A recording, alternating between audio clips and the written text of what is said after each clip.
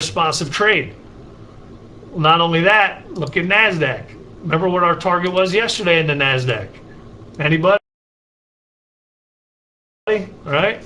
Yeah, it was at 12,450 to 470. I know it's a bigger range, but yesterday's low was 57.25. So again, the bears are definitely circling the wagon, so to speak. We could be going back down after a pretty nice bounce. Somewhere around 4 to 410 would be my lower target in the NASDAQ. If the bulls take it back up, we could be looking at 700 to 710. And then again, in the S&P, it's all going to be a question of 4,100 to 4,128. Anything in there is neutral. Below 4,100 starts to tilt to the bears. Anything above 4,128 starts to tilt back to the bulls. And we just have to go from there and see, which way things play out. All right. So anyway, look, that's what's going on. That's what I see. Hopefully, it kind of makes sense. Good morning, sir. Thank you, Nancy. Thank you, Scooter. Beeks is even in the house. Beeks in the house.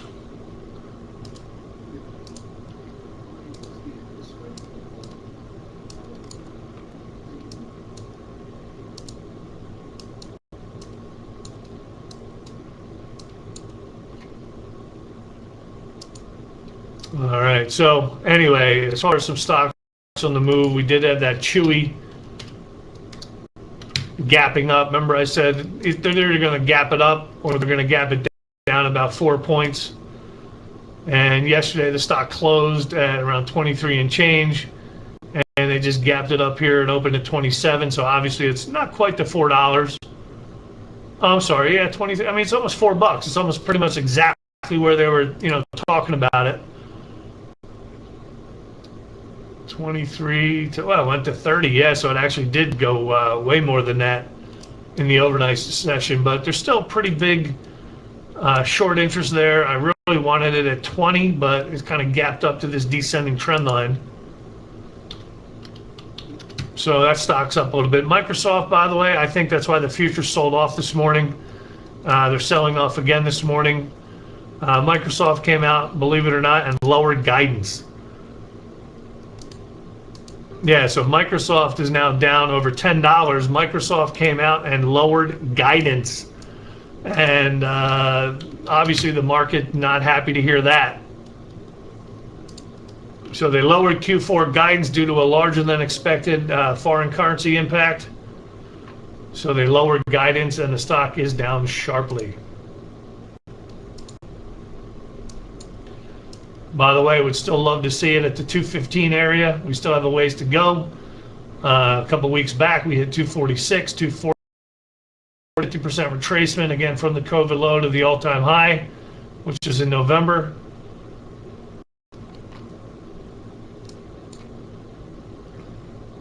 But anyway, that's why the stock is down so much.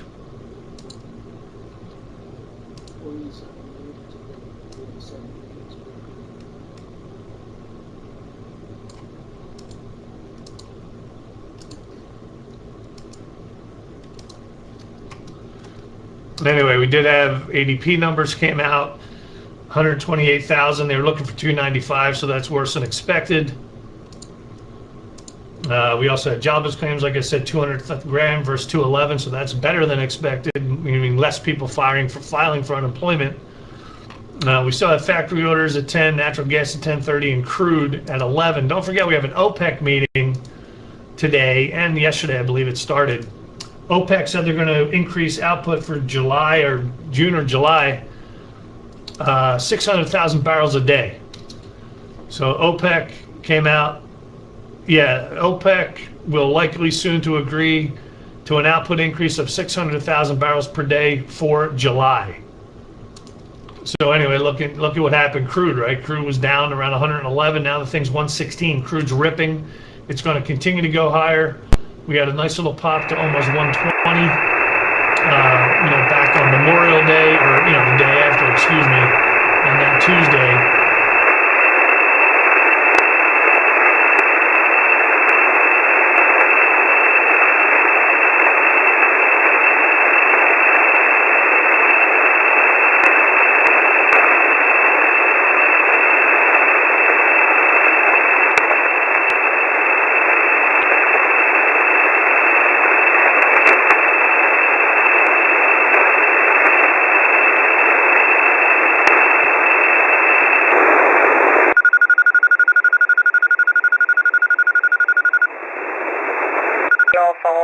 Romeo, Quebec, Juliet, calling secure.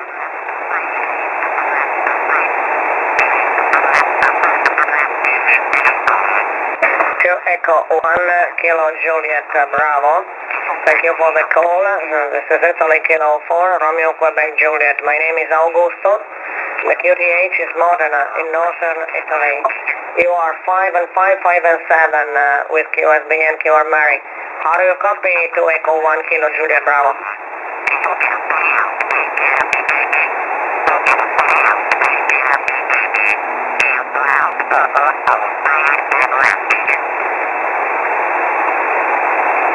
QSL Kevin, QSL 100%. Thank you so much for the contact. I wish you all the best. 73 and ciao from Italy to Echo 1 Kilo Juliet Bravo. This is Italy Kilo 4 Romeo Quebec Juliet. Ciao ciao. Bye bye QRZ. Thank you calling Italy Kilo 4. Zulu 8 Delta Echo Papa. IZ8 DEP QRZEX over.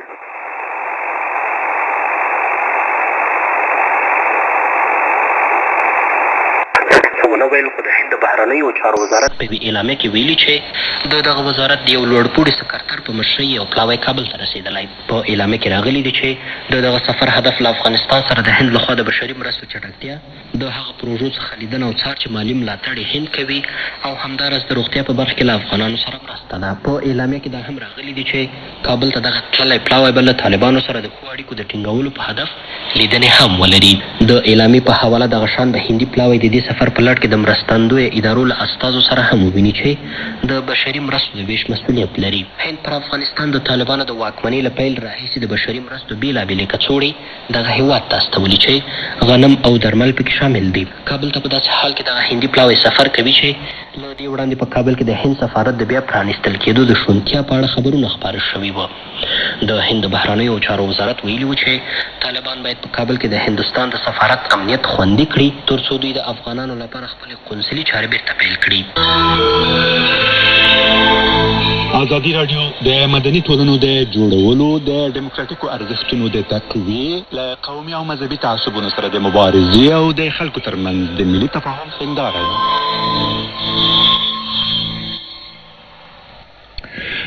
فیسبوک کاروي کولای شئ د ازادي راډیو پښتو فیسبوک پاڼې ته ورشئ. د ازادي راډیو د خبري مجله ته هم په ژوندۍ توګه یا لایف باندې دا کولای شئ چې د ازادي راډیو د فیسبوک نه د ازادي راډیو د خبري مجله همدارنګه د ازادي راډیو ټولې خبري مجلې ماښامنۍ واورئ. وربشو کابل ته هلته د تحریک طالبان پاکستان یا ټي ټي پي او د قبایلي جرګې ترمنځ د سولې خبرې نن د دویمې ورځې په مخ روانې دي. د قبایلي جرګې یو مشر او د خیبر پښتونخوا د پخواني والي شوکت الله نن ازادي راډیو ته تایید کړي چې دا وخت د تحریک طالبان پاکستان ټي ټي پي له مشرانو سره د دوی د خبرو دریم پړاو روان دی. د طالبانو حکومت هم دغه خبرې تایید کړي خو جزئیات نه دي ورکړي. په دې اړه پام وکړئ.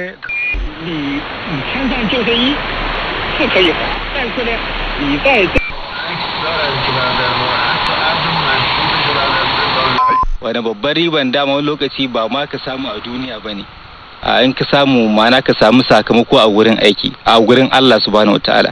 Bayan haka kuma a nan duniya en grand Excel avec tous les points et ensuite on peut voir qui a gagné, qui a le plus de points. Donc dans les approches, donc je venais de dire que évidemment donc etc quoi. aad ayuu mahadsan yahay. halkaasi aad naga dhegaysanaysaan weli waa Washington. mar kale waxaan idin leenahay dhegaystayaal galab wanaagsan intiina nagala socoto Soomaaliya iyo guud ahaanba bariga Afrika. qodobo dhowr ayaa qaybaha dambe idaacaddeena kuma. Erzurum denince akla Dadaş, Dadaş denince de akla bar gelir. 能够适应以后你再滑，这是一个最基本的东西，我想这是需要的。第二个呢，你参加的这个农作活动里面，首先你是要就是包括现在的农作比赛都有要求，它是有首先是那个水域你安不安全，比赛它都有规定的，比赛规定里面它是按照我们现在的不能超过1克。对比赛场地的这个环境条件，那么它是有要求的。它这个要 is to first and foremost benefit its shareholders. There are two ways to benefit them. One is through share buybacks The other is by giving out the profits directly to investors so that they can be rewarded for their participation in the capital market. What impact will the two rankings and corporate disclosures on dividend payouts have on the firms and on investors? I think both the firms and the investors will become more conscious of the dividend yield when they choose to invest, which would in turn put more incentive on the corporate boards to approve a higher payout ratio so that their share price would also reflect the tendency of the companies to pay out dividend, which creates a healthy cycle in terms of giving investors a better return as well. That was financial analyst Cao Chan. The biopharmaceutical sector in Shanghai took a hit from the pandemic resurgence. Zhang Shixuan spoke with Yun Yan, a general manager at Shanghai Pharmaceuticals Company, on how the company is getting back on its feet now. When the city was hit hard by the new wave of outbreaks, Shanghai Pharma sent almost 47,000 boxes of medical supplies to temporary hospitals. And the company's R&D work also continued non-stop, with its COVID-19 vaccine receiving WHO emergency use listing on May 19th. Even before the full return to work started yesterday, more than 70% of the company's manufacturing sites in Shanghai were already back up to more than half of their normal production capacity. Making all that happen was not easy. We have to make sure our materials is in place. And some materials are coming from outside of Shanghai, and because of the transportation limitation, which becomes the big issues during the whole process. That's why we synchronized the logistics within the companies. So because we have a 30 business within Shanghai, I think there's a huge amount on the mental health medications. And I think because of the season, it happens during the March and April time period. Starting yesterday, the company's office workers also began coming back to their desks. We've already been working and implementing our strategies and operation plan to make sure we don't wait until the full return. Yeah, so we've been doing pretty on good trend. But meanwhile, there's always opportunities and the gap need to be filled. We expect to see a bigger range of the reduction and happens in the months ahead. But we also make sure delivery of the medications and the channels and the purchasing channels will be more smooth and with the cross-region transportation. With thousands of firms related to the industry, last year Shanghai's biopharmaceutical business broke the 700 billion yuan mark. On Sunday, the city government released a series of measures to accelerate economic recovery. Biopharmaceutical firms in particular are being encouraged to get their supply chains back up and running to enhance production capacity. That was Zhang Shixuan reporting. The Chinese Ministry of Commerce has issued a circular on speeding up the integration of rural e-commerce and express delivery systems to better link production and consumption between urban and rural. China aims to further facilitate the circulation of agricultural products from villages to cities, as well as consumer goods from urban to rural areas. Measures will be taken to encourage localities to improve rural express delivery infrastructure and promote the construction of cold chain logistics facilities. The country will also encourage qualified rural areas to promote intelligent logistics featuring cloud computing, big data, and the Internet of Things. Industry experts and company executives say safeguarding cybersecurity is of great importance to the development of the digital economy, and more efforts are needed to bolster the ability to fight against data risk. They made the remarks at a forum celebrating the 5th anniversary of the launch of the country's cybersecurity law. Attendee Zhou Hongyi is the founder of a Chinese internet security company. Zhou said many cyber attacks target small and medium enterprises along supply chains, but these enterprises generally lack the capital, talents, and technologies to increase their digital security capabilities. The senior executive suggested taking specific measures to help SMEs cope with cybersecurity challenges.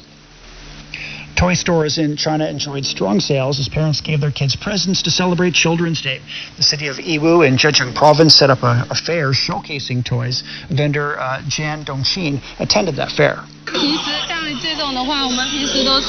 We normally sell it for 30 yuan, or about $4.5. But we cut the price to 20 yuan.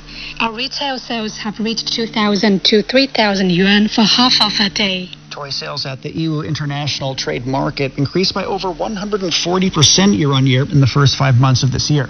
In May alone, sales figures jumped nearly 80% from a year ago.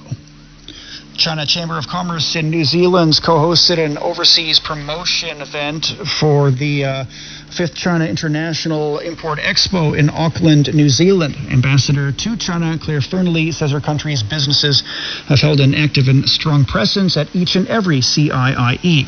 Last year, more than 50 New Zealand businesses participated in the event, primarily in the food and agriculture sectors, as well as in the medical equipment and healthcare categories. Fernley says that she hopes to be in Shanghai in person again at this year's event. And Malaysia has imposed a ban to halt the export of fresh chicken to deal with poultry shortages due to rising feed prices. Feed makes up the bulk of the cost of rearing chickens in the country. Che Azizan Abdullah is a local chicken wholesaler. I need to supply to my customer around 6 lorries per day. But now I cannot complete to fulfill all my demands from my customers because now I already get 1 to 2 lorries per day. The Malaysian government's temporarily capped the market price for whole chickens while promising subsidies to compensate farmers. You're listening to the Beijing Hour. Coming up in sports, a comeback victory for Team China at the FIVB Volleyball Nations League. The Beijing Hour. Hello, I'm Peter Dinklage from X-Men Days of Future Past. You are listening to the Beijing Hour. Hi, I'm Kathy Freeman, and you're listening to the Beijing Hour. Hi everyone, I'm Lang Lang. Welcome to the Beijing Hour. The Beijing Hour, your window to China and the world. 46 past the hour. Turning to sports, and here's Yang Guang. Thank you, Shane. Team China has started the 2022 FIVB Women's Volleyball Nations League campaign with a 3-1 comeback win over the Netherlands in Turkey. Led by new head coach Cai Bin, the team includes 24 players with Yuan Xingyue as the captain. This is the first major international event after Cai took over the reins and the first time the team showed up at an international volleyball court after they failed in the preliminary round in Tokyo last year. China will next face Pool 2 hosts Turkey on Friday before playing European champions Italy on Saturday and Asian rivals Thailand on Sunday. In the French Open, Iga Swiatek eased past Jessica Pegula in the quarterfinals, extending her unbeaten run to 33 straight matches. The Polish star will next face Daria Kasatkina, who reached her maiden Grand Slam semi-final by defeating Veronika Kudermetova. Swiatek will equal Venus Williams' record for the longest unbeaten run for a women's player in the 21st century if she wins a second Roland Garros title this week. The 21-year-old won her only Grand Slam title so far in Paris 2 years ago. She has won 5 consecutive tournaments this year. On the men's side, Marin Cilic reached his first Grand Slam semi-final in 4 years by beating Andrei Rublev in 5 sets. Yeah, feels great and feels tiring too. It was a very mentally and physically difficult match and I would say high quality from both of us. Cilic has relied on his serve and a huge forehand to make up for 71 unforced errors. The 2014 US Open champion will next face Casper Ruud. In football, Argentina has collected the first Finalissima trophy by beating Italy 3-0 in a meeting of the South American and the European champions. The opening goal was all about Lionel Messi's technical skills as he dribbled past Giovanni Di Lorenzo before laying it on a plate for Lautaro Martinez to score. Inter Milan's Martinez then slid a pass through for Di Maria to outpace Giovanni Chiellini and doubled the lead. Messi was again involved in Argentina's third goal as the 34-year-old created space for substitute Paulo Dybala. Messi says his team will keep improving ahead of the upcoming World Cup. We must keep improving. Now we have important matches in September that we need to work and improve in order to arrive the best way possible at our World Cup debut. Meanwhile, it was a painful return for the Italians to Wembley Stadium, where they won the Euro 2020 and as they face up to a second successive failure to qualify for the World Cup. It was also the last game of international football for Giorgio Chiellini, Italy's third most capped defender of all time. Ukraine kept alive their dream of reaching the World Cup by beating Scotland 3-1 in a playoff at Hampden Park. Ukraine will face Wales on Sunday in Cardiff, with the winner taking place at November's tournament in Qatar. The loss means Scotland remains without an appearance at World Cup since 1998. France beat the Netherlands 2-1 to claim their third UEFA European Under-17 Championship title in the Israeli coastal city of Netanya. The two teams had played against each other in the group stage when the Netherlands secured a 3-1 comeback win. They previously won the title in 2004 and 2015. Serbian striker Jovan Mislevic topped the goal scorer rankings at the tournament with 5 goals, followed with Afonso Moreira from Portugal and the Swedish forwards Jado Kanga, who both scored 4 goals. Ghana men's national football team beat Madagascar 3-0 in the opening match of the 2023 African Cup of Nations qualifications. The Black Stars, one of 5 African countries already qualified for the Qatar 2022 FIFA World Cup, started the match with the clear intention of picking up all 3 points. With the win, Ghana tops Group E of the 2023 AFCON qualifiers with 3 points and 3 goals ahead of Angola, the Central African Republic and Madagascar. Ghana will play the Central African Republic in the second match of the qualifiers away on Sunday. U.S. investment firm Redbird Capital Partners has agreed to a 1.2 billion euro $1.3 billion deal to buy Italian football giant AC Milan. The current owners will retain a minority investment. The transition to new ownership will take place over the summer, with an expected closing of the deal no later than September. The club just won the Italian Serie A title for the first time in 11 years. Palmeiras are in talks to sign Argentina striker Jose Manuel Lopez from Lanús. The 21-year-old is considered a priority target by São Paulo club in Brazil's next transfer window, which opens in July. Welsh football star Gareth Bale has announced an end to his 9-year spell at Real Madrid with a goodbye letter to the club and its fans. The 33-year-old joined Real from Tottenham in the summer of 2013 and scored 106 goals in 258 appearances. China will soon launch a national youth football league in a bid to foster young talent. The league will be open to all youth teams nationwide, regardless of their backgrounds. The league matches will be categorized into 18 groups, 9 for boys and 9 for girls. Thank you very much. You're listening to the Beijing Hour. Coming up in culture and entertainment, the Southern Chinese Museum looks to revitalize Cantonese opera. Sideline Story brings you all things sports related. The hottest topics, latest events, juiciest stories, all with a very personal take. Subscribe to Sideline Story Podcast for heated sports discussions covering events that are happening in China and around the world. 53 past the hour. The Cantonese Opera Art Museum in Guangzhou is looking to revitalize Cantonese opera. A group of young and dedicated people are helping to keep the tradition alive. Hung Fei has more.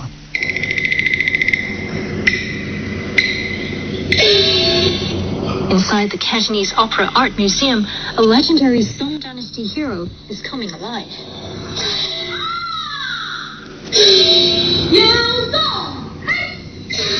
Zhang Lixing is taking on a big role as a general in battle.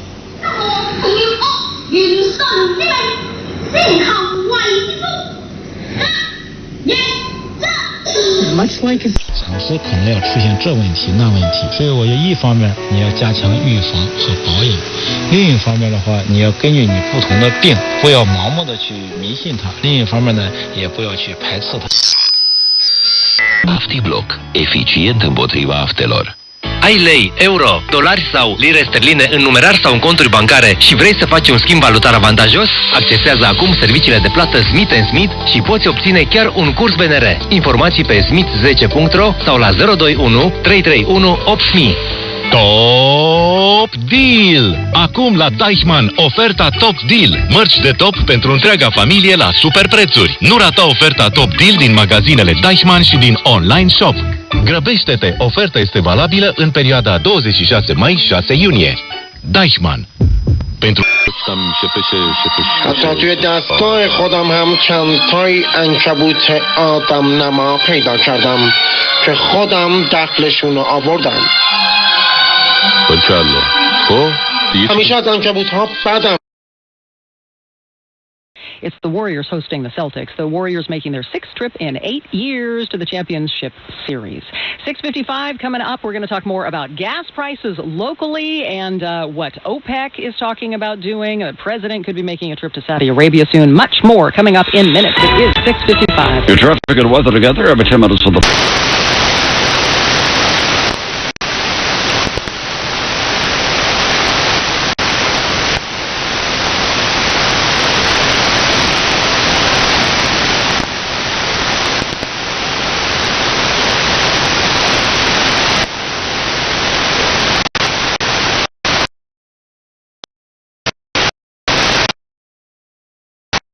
Si adquieres hasta allá, empiezas a laborear.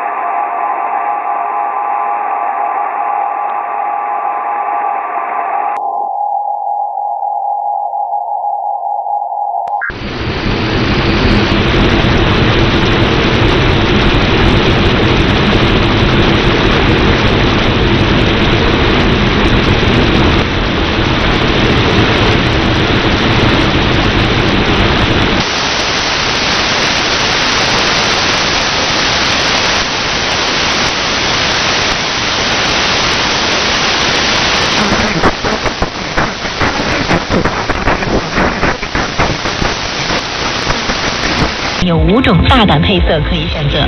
内饰方面，前门护板融入了72色氛围灯，用户能根据喜好在车机上设定神性模式。7.25英寸全液晶仪表和12.3英寸中幅屏。这个涉及到在海外搞六四、海外搞。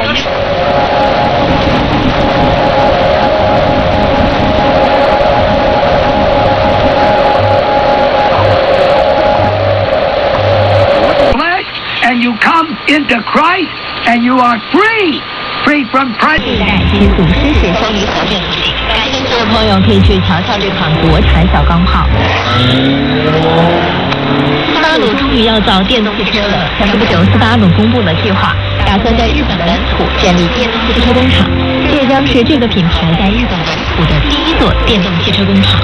据报道，斯巴鲁计划在2025年左右推出一条汽油和电动汽车的混合生产线，2027年后在新工厂开设一条纯电动汽车生产线。斯巴鲁表示，建设该工厂主要是为了应对北美市场对电动汽车急剧增长的需求。这个时间点是不是有这么晚呢？一汽奥迪的全新纯电动中型。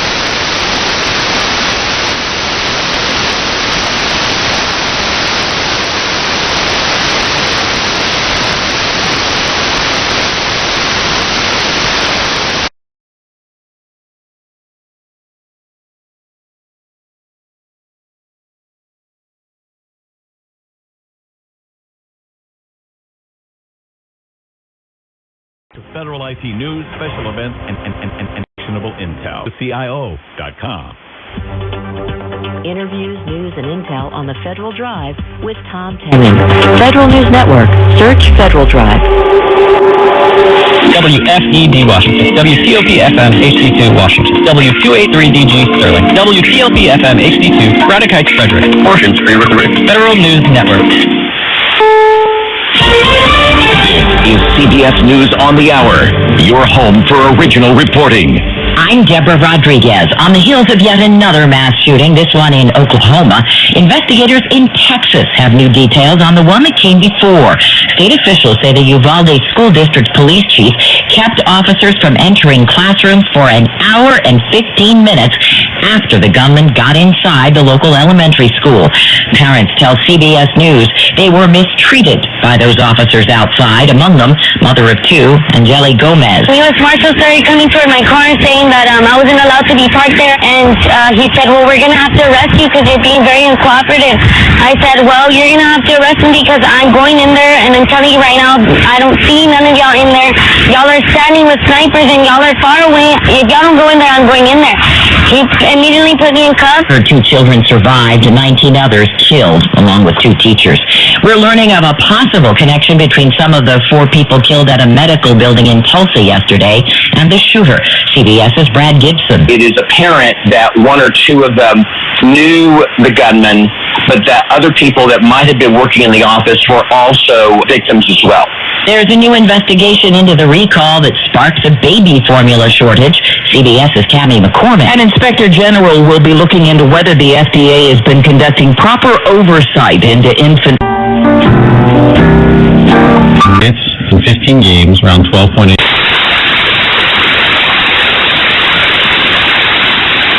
I'm gonna walk. Hey, double look. Este es un sitio, es viejo de andar en la grúa. Yo apenas tengo 6 meses ahora.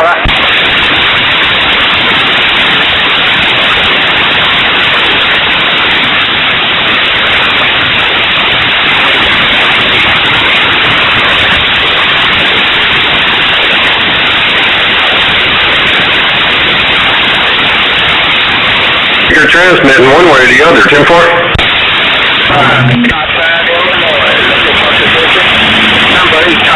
Illinois, stand by. 5-9, Great Lakes Radio. Kakalaki, Whiskey Charlie 1.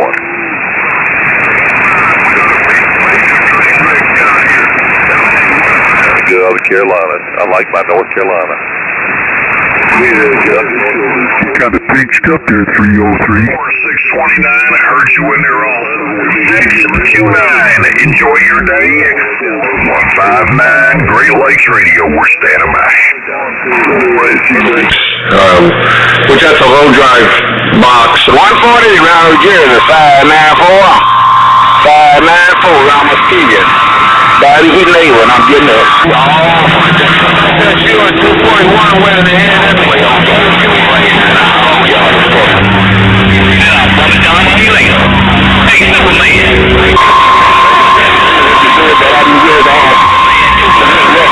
You told you 594 for rough around Muskegon.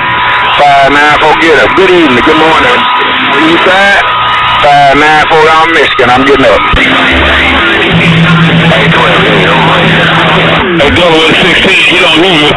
But Roadmaster Mobile sitting on the sidewalk. I'm sitting on the sidewalk waiting for this tenant to take my mind.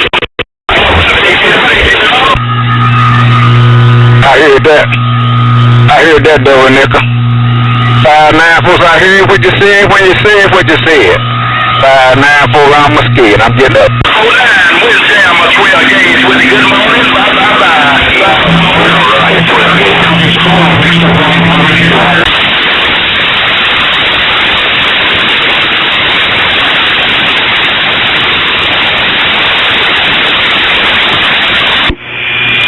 He shall not have gone over the cities of Israel till the Son of Man be come. Ladies and gentlemen, the kingdom of heaven is at hand. Jesus Christ is coming. Planet, 24 hours a day, 7 days a week. Our programs can be viewed online at freemonstertv.com, as well as on YouTube and iOS or Android apps.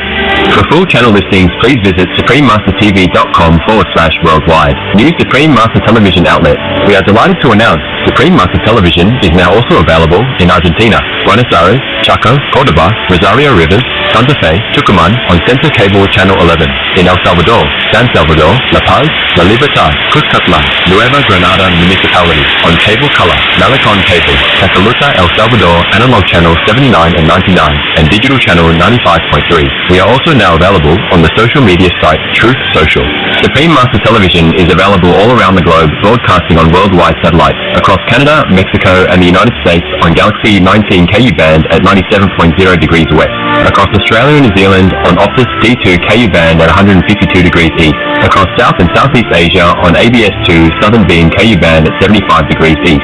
Across North Africa and the Middle East on Eutelsat 7W Inner Beam KU band at 7 degrees west or nullsat position. Across East Asia on APSTAR 7 KU band at 76.5 degrees east. Across Russia and surrounding areas on YAML 401 KU band at 90 degrees east. Across the Middle East on Yasat 1 East Beam KU band at 52.5 degrees east. In Sub-Saharan Africa and Europe on Intelsat 20 KU band at 68.5 degrees east. In Central and South Americas as well as on Mexico on Hispasat 30W6 KU band at 30 degrees west. In Canada, Joy TV on Telesatellite TV. In Inner Mongolia Autonomous Region, Buryatia, Russia, and throughout Mongolia on D-Dish Satellite TV on Channel 211. Throughout the United States on Glory Star Satellite TV, Channel 909. Also in Canada, Bell TV Canada, as well as locally on numerous cable and IPTV networks. Please search by postcode at www.joytv.ca/channel-finder for full channel listings. And Faith TV, please search by postcode at www.faithtelevision.ca for your local channel listings. Plus in Mongolia on National Cable Television in Erdenet City, Darkhan and Ulaanbaatar on Univision Cable TV, and throughout Lebanon on Channel 111 on Cablevision. For full frequency information, please visit suprememastertv.com/satellite. Additionally, Supreme Master Television is available on media streaming television services worldwide in more than 232 countries, territories, and regions via Apple TV, LG Smart TVs, and Roku Streaming TV, in 111 countries on Amazon Fire TV, in 144 countries via Android-based TV systems, in 198 countries on Samsung Smart TVs, and 195 countries on Viewed-enabled TVs and set-top boxes, and in 198 countries on Pizzazz TV, PeerTube TV, and Zingo TV, on shortwave radio in Sub-Saharan Africa, Europe, North Africa, and the Middle East on 15770 kHz, in South and Central Americas on 5800 kHz, in Central and Eastern United States, plus Canada, Bermuda, Greenland, and Iceland on 9395 kHz, in the Western United States, Western Canada, and Mexico on 5950 kHz, and in Central, South, Southeast, and Western Asia on 7570 kHz, and on podcasts on audible.com, Google Podcasts, iTunes, SoundCloud, Spotify, and more. Supreme Master Television is also available in African communities worldwide on Habali TV, in Bolivia on Rec TV, in Potosi on UHF Channel 75, Kotap Channel 71, and Tigo Hogar Channel 15, in Sucre on Cortez, Analog Channel 40, Digital Channel 141, in La Paz on Cotel Digital Channel 13.2, in La Lagua on Reflejos CATV Channel 25, in Uni on TV Frontera Channel 45, in Belazon on Cotevi Channel 5, in Tupiza on Channel Coop Tupiza, in Beni Department on Trinidad TV, Lochtel Channel 70 and 19, in Brazil on Channel 14, on MaxCloud TV, Channel 211 on CDN TV, Channel 811 from Brazil, Play Spain, and on Sol TV, as well as in Mato Grosso do Sul on Channel 94, on Lignet y Coaba, in Campos dos Goycataje, Rio de Janeiro on UAU Net, in Morro da Liberdade, Villa Buriti, Colonia Oliveira Machado, Aparecida, Petropolis, and the Industrial District on Mega LPTVS, Channel 98, in Cambodia, Laos, and Thailand on Malimar TV Network, in Cameroon, in Bamenda, Buea, Douala, Kribi, Kumba, Limbe, Tiko, and Yaoundé on Southwest Communications, in Colombia, in Pasto, Channel 95 on Click HD, in Cachinsipa, Channel 98 on APG, in Huasca, Channel 23 on APG, in Quindío on Legon Communications, CNT Quindío Channel 2, in Medellín, Buena Vista, Sucre, Cordoba, Mompox, Bolivar Department, Santa Ana, You can live any kind of life you want as long as you are a good person. You know, but where are they going to go?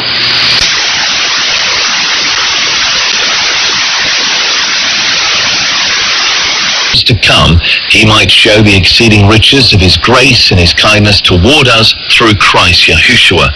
For by grace are ye saved through the gift of Yah, not of works, lest any man should.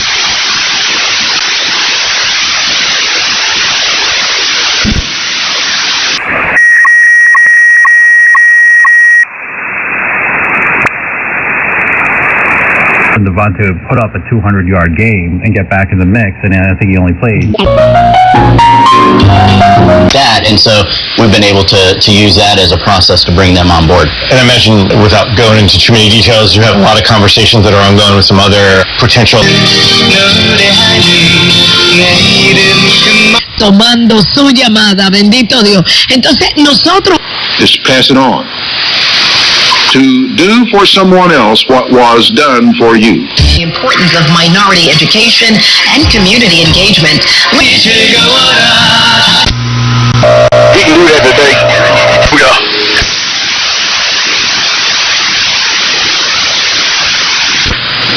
All right, you're putting 25 pounds on me on that barefooted radio.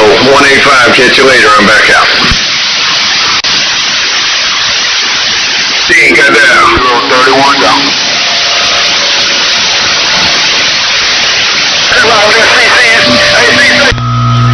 I said he can do it. I said he can do it today. I said he can do it today. I don't know. I don't know why I can get it back to you or not. Devil Nick, I said he can do it today. 594.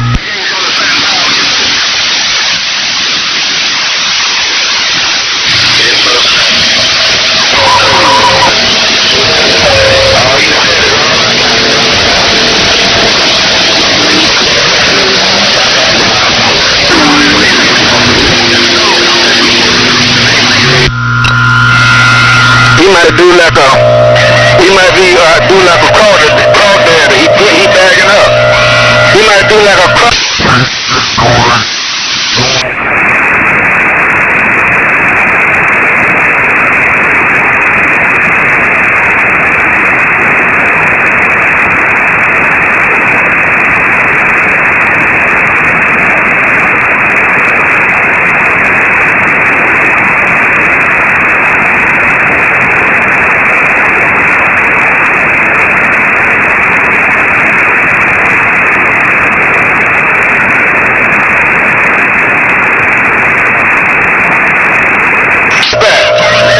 to you once again, Devil Nickel. 594 ski, and I'm getting it.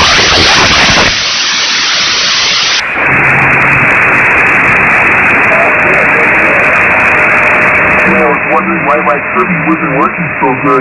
129 out of Virginia. 129 Wisconsin. 155. 159 Great Lakes Radio.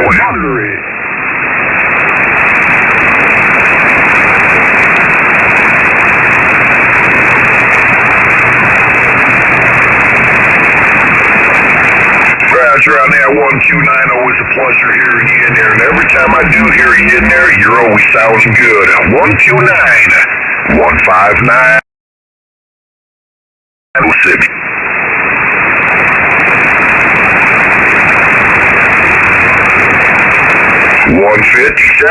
Again, good morning, sir. Still sounding good in the state of Michigan. 157, 159, Great Lakes Radio.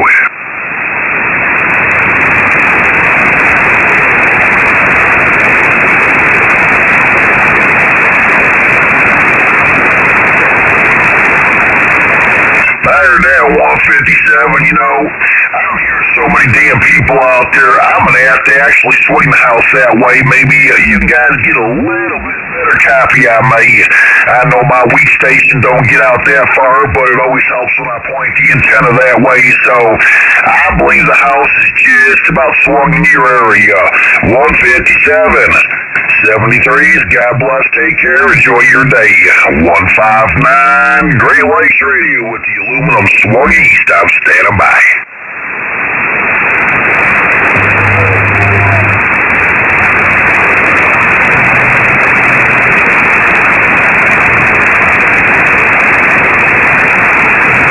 Heard that 157, I appreciate it. You know, one of these days I'm going to buy me one of them big old fancier linear amplifiers. Maybe I could be heard just a little bit further, but till then, I guess just me and my stock radio going to sit here and do as much talking as I can. 157, always a pleasure, sir. You ever hear me in there, feel free to key up and say hello. 157, 159, Great Lakes Radio.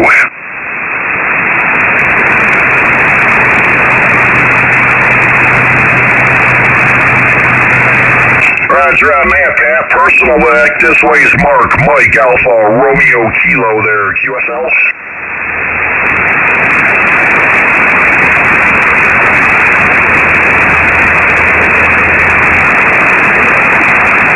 There's that 157. You stay safe over there in New York, man. I know that could be a rough place anymore. So 157, Pat. 73s. Stay safe, my friend, till I hear you again. Have a wonderful day. 159 Great Lakes Radio listening.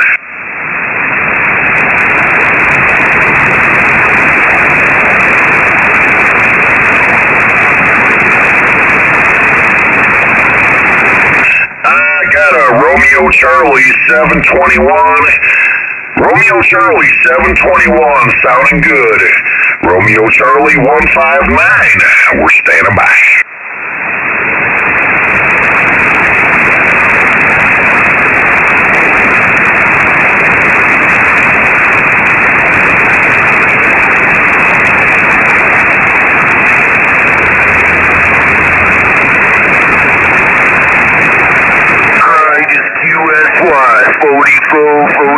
California.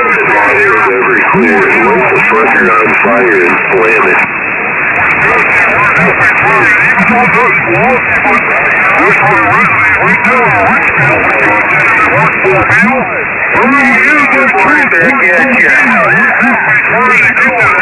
Obama radio, they said it wouldn't talk over 35 miles. What do you think of that? 44, California told you that. 407 Michigan on the side. 35 Maryland Mobile. Have a wonderful day. 44 said that. Bye-bye. Go ahead, Pennsylvania 407.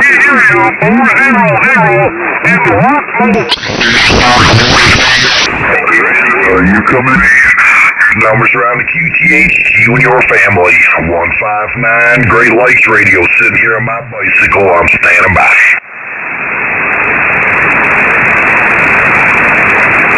Oh, I got 102-inch whip coal faced on that bicycle, man. I make sure I'm seen when I'm going down the road.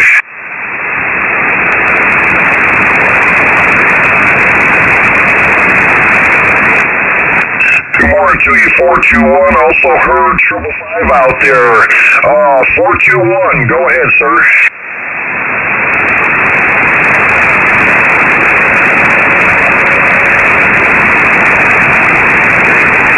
Roger on that 421, yes, we have talked in the past, man. When I looked at the logbook, there's your name in there.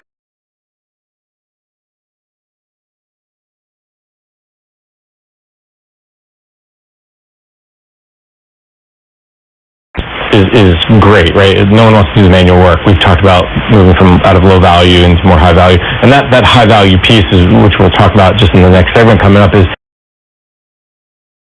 time playing games, but at one point, Huss in another room, she claims he sexually abused her. Samuelson said after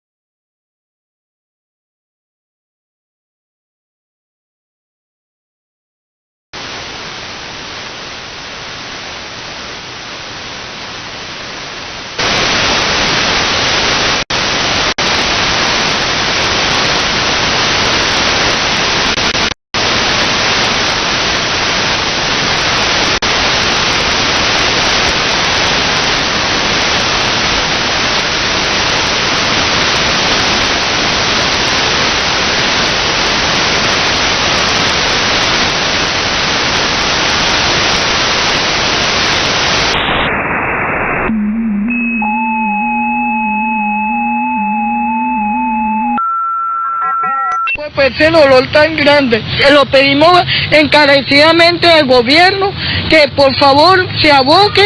Otra de las que llegó hasta la Defensoría fue la joven Judith Brown y manifestó a La Voz de América el impacto que tuvo para su familia haber perdido a su niño mientras esperaba el trasplante. Bueno, mi hijo era, mi único hijo y lamentablemente falleció. Y así como nosotros, como familia, prácticamente quedamos a la deriva. Sin embargo, bueno, eso ha sido un motor para nosotros también, para ayudarnos. A pesar de que durante el diálogo entre la oposición y el gobierno realizado en México en septiembre se informó que la reactivación de los trasplantes en el país sería uno de los temas abordados, hasta el momento no se ha tenido ninguna información referente a los avances en ese tema. Álvaro Algarra, Voz América, Caracas. Y en otro tema informativo, las moléculas de ADN pueden aliviar la futura crisis de almacenamiento de datos y los investigadores dicen que puede reemplazar los discos duros. Los detalles con Héctor Contreras. La cantidad de datos que la gente genera cada día está creciendo exponencialmente y los investigadores advierten que dentro de unas pocas décadas podríamos superar la capacidad de almacenarnos con las tecnologías actuales. Entre las causas está el aumento vertiginoso del uso de energía en las granjas de datos, la Am I one of those guys?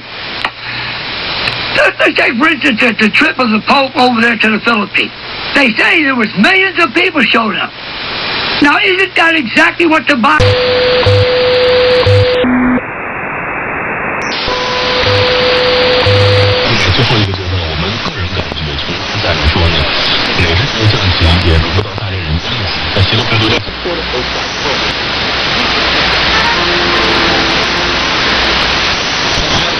degan so'zni inkor qilib, o'g'il sifatini maqtashgan.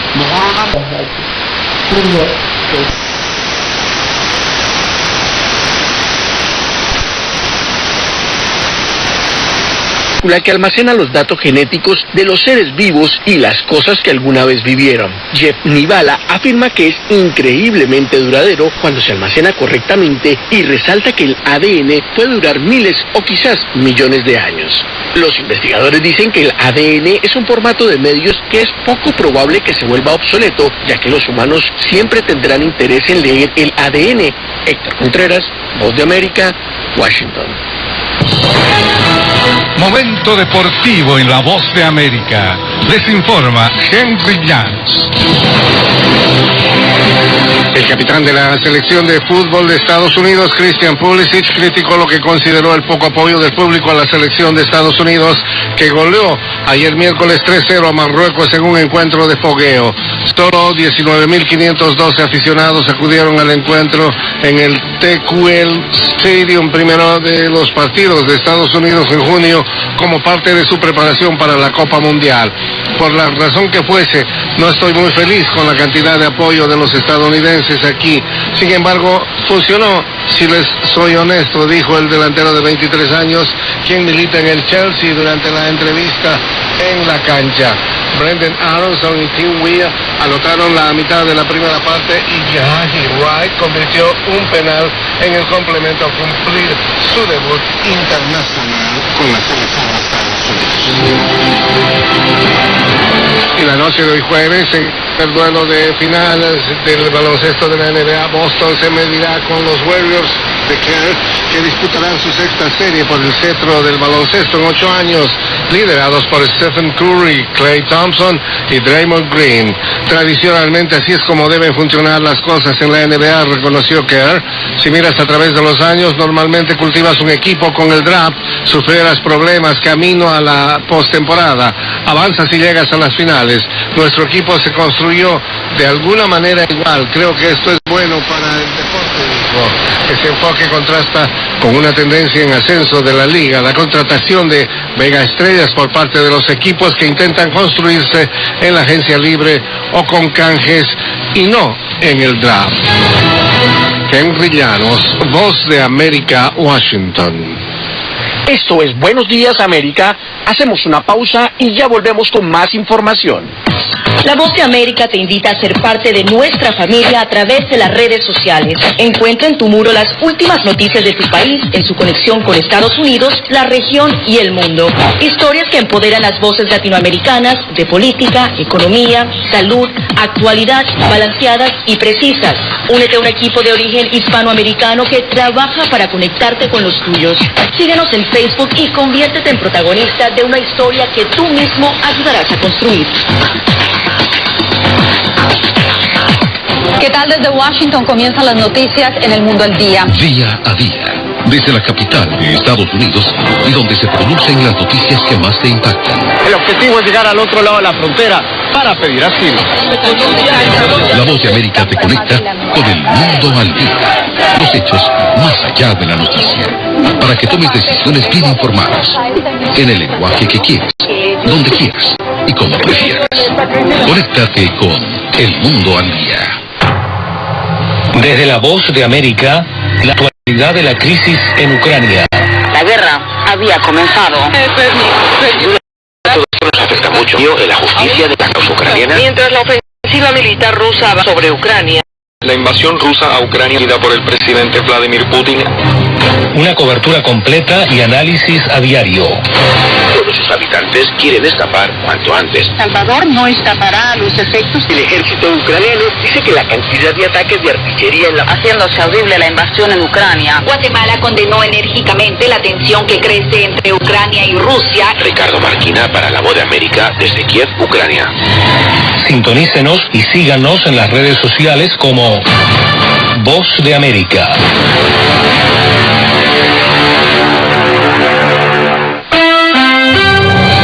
Una primera edición de Harry Potter y la Piedra Filosofal con algunos errores y firmada por la autora J.K. Rowling será subastada en Christie's en Londres a partir de 200.000 libras, unos $250.000. La publicación es una de las 500 copias de tapa dura hardcover del libro que se imprimieron en una tirada inicial en 1997. 300 de ellas se enviaron a bibliotecas. El libro que subasta Christie's como parte de su próxima exposición El arte de la literatura préstamo y venta se encuentra entre los otros 200. Si bien Rowling era desconocida en ese momento, el libro se convirtió en un gran éxito a nivel mundial, generando una serie completa y una franquicia cinematográfica. El evento Arte de la Literatura de Christie's estará abierto al público del 7 al 15 de junio. Mick Jagger ha estado publicando en las redes fotos de sus visitas a sitios turísticos en Madrid, museos y restaurantes, tomando cerveza prácticamente de incógnito. Antes de comenzar la gira en Madrid, la banda británica pasó un par de semanas ensayando y tomando fotos de los molinos en Holanda. Varios eventos y exhibiciones para celebrar el aniversario 50 del lanzamiento del primer álbum de Dan Fogelberg, Home Free, se están realizando en su estado natal de Illinois. La primera es una exhibición recientemente inaugurada que refleja el tiempo que Fogelberg pasó en la Universidad de Illinois en Urbana y su primer trabajo grabado como solista. La exhibición interactiva se extenderá hasta principios de 2024. Ya está en las redes el primer tráiler de la nueva película Pinocho de Disney, basada en el eterno clásico animado de 1940. Tom Hanks hace el papel de Geppetto y Joseph Gordon-Levitt el de Jiminy Cricket, Pepe Grillo. Pinocho se estrenará en Disney Plus el 8 de septiembre. 2022, el actor y cantante canadiense Michael Bublé, ganador de premios Juno y Grammy, estrena I'll Never Not Love You de su nuevo álbum Higher. El crooner canadiense está actualmente de gira mundial que incluye el Reino Unido, Brasil, Chile, Argentina y más de 30 ciudades aquí en Estados Unidos. También en 2022, Mimi Webb llega al puesto 32 de la cartelera Mainstream Top 40 de la revista Billboard en Estados Unidos con House on Fire. En el Reino Unido la canción alcanzó el puesto número 6 y en Suecia el primer lugar.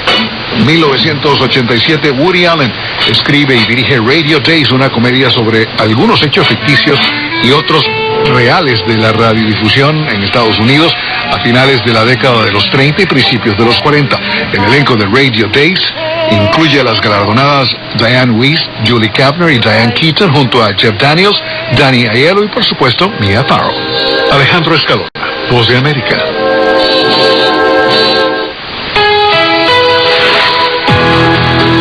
Y hasta aquí, Buenos Días América. Soy Yoconda Tapia y les agradezco su sintonía. Y los invitamos a que nos visiten en todas nuestras plataformas sociales de La Voz de América y en nuestra página web vozdeamerica.com.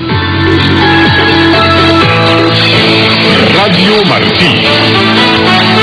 El mundo de la información para toda Cuba, las 24 horas del día. Radio Martí, por los 1180 AM, por nuestras frecuencias de onda corta y a través de radiotelevisiónmartí.com.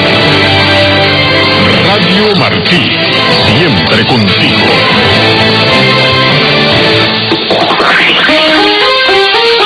Aquí en Radio y Televisión Martí son las 10 de la mañana con 30 minutos. Estas son las noticias a esta hora. La administración Biden revocó una serie de restricciones de vuelos a Cuba impuestas durante la administración Trump, incluido el fin de una prohibición de vuelos estadounidenses a aeropuertos cubanos que no sean La Habana. El Departamento del Transporte de Estados Unidos emitió la orden a pedido del secretario de Estado Antony Blinken, quien dijo que la acción era en apoyo al pueblo cubano y los intereses de política exterior de Estados Unidos. Las nuevas medidas, como el incremento de las remesas y mayores servicios consulares, se centran en los derechos humanos y están diseñados con el objetivo de empoderar al pueblo cubano para que termine precisamente con una dictadura y vuele en función de sus derechos. El preso político Andy García Lorenzo fue trasladado al campamento correccional de trabajo Soler, en las afueras de la ciudad de Santa Clara, donde terminará de cumplir su condena. Así lo dijo Roxana García a Radio y Televisión Martí. Hace 2 días lo trasladaron en la tarde para el campamento llamado El Soler. Es un campamento de trabajo forzado con internamiento, en el cual es donde él tiene que terminar su condena. Mis padres lo pudieron ver ayer por cuestión de presión que estaban haciendo mis padres afuera del local, que dijeron que no se iban a ir de ahí hasta verlo, para ver su estado de salud, para ver si le hicieron algo. Y entonces en ese lugar es donde está permaneciendo a partir de este momento. Ese es el lugar, se encuentra a las afueras de Santa Clara. El beneficio de estar en un campamento es que él tiene pase para la casa. En ese caso nos explicaron de que luego de que pasen los primeros 3 meses, cada 27 días él puede ir a la casa 3 días, sería 27 allá adentro y 3 en la casa. Tendría visita cada 21 días y las llamadas telefónicas una vez a la semana. En ese lugar estaría trabajando. Su sentencia fue 4 años en una correccional con trabajo forzado con internamiento, que viene siendo 4 años en un campamento. Ya él cumplió 1 año y le faltarían 3. Como él es primerito, debe cumplir 1/3 de la condena, o en el peor de los casos, la mitad de la condena. Si es 1/3 de la condena, tendría que cumplir de 3 a 6 meses, porque eso varía. A los 3 meses se reúnen todos ellos y deciden si le dan la libertad condicional a ellos allá adentro o si no se la dan. Si no se la dan, ese plazo puede extender hasta 6 meses. Ya él cumplió 1 año, le faltarían 6 meses, en el peor de los casos. Hasta aquí las noticias. Les informó Jorge Orellana.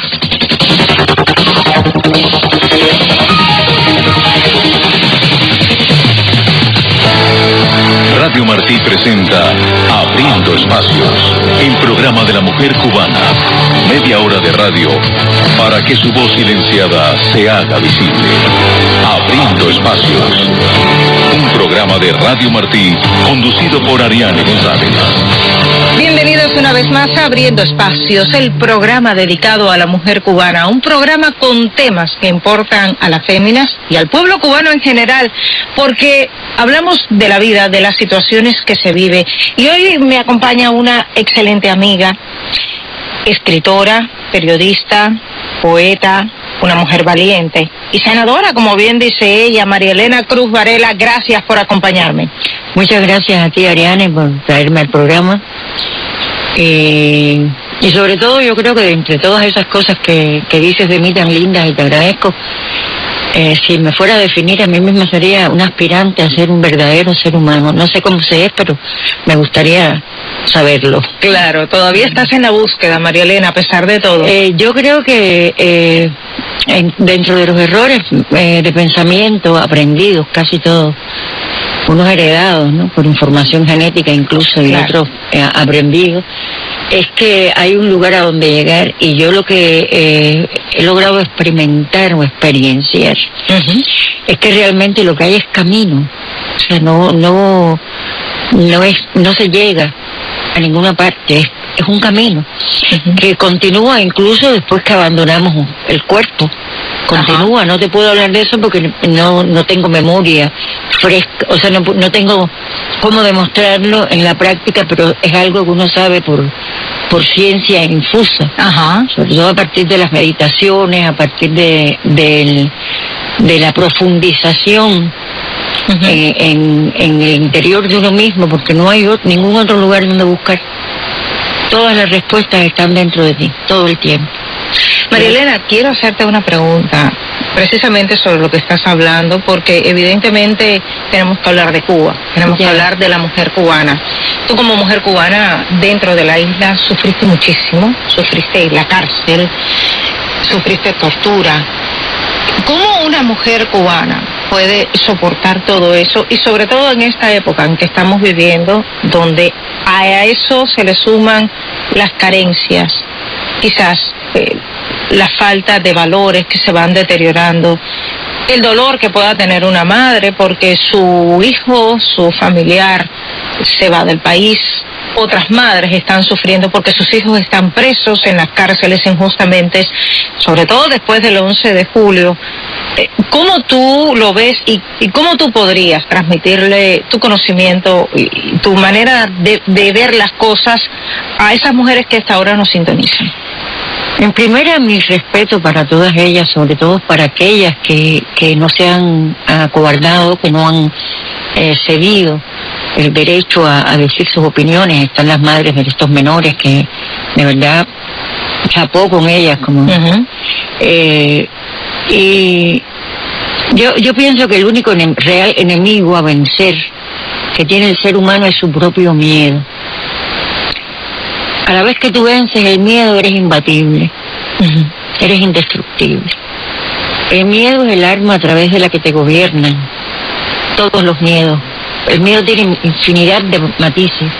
Lo mismo da que sea a una cucaracha que a un león en la selva. Es miedo. No importa lo que sea, si es a un dictador o es a una enfermedad. El miedo es el miedo. Va cambiando de ropaje, pero es el miedo. Y eso es lo que la principal arma que uno entrega, porque eso tú lo entregas. Tú eres el portador del miedo, entonces tú le entregas tu miedo a la cucaracha, a esto, o a la dictadura, a aquello, a lo otro. Yo creo que es bien difícil llegar a reconocer esto, todos los matices y las máscaras del miedo. Y pienso, la libertad es un territorio de conquista. La libertad no te la regala nadie. Nadie te hace libre. Cuando tú naces tienes que esperar, tienes que ganarte viviendo hasta 18 años el derecho a la adultez y a tener decisiones propias. O sea, empezar a ser libre o independiente a partir de ese momento. Es un proceso de crecimiento, es un proceso de aprendizaje. Cuando tú le entregas el poder, tu propio poder, a un sistema, no importa cuál sistema sea, tu poder de creencias, tu fe, a un sistema tú le estás entregando tu vida y le estás cediendo el derecho a que hagan con tu vida de la gana, a cambio de nada. Después te vas a quedar sin nada y sin poder de dar decisión porque ya te han mutilado esa parte tan importante de tu integridad, de tu integridad personal. Lo que está viendo Cuba tiene un humano. No se le puede echar la culpa a una dictadura, a aquello, al otro. Nadie entra a tu casa si tú no la puerta.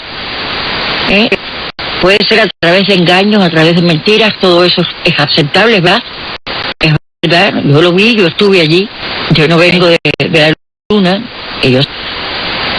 Y si tú le abres puerta al enemigo, nadie te va a tocar la puerta diciendo hola, soy el enemigo, ábreme. La falta de confianza, la idea de que eres discriminado, de que eres marginado, de que eres pobre porque hay ricos en el mundo, todas esas ideas equivocadas que nos inculcan para podernos manejar y maniobrar, eso es una cuestión que cada cual tiene que trabajar dentro de sí individualmente. Y te quiero preguntar algo más. Una mujer cubana cómo puede enfrentarse a ese tipo de situaciones. Porque en el caso de las mujeres cubanas tenemos algo más heredado, ¿no? Que es quizás las formaciones, los valores que se han ido imponiendo durante los años o durante los siglos en nuestra sociedad, y es aquello que nos decían, y esto está muy arraigado sobre todo en la cultura latina, ¿no? Cubana particularmente, en la nuestra, ¿no? Es la mujer la que se ocupa de la casa, de los hijos, de poner la comida, de las cosas más, lo más esencial, lo más fundamental, pero luego la realidad es todavía mucho más difícil, y cuando tenemos que enfrentarnos además a esa mujer cubana que sufre lo que se llama violencia de género o violencia intrafamiliar, como también ese tipo de cuestiones, y ya cuando vamos mucho más a la violencia política que ejerce el propio régimen sobre las mujeres cubanas, todas sufren violencia a esas. Todas las mujeres, hasta las que nunca le han tocado la puerta para entrevistarla, ni a las que no les ponen custodia, a la vez que ella tiene que autolimitarse, callarse y no ejercerse como ser humano. La violencia política es llegar al mercado y no tener que comprar para tus hijos, para alimentar a tu familia. La violencia política es tener que callarte lo que piensas por miedo. Eso es violencia política. Eso es dictadura, eso es terrible. Mira, es así, yo nací en el 53, cuando este fenómeno llegó a Cuba, en 59, yo me acuerdo muy bien de toda la gente.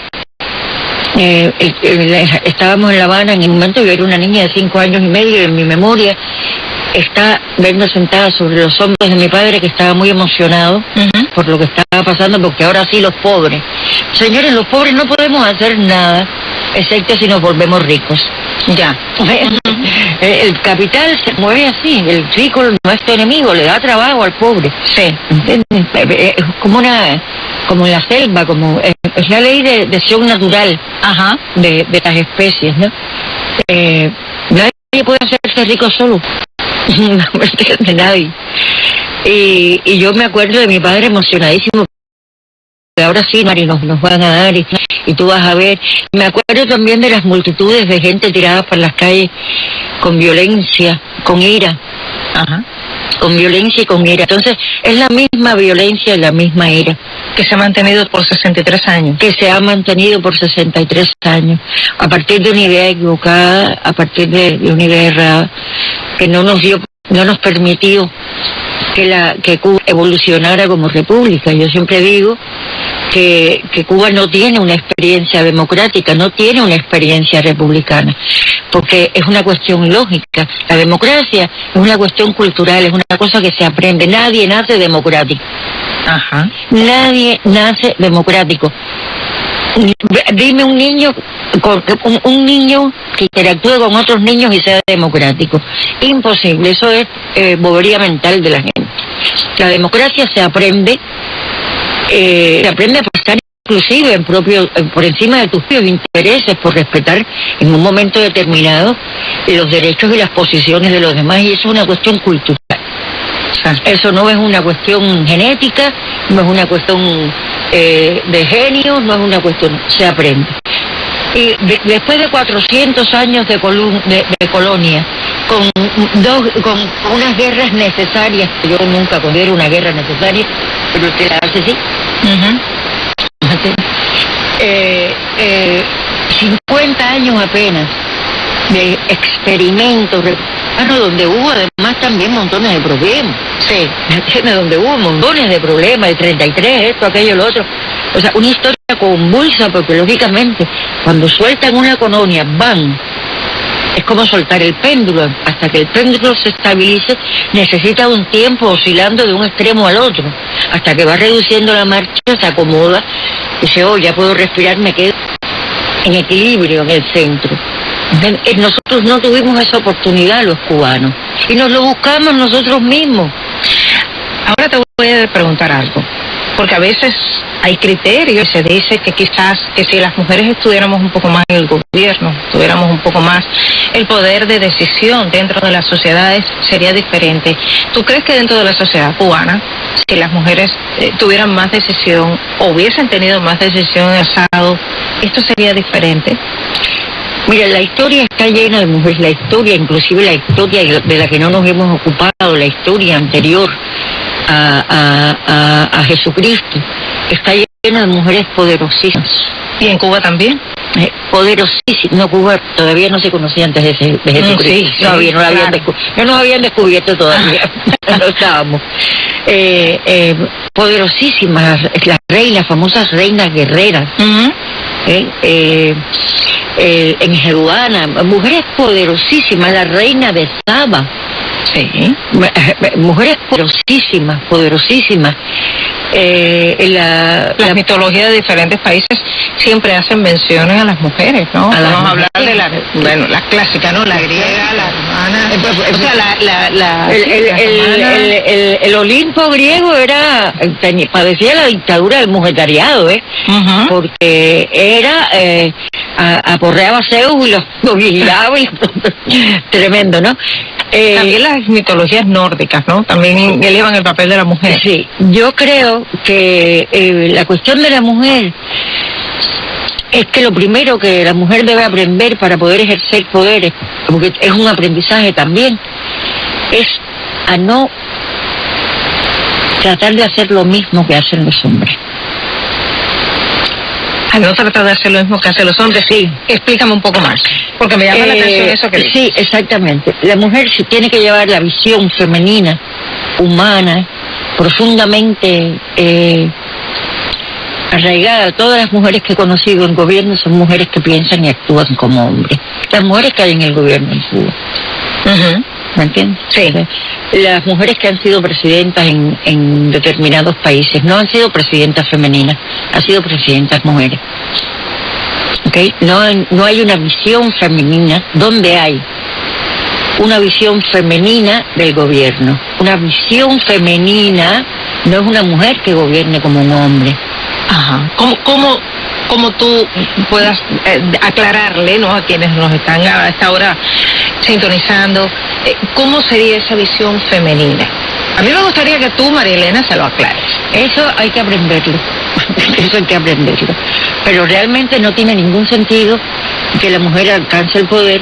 Bueno, puede hacerlo, o sea, yo no tengo nada en contra de eso. Por supuesto. Pero si te das cuenta, en el mismo Estados Unidos ha habido mujeres poderosísimas, de esferas decisivas del poder, pero no han hecho absolutamente nada que tú puedas decir. Lo está haciendo como una mujer, lo está pensando como una mujer.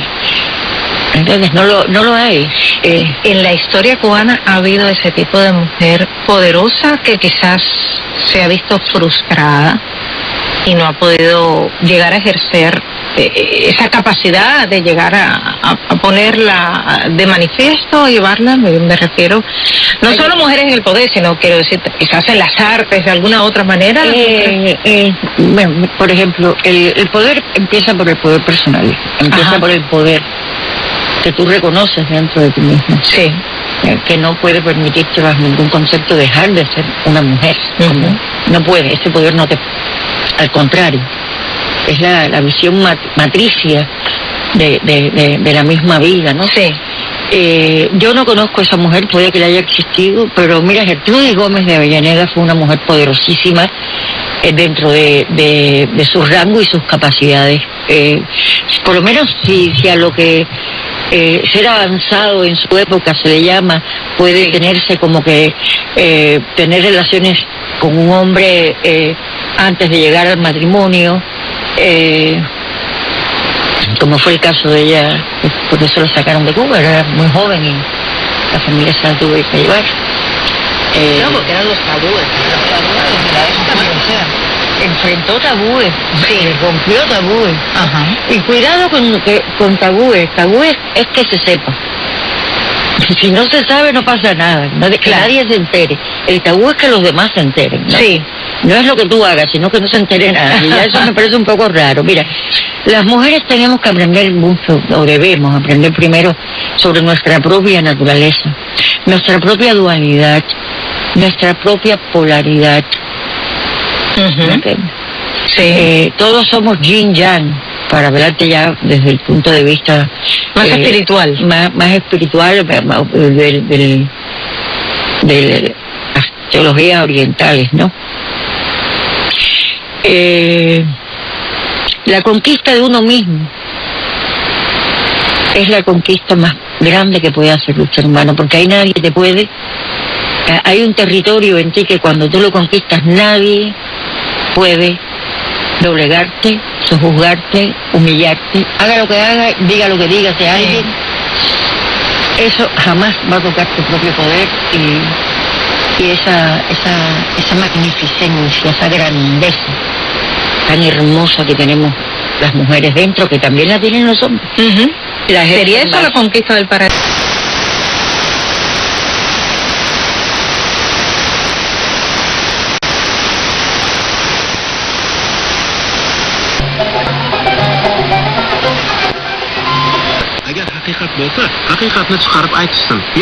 La tierra. Ajá. Es una ignorancia. Sí. Es una ignorancia y tratamos de ligarle ese sueño a falsos mesías. Ability to earn a living or get an education is at risk.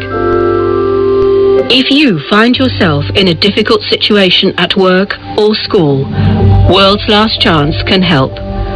On our website, we have articles that can teach you the skills needed for negotiating accommodation in both work and school. We also provide examples of letters that can be used when writing to employers or school administrators. Check out Worship and Job Conflicts on worldslastchance.com. Once again, that's Worship and Job Conflicts on worldslastchance.com. Let us help you get accommodation for time off work or school to worship Yah.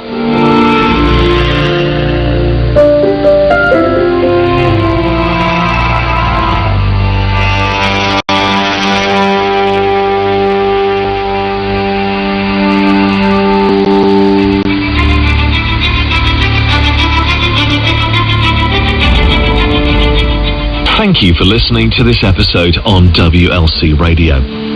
We're living in very solemn times. The world is hovering on the brink of disaster. Catastrophic events will soon take place that will bring this age to a close and usher in the next.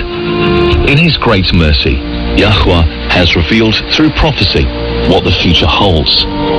Revelation 8 foretells a series of events, each one worse than the last, that will devastate the earth. The world's food supplies will be decimated. Famine and its accompanying pestilence will result. The Earth's fresh water supplies will also be affected. Revelation 9 reveals that demons will impersonate extraterrestrials. The terror and devastation of this so-called alien invasion will make people desperate for safety at any cost. The freedom to live and worship as the conscience dictates will become a thing of the past. Many lives will be lost during this series of events, and when the mark of the beast is enforced, there will be martyrs. Each event prepares for the next crisis. In one long-last call of mercy to repent, for Yahweh is not willing that any should perish, but that all should come to repentance.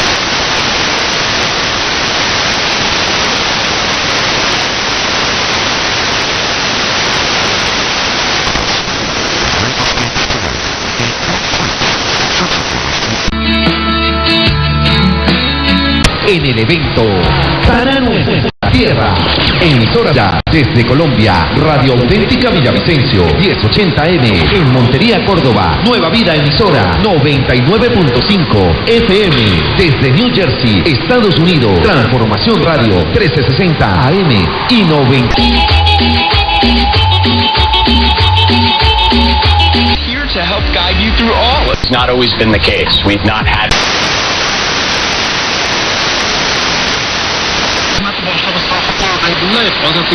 El sentir, porque inclusive genéticamente somos diferentes y físicamente nuestras disposiciones son diferentes.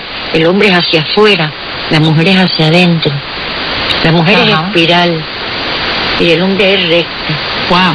Eso es condiciones que pero que son complementarias, no se excluyen. Ya, no se entiendo. excluyen. Dentro de esas categorías tú puedes tener la opción que a ti te interese.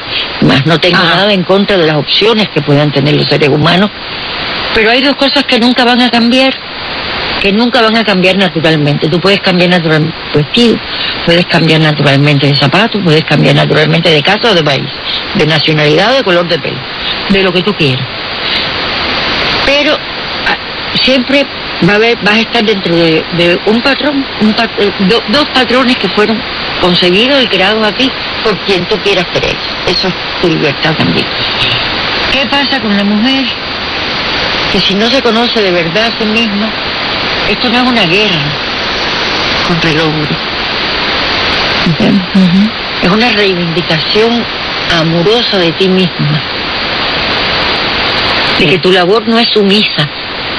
Claro. Que la sumisión es otra cosa. La sumisión es humillación. Pero aceptar la maternidad, por ejemplo, es una belleza. Por supuesto. Es una belleza. También es difícil. No, es terrible, como toda belleza, como decía Rilke, todo ángel es terrible. Sí. Todo ángel es terrible y eso es una realidad. Ajá. ¿No? Pero lo hermoso es solo el principio de lo que todavía podemos soportar. Wow. Decía Rainer María Rilke. Sí. Es conocerte a ti misma, conocer quién eres, conocer tu belleza, tu alma, tu sabiduría innata que está en cada una de tus células. Y tu potencial, ¿no? Claro, ese es tu persona, potencial, como ser tu humano. célula. Sí, sí. Está en ti, todo eso está en ti. Y para eso no hay que ser agresivo, no hay que ser violento, no hay que odiar, no hay que nada, al contrario. Es amar sin bobería, porque lo que llamamos amor mayormente es bobería. Es la bobería, la blandenguería y el aire. No, nosotros somos fuertes, somos nutricias, somos poderosísimas. Y eso es amor. María Elena, una última pregunta. ¿Nos falta espiritualidad a los cubanos? La trampa del cuerpo es que las demandas. Es de que todo lo que tú haces en este mundo está en función del cuerpo. Sí. Todo lo que tú haces. Desde trabajar, todas tus 24 horas, si tú no haces un stop en una parte y dices, pero aquí tiene que haber algo más, ¿no? Dentro de esta cajita hay algo más.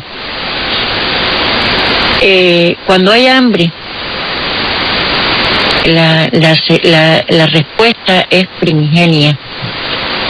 Igual que cuando se está en peligro, y el hambre es un peligro, es una amenaza. Sí. El hombre para llegar a la espiritualidad tiene que tener un gran porciento de su vida material segura. Que no sea un problema la subsistencia a nivel físico. No podemos negar que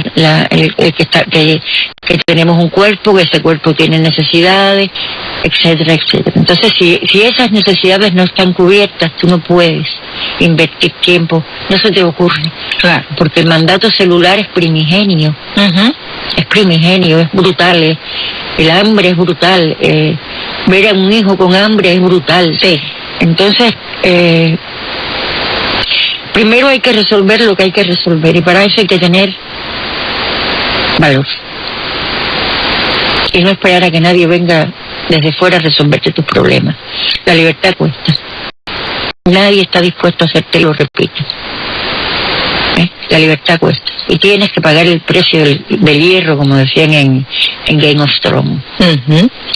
Hay que pagar el precio del hierro para ser libre. Y cuidado, cambiar de continente, cambiar de país, cambiar de barrio no te hace libre. Puede ayudar a mejorar las condiciones para alcanzar la libertad. Pero no te hace libre. María Elena Cruz Varela, gracias por estos minutos dedicados aquí abriendo espacios. Te llevaba tiempo yo detrás de ti para grabar el programa. Me reconócelo. Exactamente. Gracias como siempre por estar con nosotros, y así nos despedimos.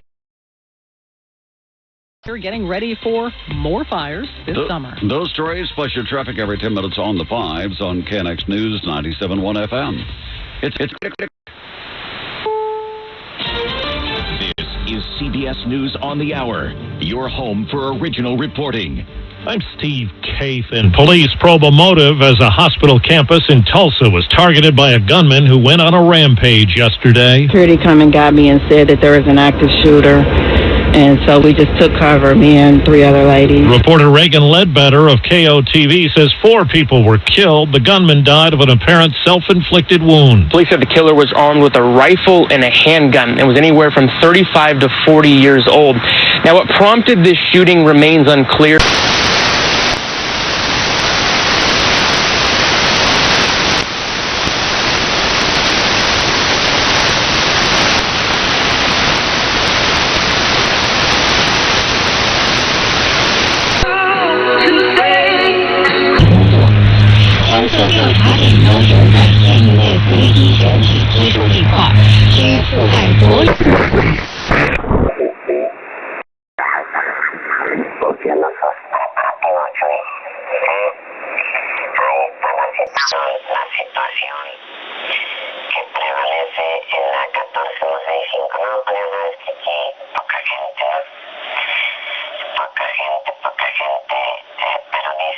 Que mientras menos pelos mejor peinados o algo así.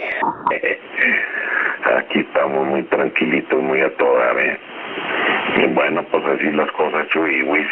Ya te digo del ventiladorcito, nomás para que se recircule más aire entre la entrada y la salida del amplificador, Chuy. Adelante, cambio.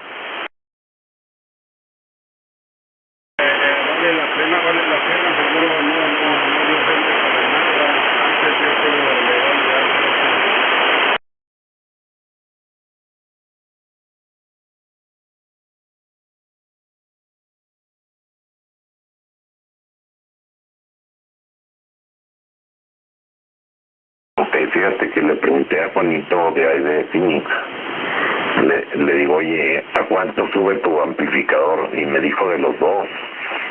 No.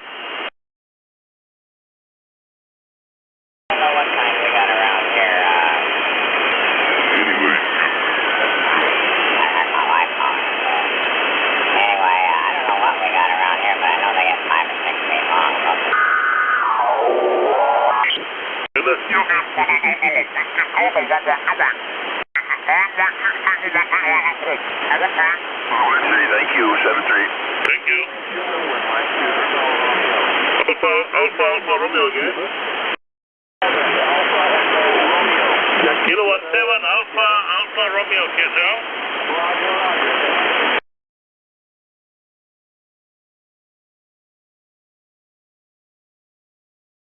Kilo 7, Alpha Romeo.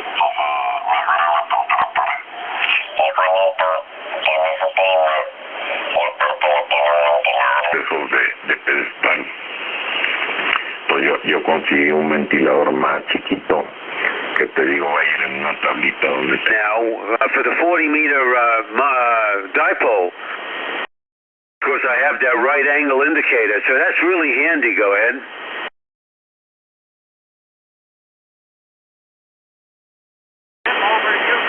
Juliet, adelante, Chuy.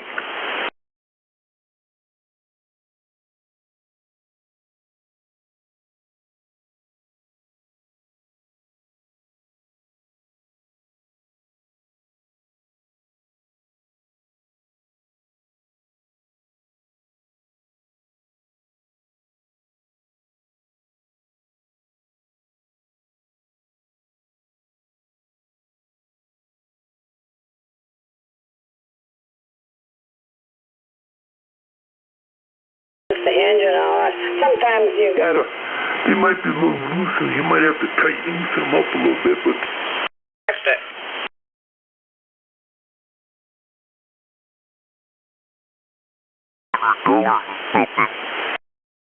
And if that wasn't my call or wasn't my purchase, that I should Call them back, and they will help me out.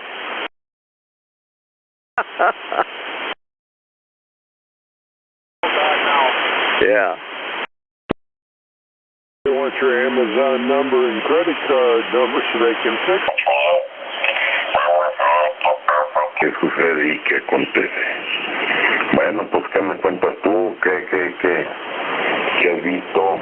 ¿Qué aparatos? ¿A dónde voltean los ojos, Chuy? La cartera ya trae ahí dinero que se sale de la cartera, Chuy.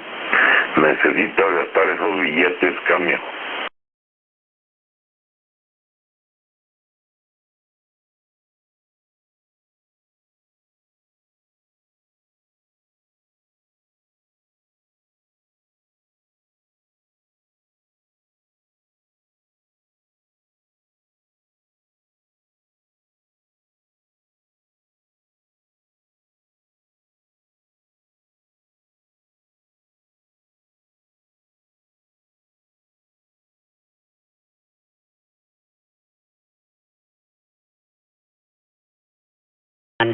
All right, let's go to Scott. He's flying in the Southern California Charter Dealer Sky One.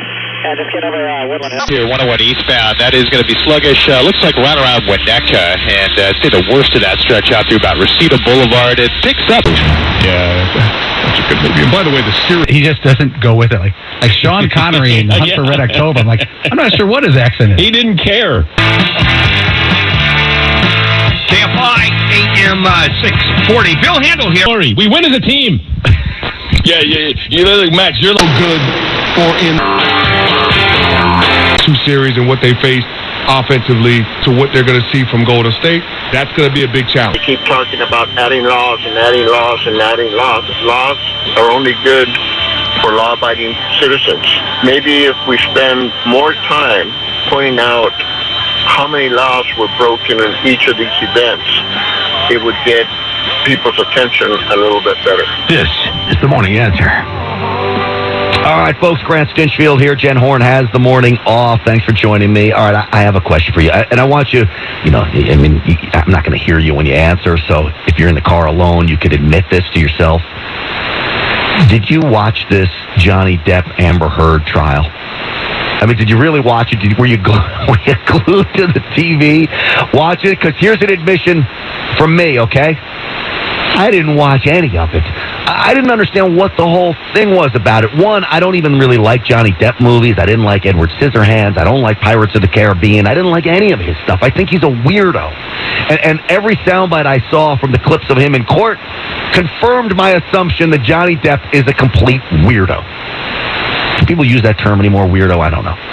Then Amber Heard, what a nutcase. We got a weirdo and a nutcase. Maybe that's why America was watching this thing just glued to their television sets. You know, some of these cable TV outlets that ran it nonstop, the ratings were through the roof. So Johnny Depp wins his defamation case against Amber Heard. Now, in many respects, I'm shocked the thing lasted 6 weeks. 6 weeks to talk about some of the most awful things imaginable on earth. Defecating in his bed, that's what she did. I mean, I know it's morning radio, apologies, but this is just setting up the view of what was really going on in that courtroom. So this was the verdict yesterday. Do you find that Mr. Depp has proven all the elements of defamation? Answer, yes. Do you find that Ms. Heard has proven all the elements of defamation? Answer, yes. All right, but here's the deal. Ms. Heard gets $2 million from Johnny Depp. Johnny Depp gets $15 million from Amber Heard. $15 million. No wonder the trial lasted 6 weeks. How much of that goes to the attorneys? Half, probably. Still, it's a nice haul. The problem for Amber Heard is what happens to her. My guess is she'll probably have to claim bankruptcy. Now, as I went through this case, and I'm trying to figure out how in the world did Johnny Depp win this, because he's a public figure, you have a very high bar when it comes to defamation against a public figure. How did he win? He brought this case in England, and he lost there. Well, he lost in England because this went before a judge, not a jury. The judge is used to seeing through all the bullcorn, if you know what I mean. The judge saw this and said, you know what? No, we're throwing it out. And it's less of a bar you have to reach in England for defamation. Now, in America, where it's a very high bar for a public figure, and Johnny Depp most certainly fits in the public figure status, he wins because his attorneys did an unbelievable job of turning the tables on Amber Heard. They made Johnny Depp out to be the victim. And as crazy as that sounds and as wacky as he was on the stand, he really did come across as the victim because Amber Heard came across 3 times as wackier. Now, when you're a public official, a public figure, an actor, a politician, the reason why it's hard to sue them for defamation is because the Supreme Court ruled public debate is a must, first and foremost. All right? You have to protect open discourse, and that includes the media as well. So imagine if every time I say Hillary Clinton left our soldiers in Benghazi and those contractors in Benghazi hung out to dry, she did it on purpose, she's treasonous. Well, to a normal person, that's defamatory, especially if it's not true. Now, I believe that to be true. I can't prove it to you. I mean, I probably could, but I believe it to be true. I don't know for sure if it's false, which is why I can't be sued for defamation, and Hillary Clinton most certainly is a public figure. Now, if I could be sued for defamation, Hillary Clinton would sue me, they'd sue Salem Radio, they'd sue Newsmax, and they'd do this for every outlet that ever had anything negative to say, and every outlet that ever had anything negative to say would never say it anymore because, not that they're afraid of going to court because they're right or wrong, but because they're afraid of paying the legal bills of going to court. You can sue anybody for anything. It doesn't matter whether you're right or wrong. It costs money to show the judge, hey, this suit should be thrown out on the merits or lack of. That costs money. So just because you sue somebody and you're right, it's still going to cost you a fortune. So this is why you have this public figure status in place. It stemmed from the New York Times, or Sullivan versus the New York Times. And this was a Supreme Court case. And the Supreme Court set a very high standard. That's saying that the court intended for the high standards of public officials would have a hard time satisfying one that required conduct by the news media that went above and beyond negligence. You actually had to prove the existence of malice, and here's the quote, by convincing clarity, which means not only do I have to know that it's false, what I say about you, but I've got to want to actually hurt you. Okay? That is a very, very high bar. I'm saying these things about Hillary Clinton, Barack Obama. Joe Biden has dementia. You know, if he was the CEO, well, that would probably fall in a public figure. But if he was a regular guy, and I just went on and I said, you have dementia, and his boss sees it, you know, he works as an accountant at some firm, that guy has dementia, he can't make a decision. Next thing you know, he's suing me. But he's not a public figure. I defamed him by saying he has dementia. I'm not defaming Joe. Well, I may be defaming him, but you can't sue me for it. Because, one, I actually believe it's true. I don't know it's false, and I don't have malice. I'm just literally worried about America and our leaders. That's why they can't sue me. Now, did Johnny Depp, did Amber Heard know these things were false? Maybe. It's still a hard thing to prove. That she knew it was false, and was she acting in malice just to stick it to him? The jury said yes. A judge in England basically said no. Either way, this whole giant case was ridiculous. And yet it captivated America. And this goes to the bigger picture. When daytime ratings for an Amber Heard Johnny Depp trial beat real important news programs, like ones on Newsmax or listening to a program right here on AM 870. When it beats that, what are we saying as America, as a society, what we think and value is more important? Really, the life of Amber Heard and Johnny Depp? And the intricacies of the salacious details? Come on. We got bigger things to worry about. America's in trouble. I need you on board with me. Let's fight for it.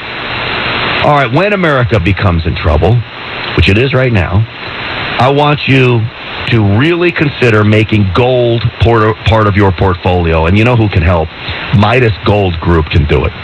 MidasGoldGroup.com is the website, MidasGoldGroup.com. Their number is 805-601-6000, 805-601-6000. And gold is a great hedge against inflation. It is safe. Over the years, and I mean thousands of years, gold has stood firm. So if you want to add a layer of privacy protection to your finances, gold and other precious metals can help you do it. Here's the thing about Midas Gold Group. They can take your existing 401k, your retirement plan. They can take some of that money out and put it in precious metals. So again, MidasGoldGroup.com is the website, MidasGoldGroup.com, 805-601-6000, 805-601-6000. Give them a call. Go visit them and tell them Grant Stinchfield sent you. It's 8:15. The LA City Council is backing a proposal to ban homeless camps near schools. The City Council voted 13-2 Tuesday. The City Attorney's Office is now tasked with drafting legal language to change the city's anti-camping laws. I'm Larry Marino on The Answer with breaking news and talk you can trust. Now, Answer Traffic. Stuck in traffic? We've got the answer. Heading to Long Beach on the south, 710 just after the 405, there is a stall that is up against the center divider. And the center divider is very narrow here, so it's partially blocking that left lane, adding to a busy drive. Things slow coming off the 105. And now heading back to an earlier crash reported in South LA, northbound side of the 110 near Slauson. That now is gone, but it's still a slow ride from Century. This report is sponsored by Staples Stores. Staples Stores are a new world of possible with innovative tools for small business and remote workers and learners. Explore more at your local Staples store or staplesconnect.com. I'm Thorne Crump, AM 870, The Answer. Dell Technologies advisors are here with tools and expertise to help you do incredible things. For Latitude Laptop, Dell Technologies recommends Windows 11 Pro for business. There's an innovator in all of us. Find tech that suits you by calling a Dell Technologies advisor today at 877-ASK-DELL. What does Rick Caruso love most about LA? Our people, our communities, and the feeling that in this city, anything is possible. Caruso knows LA is facing big challenges, but we can turn it around. We can fix homelessness, stop crime, and end corruption. Caruso knows we can build a better city for all our communities. Rick Caruso, for the love of LA. Paid for by Rick Caruso for Mayor 2022. Additional information is available at ethics.lacity.org. Attorney Michael Carney is responsible for this ad. Attention, former childhood residents of McLaren Hall in El Monte, California. If you were housed at McLaren Hall at any time during its 40 years in existence and were a victim of sexual abuse, now is the time to come forward, as you may be entitled to substantial financial compensation. McLaren Hall housed tens of thousands of children waiting to be placed in foster homes. It was overcrowded and underfunded with poorly trained staff. Reports of both physical and sexual abuse were ignored. Finally, in 2003, its doors were shut in disgrace due to child abuse and neglect. If you were housed at McLaren Hall at any time and were subjected to any sexual misconduct, you may be entitled to substantial cash compensation. Call our McLaren Sexual Abuse Helpline now at 800-593-0319. The deadline to file a claim is close. Call now to get the justice, closure, and the financial settlement you deserve. No matter how many decades ago it was, call our law firm's McLaren Sexual Abuse Helpline right now at 800-593-0319. 800-593-0319. 800-593-0319. Hi friends, this is Katie Pavlich from townhall.com. The liberal media and big tech are working overtime to promote the left's anti-American agenda to silence me and the reporters on our team at Town Hall. We must bring the truth to the American people free from the spin of big media and the censorship of big tech companies.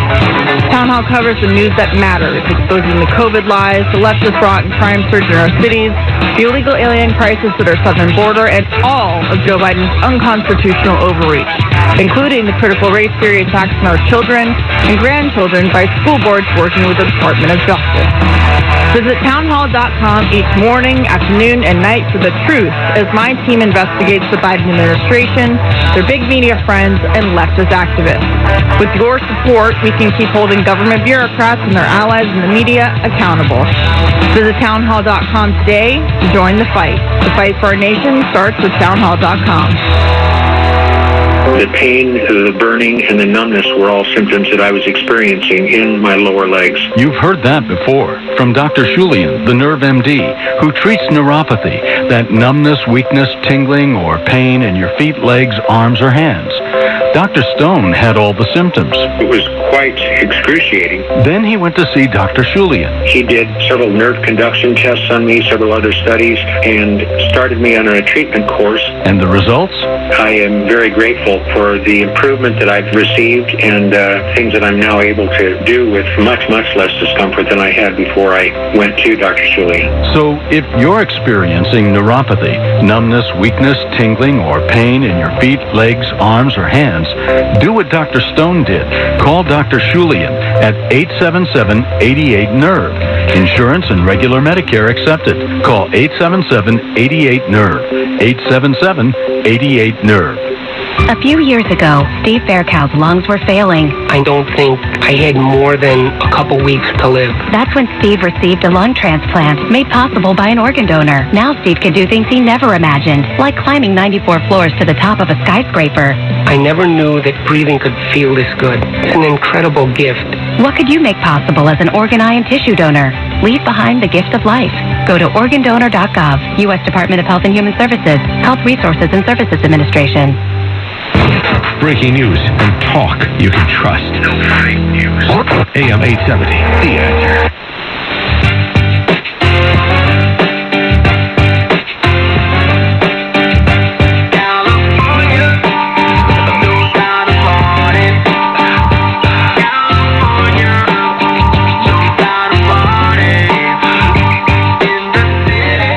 Canceling the cancel culture. This is the Morning Answer with Jen and Grant. Hi, everybody. Grant Stinchfield here. Jen has the morning off, and we are still covering this story out of Granada Hills Charter School, not allowing upwards of 70 students to walk for graduation. I had one of those students on the Newsmax show last night. His name's Andrew Luna, and I asked him about what's going on here. Listen to this. Andrew, you know, one of the things that I want high schools to do, all schools really, is to teach kids critical thinking skills. I just showed a picture of the stadium. It's an outdoor stadium. Even the CDC says you're not getting COVID outside. What do you think about the school's decision here and lack of common sense? Well, of course, it's illogical, and I strongly believe that that they don't really care about science, and that what they're doing to us is a thinly disguised punishment. You better believe it. There's no common sense at all.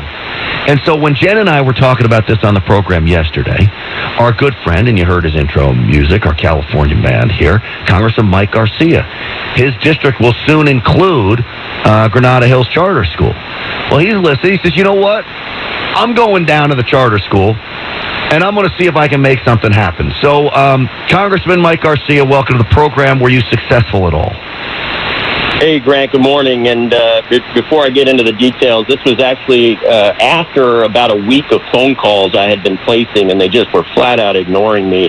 Literally up until the point where I was pulling into the driveway, they finally answered my call and said that I needed an appointment. I said, hey, I've been calling for 5 days to make an appointment. I'm coming in. And they said, for safety purposes, you're not allowed on campus. And I was absolutely flabbergasted. And so they realized how absurd that comment was, and ultimately took me in. And the bottom line is that what the student said in that interview earlier is spot on. This isn't logical. This isn't something that they're going to bend on. They didn't change their minds, and this is just straight up punitive action now. The principal basically told me, look, parents have known about this since last October, last November. And I said, yeah, but a lot has changed since then. Would you admit to that? And she said, yeah, a lot has changed, but not our rules. And I said, okay, well, your rules should change. This doesn't make sense. Allow the kids to get a COVID test. If there's a negative COVID test, that is literally the most effective way to mitigate the transmission rates, especially in an outdoor event like this. There's thousands of schools nationwide, even in California, that are doing outdoor events with zero restrictions like this. So he basically, every time I provided logic, every time I provided clarity and rational thought, she would respond with, well, let's agree to disagree. And so I told her, we're going to exercise our First Amendment rights. We're going to continue to put a bright spotlight on this. This is not right. This is punitive. I got to meet one of the students who was literally walking across the street away from the school, at 10 o'clock in the morning as the rest of his classmates were practicing for graduation outside. And he was on the verge of tears describing what was going on. So it's heartbreaking. And these guys are literally just doing this to punish the parents without any regard to the fact that in many cases, this is the pinnacle of their education. This is a lifetime achievement and a milestone that 70 kids are not going to be able to enjoy now. So here's what they buy themselves. I am recommending every single person take their kid out of Granada Hills Charter School. I mean, why would you want to send your kid to a school that has no ability to critically think, as I mentioned? So a sitting United States congressman who's about to represent the district, who they may need at some point, is told you're a safety risk to come on. And then why don't you tell me what happened? This is classic. When you walk in, anybody ask you for a vax card? Wear a mask? What's the situation? Absolutely not. We were about 15 minutes into the meeting, and I said to the principal, "By the way, it's a requirement to be vaccinated to be on campus, right?" She says, "Yes, it is." I go, "Okay, I don't agree with that. That's absurd. But why didn't you ask me and my district director, who was in the room with me at the time, for our vaccine cards?" She got real panicky, and she said, "Oh, I'm so sorry. I should have this. That is our protocol. We just didn't do it." I go, "It's not your. Do you check all the vaccine cards personally as the principal?" "No, I don't." I go, "Okay, so your protocols are breaking down here, and I'm not more important than any one of your students. So why would you allow that?" Just let me say, this is not Congressman Mike Garcia now. This is military Congressman Mike Garcia. The protocols are not working. This is Dad. This was Dad, because I'm thinking of my 5-year-old, my 15-year-old who's in high school now, and it just pissed me off, to be honest. And as we were walking out of the office, the administrator's room, they're all in their own cubicles and rooms. Half of them aren't wearing masks, and I stopped and I turned around and I said, Mrs. Holloman, who's a principal, is it a requirement to wear a mask on campus? Yes, except we don't have to if we're in our offices and alone. And I pointed to each and every one of them that was violating, and I said, if you guys are calling yourselves leaders, then lead. Do what's right by your own rules, but at least follow your own rules and lead by example. You're not doing that, and your rules are flawed, and this doesn't make sense. The hypocrisy is too thick, and I just walked out. I was so frustrated. But no, they're not going to change their minds, and this is, to your point, I love charter schools. I'm a big fan of charter schools. We need school choice, but that cuts both ways, and people need to make decisions based on the values and the rules, and in this case, the principles and the lack of critical thought and the hypocrisy of this board and the administrators is alone a good reason to take their child out of Granada Hills. It's bad enough that these poor kids have had 2 years of their lives, I would basically say, stolen from them for something that I warned about early on was not the situation everybody was making it out to be, and then we really have been proven right by that. I got to interview Andrew Luna's father on the Newsmax show last night. Let me just play a clip from him, because as frustrated as the kids are, Congressman Garcia, that the parents are just as frustrated. Here he is. Do you feel your son's being persecuted? Absolutely. There's no reason for these kids to be kicked out of school. We let Andrew make the choice on his own whether or not he wanted to be vaccinated, and he actually, I think, made the right call. He gave up quite a bit to leave his school. He was the president of his art club. He was highly involved in the yearbook committee. He was doing good over there, and he gave it all up just for his beliefs, and I'm very proud of him for it. Congressman, let me ask you a question. You were a fighter pilot. You go in with a battle plan, correct? And if all hell breaks loose and it falls apart, well, then you switch the plan. But it seems like they don't understand that. No, and let's be very clear. Their decisions weren't in the interest of public safety or, the safety of the children in case, or even science-based. Their decisions are based on an us versus them mentality. They were targeting the parents who were resisting the rules, and they took it on as a mission to try to break the back of the parents at the expense of the students. That's why they have been completely inflexible. By the way, they're also investigating dozens of parents now who either submitted fake vaccination cards or fake medical records in an attempt to get a medical waiver. So they're going after the parents now for these types of activities. So this is punitive. This is them trying to get a pound of flesh from the parents rather than working with the parents and being open to really just common sense adaptability. And we have been talking a lot about gun control, and new gun laws only make criminals out of the law-abiding. This is what happens with many regulations when government offers them. Well-intentioned people are then made criminals out of, and they're going to go after and make these people criminals when literally in Beverly Hills you have people stealing people's Chanel bags off the street at gunpoint, and nothing happens to those people. Congressman, real quick, have you seen Top Gun? I have, yeah. Very entertaining movie, well done. Surprisingly not woke. There were no issues or social justice agendas in there as far as I can tell. Just a fun movie. They did a great job with the flying scenes, and so I'm glad they did it right. Hopefully it's going to inspire a whole new generation to love the country again, to hopefully get into naval aviation. I'll tell you what, I left with just a feeling of American greatness, and I haven't seen a movie like that in a long time. When they launched those Tomahawk missiles coming over, I'm saying, this is what America's about, so I applaud Tom Cruise. And as always, Congressman Mike Garcia, I thank you for your service flying those jets in defense of us and defending our freedoms up there in Washington. I know you got a big race coming up. We wish you the best in that. As always, thank you for coming on the program. Thanks, Grant. Naval aviation, the great unifier.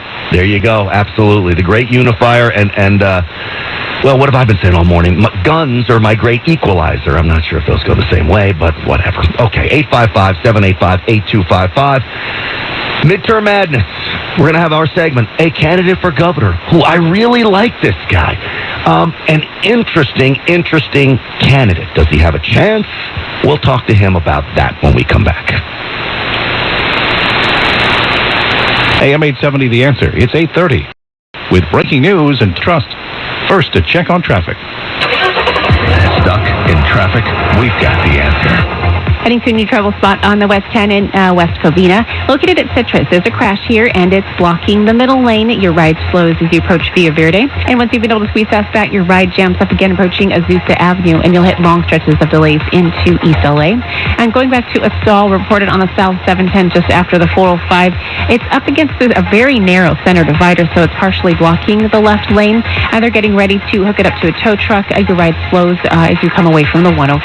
And it's still a slow and go ride on the North 405 starting in Long Beach at the 605. It starts to jam up there, and it's an hour drive to West LA. I'm Soren Crump, AM 870, The Answer.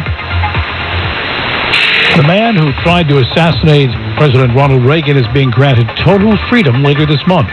White House correspondent Greg Clugston reports. For more than 40 years, John Hinckley Jr. has been living under restrictive conditions since shooting Reagan and several others in 1981. A federal judge determined that Hinckley has followed the court-imposed rules, remained mentally stable, and will be free of all remaining restrictions on June 15th. The 67-year-old Hinckley, who was 25 when he shot and wounded Reagan, was ruled not guilty by reason of insanity. Greg Clugston, Washington. It's good to be Queen. No one knows that better than Queen Elizabeth II, who's showing no signs of stepping aside after 70 years on the throne. But the aging sovereign is giving Prince Charles an increasingly prominent role.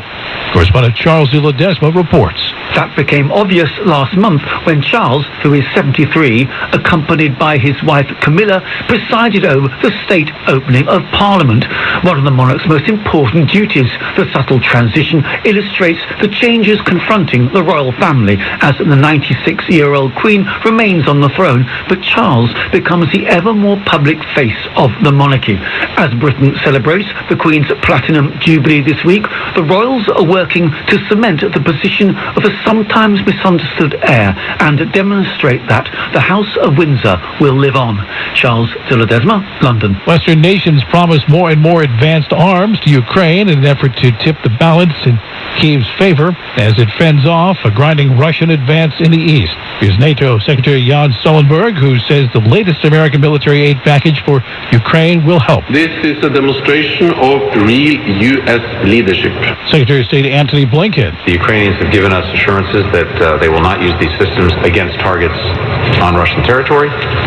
There is a strong trust bond between Ukraine and the United States, as well as with our allies and partners. Mostly sunny after some areas of low clouds and fog. Highs mid-70s to mid-80s and some winds at 15. 65 LA, 65 Anaheim. Larry Marino with breaking news and talk you can trust. AM 870, The Answer.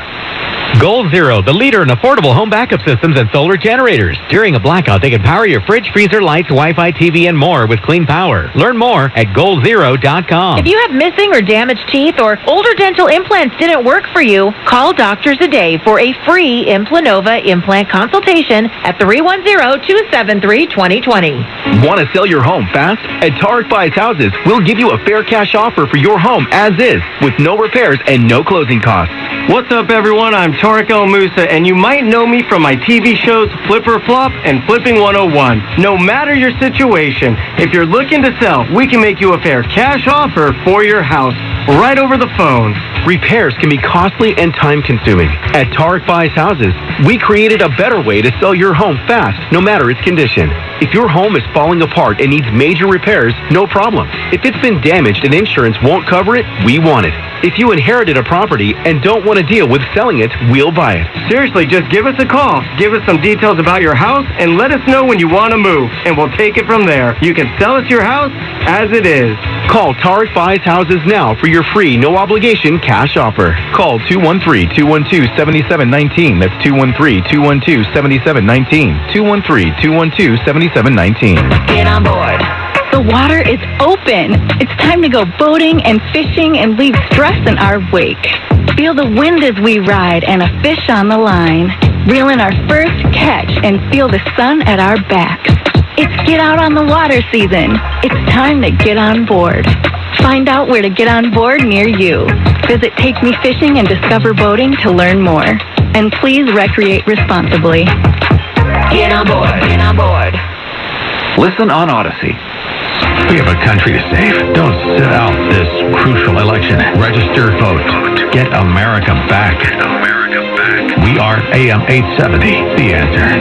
In the desert sun, my skin began to turn red. After 3 days in the desert sun, I was looking at a riverbed. And the story is... We've been waiting to hear from you. Pick up the phone anytime, day or night, and let Jen and Grant know what's on your mind.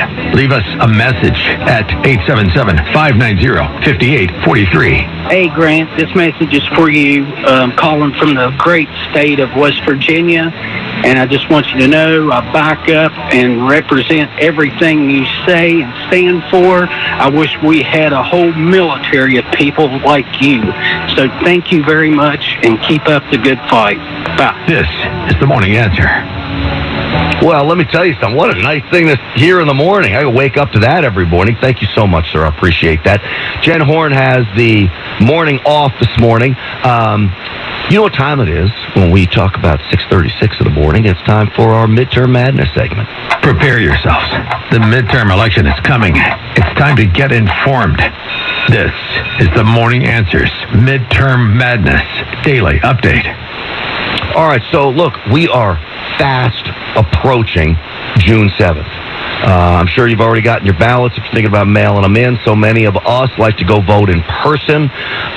Who are you going to vote for? One of the reasons we do this segment every day is to help you decide who you want to vote for. Well, on the phone today, calling into the studio, is a candidate for the governor of California. He's running as a Republican. His name is Anthony Trimino. Anthony, welcome to the program. Good morning. How are you? So why don't you tell me why you're running? This is a tall order to run against Gavin Newsom, especially in a state like California. What made you go on a, well, should I just say a suicide mission? Thank you for the words of encouragement. Actually, I'm the grandson of a man who fled communist Cuba in the 50s to pursue the American dream here in California. And I think we would all agree that that American dream is now on life support, but it doesn't have to be. I believe it can be restored. And so he was an entrepreneur that instilled that entrepreneur spirit into my father, who instilled it in me. And a little over 20 years ago, I started my company here in California during a time when my wife and I were eating hamburger helper without the meat because we couldn't afford the ground beef. I pursued my version of the American dream, and I built a company up over the next 20 years to what Inc. magazine called one of the fastest growing privately held companies in America. So as a business owner, as a father of 5, as a husband to my wife for 25 years, California has been a great place for us to thrive, a great place for my grandfather to come and pursue the American dream. And so as you can imagine, when things started to go south in 2020, 2021, we, like so many other people, had contemplated leaving and going to Florida. But I'm trying to raise boys into men. I have 4 boys, 3 biological, 1 adopted, and I also have a daughter. But I was thinking, what would it teach them if we just up and left? Just because we could leave, should we leave? And I knew what I did in that moment would be more profound to my boys than anything I'd ever said to them before. So we decided to dig our heels in and fight for California because it's the right thing to do. And really, if you think about what's happening in California, it has little to do with politics. This is good and evil, light and darkness. This is, we live in unprecedented times here in California, and I believe it's going to take somebody who takes this fight personal. I'm a small business owner, a father, a husband, and the grandson of a man who immigrated from Cuba to escape Castro's regime. I mean, who better to fight for our families? Anthony, let me tell you, I love your story. Real quick, so what's your business that you started? I run a company called Traffic. It's an ad agency, one of the most influential ad agencies in the nation. Our work is seen in 50 countries, 20 languages, and I sit on the Forbes Agency Council. Wow. Now, I'll just tell you this. Why is that important? Because California doesn't just need a governor, it needs a CEO. Yeah, it sure does. And look, you talk about the American dream, and I think more than what you've done, which would have great success, I think your grandfather got to live the American dream, because I think the real American dream, for at least for me as a parent, is for my son to do better than I did. And it's not about being a millionaire or a multimillionaire or a billionaire. It's about being able to take a vacation, being able to pay your bills, have some home ownership. Your car breaks down, you'll be able to pay for it. Heck, you can pay for gas, even in California. That's living the American dream. I think you took the American dream and put it on steroids, and you did it in California. Do you think you could do what you've done, what you've already done? Could you do it again in the California that we face right now? So if you think about it, when I tell you about Inc. magazine giving us that distinction of one of the fastest growing companies in America, they did that in 2020, at the end of 2020. So in the height of a pandemic, when my industry was shutting down and collapsing while businesses were closing, we tripled the size of our physical footprint and doubled our staff, which means that I was able to navigate our company through the hardest of times. And I truly believe that California is in the hardest of times, and it needs somebody who understands how to run a business, how to navigate those treacherous waters to get us out of the mess that we're in. Yeah, certainly it is the case. So then it brings us down to, I do believe that when people run against incumbents, that they make them better. Typically, I talk about primaries, which is what we're going into. But when I'm talking about Republican primary, Democrat primary, not the same situation here in California. But you make candidates better. I'm not sure a Republican. In fact, I know a Republican. I'm sorry to say this, Anthony. I know a Republican can't beat Gavin Newsom. It's just the sad reality of where we're at. But I do believe the battle maybe can hold him accountable for some more things. So let me ask you this. Do you honestly think you can win, or is this about holding him accountable and making sure you start pushing and we start pushing him in the right direction? No pun intended. Sure. No, this is about winning. I wouldn't have gotten into this race if I didn't think we can win. And let me outline for you the path to win in California. So it's undeniable, no matter who you talk to, there are three essential things you need to win in California. If you don't have these, you don't win. Number one, you need the Latino vote. I'm 50% Mexican, 50% Cuban, but I was born here, so I'm 100% American. We will get the Latino vote, and we're seeing Latinos come out in record numbers. The second thing you need is the evangelical vote. If you don't get the churches involved, you don't win in California. We have 9 of the most influential pastors in California backing us, getting behind us, plus 3,000, and that increases every single day. The last thing you need to win in California is the grassroots vote. And what does that look like today? It looks like moms, dads, and grandparents who are frustrated and angry about what's being taught in our schools and about the mandates. We have the biggest coalition in the state. If you get all the candidates running combined, none of them have even a fraction of the support that we have from the grassroots, all the nonprofits that have sprouted up over the last 6 months advocating for school choice and against mandates. So if you think about it, there's never been a time where there's more fertile ground for change, and there's never been an equation that benefits us like ever before. This is the time. There's a unique opportunity. There's fertile ground. And think about it. Gavin Newsom was at 42% disapproval rating in the recall. He's at 50% now. What does that tell you? He's not just angered the Republicans. He's now angered the MPPs, the independents, and the Democrats, and more people are moving to the middle than ever before. This is the chance. This is our chance. This is the time, and I believe I'm the candidate to do it. All right, so Anthony Trimino is who we're talking to. Sounds like an absolutely great guy, and he's running for governor as a Republican in California to take out Gavin Newsom. All right, so you named 3 things that you need, and I do believe you need all those things, but you left out one super important aspect of what you need: money. Because all of those grassroots amount for a certain portion of those that are engaged. Sadly, the Democrats have perfected a model here in California that they'll go and get the unengaged voter who know nothing. They'll basically fill out their ballots for them. They'll take them and they'll drop them off.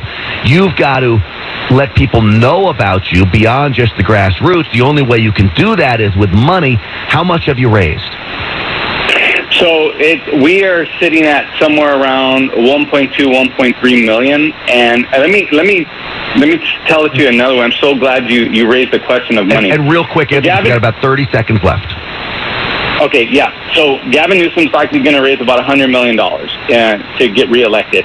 Any traditional candidate, every candidate running, is going to have to raise $100 million or more to have what we call share of voice in the marketplace, right? Except for me. So I run an ad agency. My entire business is based off of buying media and advertising. We did an analysis in the recall. Gavin Newsom paid $12.83 per vote that he got in the recall. We paid 83 cents. We're operating at 1/12 the budget, which means that if Gavin Newsom has to raise $100 million to protect his seat, we only need to raise $10 million to have the same share of voice because of who I am and the industry that I'm in. So I can do a lot more with a lot less. Anthony Termino, real quick, give the website. Battleforca.com. That's battleforca.com. All right, battleforca.com. Anthony Termino, you're a good guy. I wish you a lot of luck. And look, all you got to do is you got to get to a runoff with this guy, and we'll see if the math works on that. I would hope that it does. I think you do a fabulous job. Buddy, thank you for coming on the program, sharing some time with us. Thank you so much. Have a great day. You got it. So, folks, that right there is a bright young man. And really, I think he has a future in politics in California. And I say this from only talking to him once, but I talk to candidates all the time on this program. Not all of them impress me. That guy impresses me. He really does. All right, 855-785-8255, 855-785-8255. The morning answer continues. It's 8:45. So what do you think lifeguards make? Well, the highest paid lifeguards in Los Angeles racked in $500,000 last year. The watchdog group, The Open Book, said the second highest paid lifeguard made over $460,000 in 2021. I'm Larry Marino on The Answer with breaking news and talk you can trust. Now, Answer Traffic. Stuck in traffic? We've got the answer. Heading to Pasadena to a crash reported on East 210. It's located at Allen. It's blocking the left lane. It's not causing much of a delay, but use caution. All the slowing is on the westbound side of the 210 starting in Glendora at the 57. It's a busy ride into Pasadena. And taking a look at your ride on the South 5 through Santa Ana at 4th, there's a stall up against the center divider. Your ride slows from the Orange Crush. This report is sponsored by Staples Stores. Staples Stores are a new world of possible with innovative tools for small business and remote workers and learners. Explore more at your local Staples store or staplesconnect.com. I'm Soren Crump, AM 870, The Answer. Spring means new beginnings and growth. So let's get your business's seeds planted with Salem Surround. Let us help your website bring you the leads your business needs to thrive. Let's make sure people find you faster and easier on the web. Our amazing team of media strategists are here to serve you with boots on the ground and real-world expertise. We live right here and know the communities you're trying to reach. We're media strategists, and we're very, very good at what we do. So let's grow together. For more information, email Laura Langwell, laura@surroundla.com. Hey everyone, it's Tanya King, your self-employed mortgage specialist at Right Choice Mortgage. Things change quickly in the mortgage world, but life goes on. You can still buy a house, refi to get a lower payment, take cash out to buy that rental property, or pay off debt. We have a 40-year 10-1 priced far below the 30-year fixed rate to give you a lower payment and afford more. Interest only and debt servicing loans too. If your accountant left you looking destitute on paper, call me. I can use your bank statements to qualify you instead of tax returns. Financing for the self-employed is what I do. I answer my own calls, so you only deal with me, a seasoned, experienced loan officer who has been through all this before and can help you navigate these crazy times. I recently helped one of my clients to consolidate his debt and save over $2,700 a month. Call me now, 888-220-9530. 888-220-9530. Call me for a free evaluation of your current situation. I answer my own calls, and you have nothing to lose. Call Tanya, 888-220-9530. 888-220-9530. Choice Mortgage licensed by the BRE 019437336. Also licensed by the MLS 1132583. Ends in equal opportunity lender. Is the media trustworthy? You wonder. I'm kind of struggling to determine real versus fake. And now, where does this leave us? you know. Breaking news and talk from the voices you trust. AM 870, The Answer. Hi, folks. It's your friend Eric Hallaby here, CEO of TFS Financial Insurance Services. I'm hosting a free special screening of the new movie, The Baby Boomer Dilemma, and it's just for our friends at AM 870. Our last screening was sold out and had a terrific response. This film provides a deep dive into our modern retirement system and what you need to do in order to best prepare for your retirement. This is a jaw-dropping, informative movie all about you and your retirement. Will you have enough? How will you make your money in retirement last your lifetime? And what do you need to do to have reliable retirement income? You don't want to miss it. Join us June 11th at the Laemmle Theater in Santa Clarita. Lots of free covered parking, it's a free movie, and free fun. The Baby Boomer Dilemma, Saturday, June 11th at 10 a.m. at the Laemmle Theater, 22500 Lyons Avenue in Santa Clarita, California. That's June 11th, 10 a.m. in Santa Clarita. So hurry, call us to reserve your seat today. 888-99-RETIRE, that's 888-997-3847, 888-997-3847. See you there. Dennis Prager here. I want to tell you about a very important friend of mine. This woman has helped countless women fight and win their battle with breast cancer. Dr. Lisa Castleth of Bedford Breast Center. I've known her for years. She has a lot to say about the fantastic work she and her fellow surgeons are doing at Bedford Breast Center. Dr. Castleth, please tell our listeners what other doctors say about you. Thanks, Dennis. The best compliment I receive all the time is that I'll have patients after a mastectomy go in to see their oncologist or their doctor, and the doctor will say, "Hey, I thought you had a mastectomy." And you can't tell. They did, but it looks so good and so natural. To learn more, go to bedfordbreastcenter.com. That's bedfordbreastcenter.com, or call 310-247-1998, 310-247-1998. Now is the time to take charge of your health. Bedford Breast Center, Beverly Hills, 310-247-1998. Dennis Prager is coming up at 9 on AM 870. The Answer. One way or another, so let me go, or make me wanna stay. This is it. Please let me know. It's this same love. You better let me go. This is it. I want everybody to go home. We don't got no home. Okay. That's why we're here. It's The Morning Answer with Jennifer Horn and Grant Stinchfield. Well, good morning, everyone. Grant Stinchfield here. Jen Horn has the morning off today. Look, one thing you get with me is when you tick me off, I will not give it up. I'm like a dog with a bone. And this Granada Hills charter school story about not letting 70 kids graduate in an outdoor air stadium, by the way, because they're unvaxxed. Outside. You're going to steal that from these kids. I'm not giving up on it. I really am not. Now, we may not be able to get them to change their minds. You know why we can't get them to change their minds? Because they're blind liberal zombies, the administrators at this school. You heard Congressman Mike Garcia a couple segments ago talk about going in there trying to reason with these people, and there's no reason at all. Why would you stop 70 kids from graduating? They're going to have to, from what I'm told, drive by the back of their stadium, hold their hand out the window, and they're going to hand them a diploma in a drive-by. What is this? Only in California do you have this kind of nonsense going on. So, Marisa, I hope I said that right, in Canoga Park, says she has some new information about all of that. Did I say your name right, Marisa? Hi, Grant. It's Marisa. Yes. Okay, good. Thank you. So, what do you got for me on this Granada Hills story?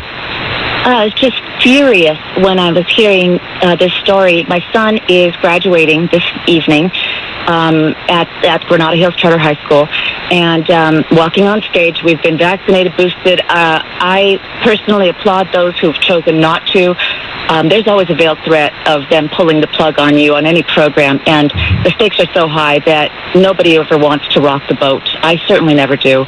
I'm in PTSA, or excuse me, the PTA, but I don't attend because it would just infuriate me, and I don't want to rock the boat. I still have a younger child in the school, and you can be removed from the special programs like the IB program that they were in, at a moment's notice if you're considered what they quote toxic.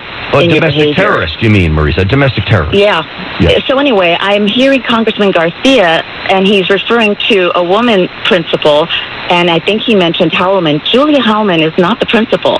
So Brian Bauer is the principal, and I believe he's referred to as either the executive director or he's the president, but he is unequivocally the leader. Yep. And so he was not the one that met, and shame on him.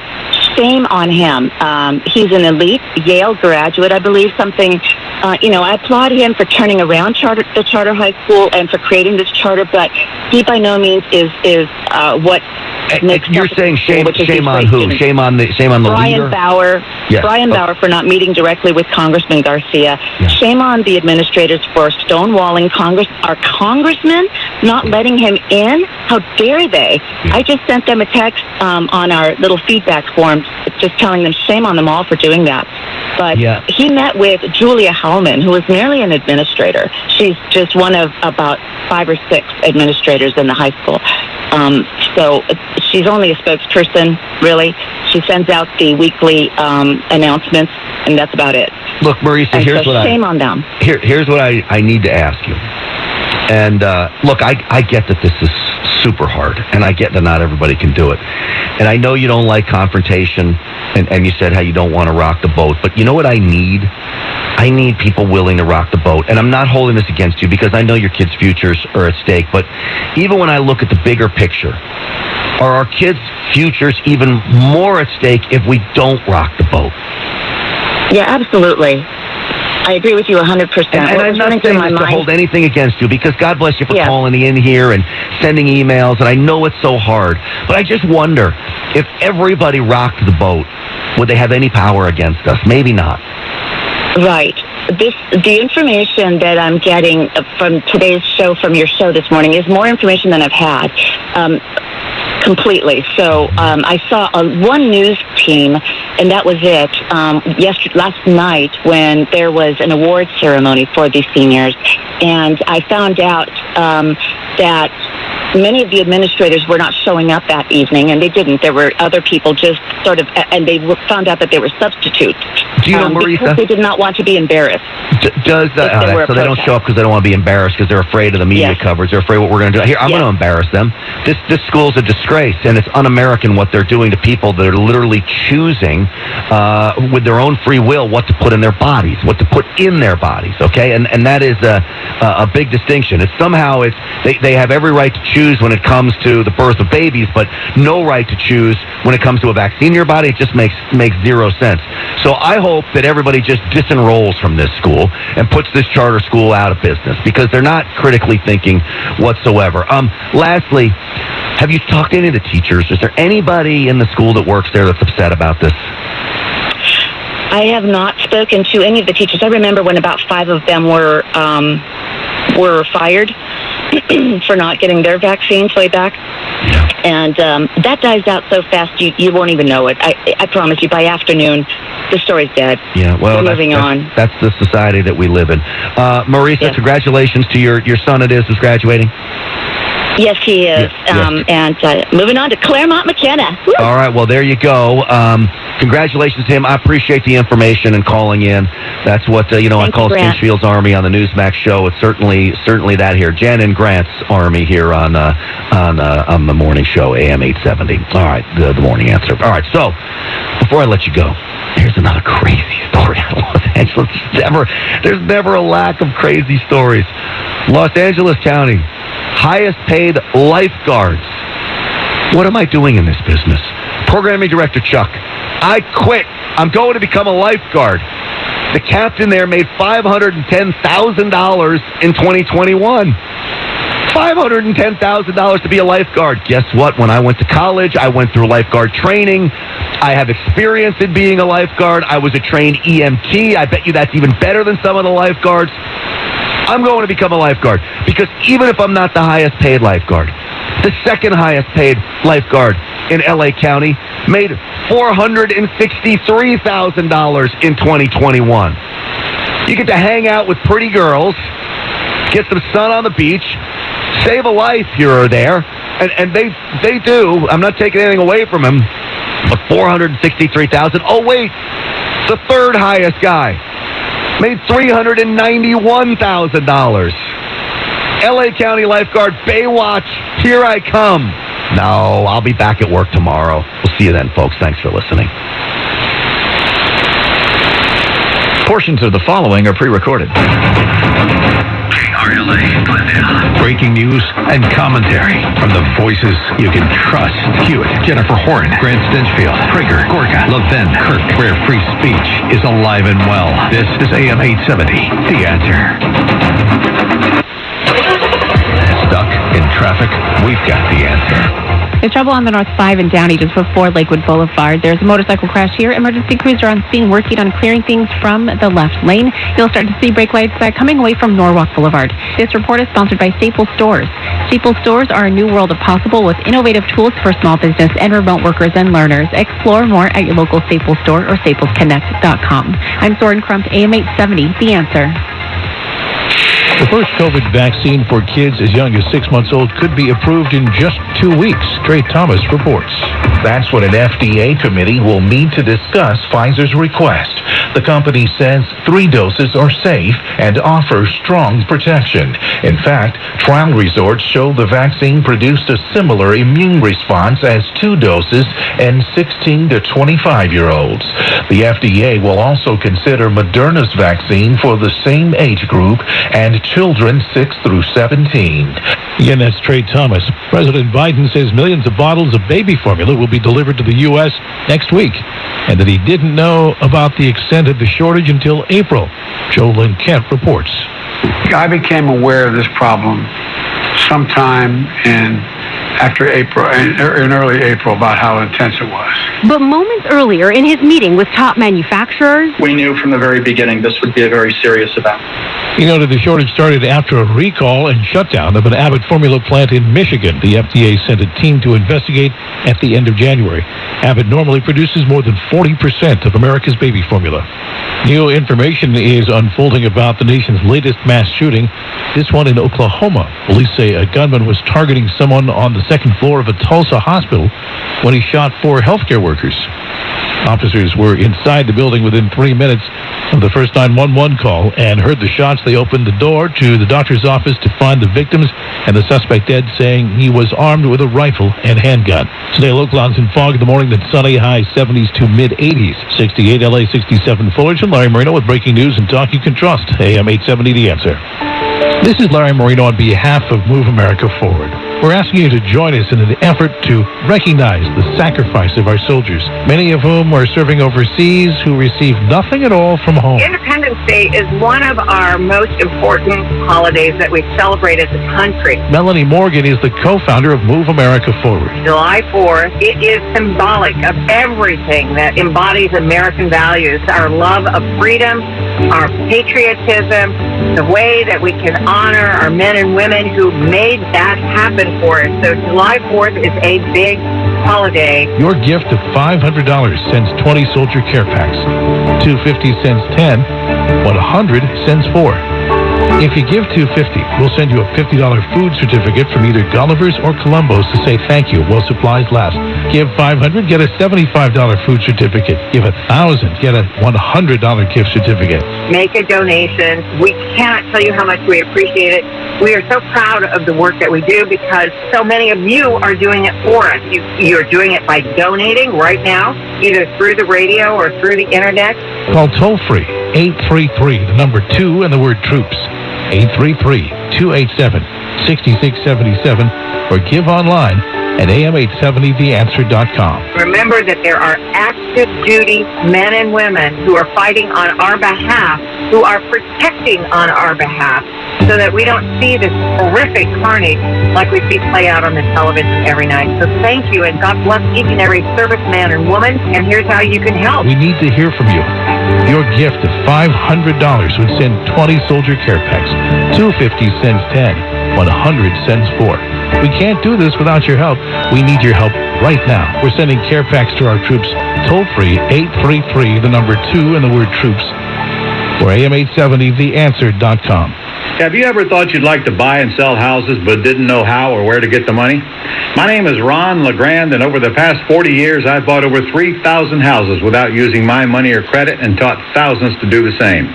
Today, even in a virtual environment, we buy nice houses in nice neighborhoods using no banks, realtors, contractors, or other costly entanglements, and build huge cash flow and wealth without the hassle of tenants, all without credit and little or no money. You don't need a license or experience, and I'll show you exactly how it's done. Text RON to 99799, and I'll send you my free training. I promise I'll change the way you think about real estate and open the door to a new lifestyle that doesn't involve risk or rehabs and can quickly replace your current income. Text RON to 99799, and let me show you how to take your life back and build cash flow and wealth from your home. That's RON to 99799. Again, text RON to 99799. Intelligent talk. Highly intelligent. From the minds of the Answer Nation. Extremely intelligent. AM 870. Intelligent. The Answer. Where does a physician turn when he has an ailment? I've historically been an emergency medicine physician, and standing up was virtually my career for most of it. I had the pain in the lower legs. It was quite excruciating. That's Dr. Stone, who had neuropathy, that numbness, weakness, tingling, or pain in your feet, legs, arms, or hands. He went to Dr. Shulian, the Nerve MD. I was very impressed with his professionalism, his approach, his initial reserve in terms of saying this is the cause. He wanted further evaluation of numerous possibilities that can result in a neuropathy. And the result? Markedly better from when I first started the treatments with Dr. Shulian. So if you're experiencing neuropathy, numbness, weakness, tingling, or pain in your feet, legs, arms, or hands, do what Dr. Stone did. Call Dr. Shulian at 877-88-NERVE. Insurance and regular Medicare accepted. Call 877-88-NERVE. 877-88-NERVE. Listen on Odyssey. More than just opinions. AM 870. The Answer. Breaking news and talk you can trust.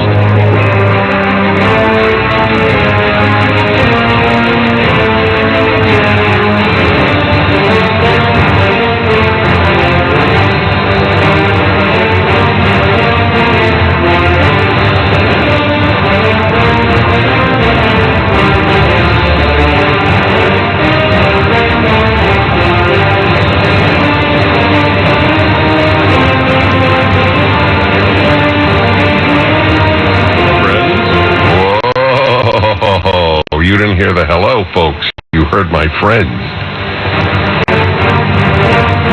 Hello, my friends. Dennis Prager here. What is it, the second day of June? A little mind-blowing. You know, people stop me, and invariably, not always, but invariably mean always. I guess so. It means no variation. So, virtually all the time I say, would you like a selfie? Would you like a picture? And yes, they do, and it's a lovely moment. One of the most common comments that I receive from strangers is that I give them some peace and I give them some courage and hope, man, and that's very meaningful to me. And why do I tell you this? Because I analyze everything. That's my nature. And I ask, why do I do that? Not for everybody, of course, but for those many who have that reaction. So it's an interesting question. How does one give another peace, courage, etc.? So I think a big part of it is that people think they're alone. And that's easy to think if you believe in the American belief system, the American Trinity, as I call it, e pluribus unum, liberty, and in God we trust. Especially if you believe in God we trust, you really do feel alone, in many cases, not in all. If you're a member of a religious community, I presume you don't feel alone, but nevertheless, at your place of work, where many people have to hide who they are, what they believe, in order to stay employed in some cases, and certainly in order to have a relatively pleasant experience at work. And so people like me offer people a sense of you're not alone. That's a big deal. Another big deal is that you hear rational arguments against the staggering amount of irrationality that governs life. One of the reasons that I remain a religious individual, because I don't accept much on faith, that's not my nature, I am reason-based, is in fact to be anti-religious, how generally awful they are. Not the non-religious, there are some wonderful non-religious people, but anti-religiosity is a fundamental aspect of leftism. Yesterday I read to you from the LA Times. The LA Times I should thank, because they provide columnist after columnist to exemplify the rule that there is no decency or logic in general on the left. So this man wrote about how it is such a farce. This Judeo-Christian principles, after all, they defended slavery. Well, the principles did not defend slavery. There were Christians who did, but the Judeo-Christian principles do not defend slavery. And because he's not terribly bright, he didn't ask the more important question, not who defended slavery, because it was defended all over the world, including in Africa, but who abolished slavery. And then turns out to be your Christian or Judeo-Christian value-keeping people, value-preserving people. To not recognize how good America has been in comparison to other places, since I don't compare America to heaven, or to imagine. I don't know how the tune goes. You know how the tune goes, John Lennon's Imagine? Have you ever sung on radio? No. Would you like to break that record? No. Okay. Sean, we almost got the living martyr to sing, but that would have been an act of martyrdom. Well, therefore... Missed it by that much. Yeah, I missed it. They're really not by much. I thought I had a chance. Well, I don't know. I have to think about that. Did I think I had a chance? Yes, they imagine this place devoid, not just devoid of racism, sexism, misogyny, homophobia, transphobia, etc. No. They imagine a place that is painless. A key to understanding the left, and it's not easy to understand people who insist that men give birth and that they should be allowed to compete against women in women's sports, is their aversion and fear of pain. The idea that life has pain built in is not something that people on the left have acknowledged to themselves, forget to others. Pain should be abolished. And the abolition of pain creates immense pain. Staggering, unprecedented amounts of pain. You mean there are people richer than other people? That's painful. See, I don't understand why that in and of itself is a moral problem. That there are people richer than me or you. It is a moral problem when the government makes the rich richer by closing almost all little shops, almost all small businesses, and keeping Target and CVS and the like open. That's immoral. But that's what the left actually supported. You little businesses, you small businesses, are unworthy of our attention and unworthy of survival. But the big companies, they're our woke allies. So back to my original question, why I give some comfort is, one of the arguments is that you hear you're not alone, but another is that I provide intellectual ammunition which is very helpful. When good people have ammunition, ammunition is a blessing. And intellectual ammunition is as necessary as other forms, not more necessary, but as necessary as other forms of ammunition to protect one against bad guys. Some reflections on my life and you. So I have a view of the words experts say. Experts say is to the person of the left and even to many liberals. Here is one example of where liberals and leftists do have a similar value system. They usually do not. But in this case, they do. Liberals and leftists, when they hear the term experts say, or guess what I'm going to come up with? What is the other two words? What are the other two words along with experts say? Hey, that's my man. That is my man. You know, we need a reward room. We have a punishment room. We need a reward room. Do you like massages? Yeah, you know, he's not sure, which I should have predicted.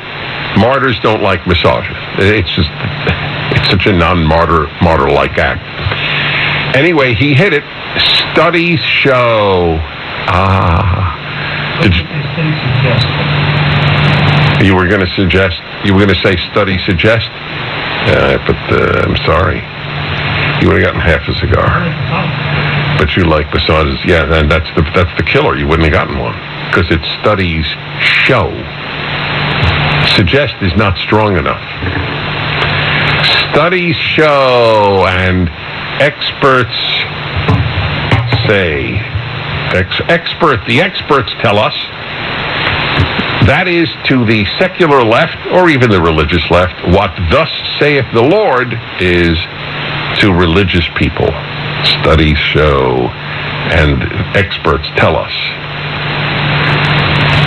So I read to you a few weeks ago 51 heads of intelligence agencies in the United States signed an open letter that the Hunter Biden laptop was in fact Russian disinformation. In other words, virtually every single intelligence head in America lied on behalf of the Democratic Party and in order for Joe Biden to win. It was in October of the election year. I have another one for you. Keep it right here on AM 870, The Answer. Tell me why Relief Factor is so successful at lowering or eliminating pain. I'm often asked that question, and the owners of Relief Factor tell me they believe our bodies were designed to heal. That's right, designed to heal, and I agree with them. The doctors who formulated Relief Factor selected the 4 best ingredients, yes, 100% drug-free ingredients, each helping your body deal with inflammation. Each of the 4 ingredients deals with inflammation from a different metabolic pathway. That's right there, approaching from 4 different angles, may be why so many people find such wonderful relief. So if you have back pain, shoulder, neck, hip, knee, or foot pain from exercise or just getting older, you should order the 3-week quick start, discounted to only $19.95 to see if it will work for you. It has for about 70% of the 500,000 people who've tried it, and they've ordered more. Go to ReliefFactor.com or call 800-4RELIEF, the number 4RELIEF, to find out about this offer. Feel the difference. Poor Sam was a mess. Always itching, licking. His paws were soaking wet. He had bald spots on his back. DINOVITE.com. 2 weeks after he started Dynamite, I started seeing great improvements. And today, 99% of his issues are non-existent. Dynamite is nutrition. Dynamite is the best thing you can do for your dog. You won't believe how happy your dog will be. I get my Dynamite from DINOVITE.com. Hey, Dennis Prager listeners, are all these rising prices running up your credit card so you're maxed out? When your statements come in, do you struggle to pay them? There is help available. Debt.com. Easy to reach online or by phone. Debt.com helps people find the right solution and the right provider to get out of debt faster. Call 1-800-503-9954. You could reduce your total credit card payments by up to 50%, plus reduce all your payments to one that you can afford at 1-800-503-9954. 800-503-9954.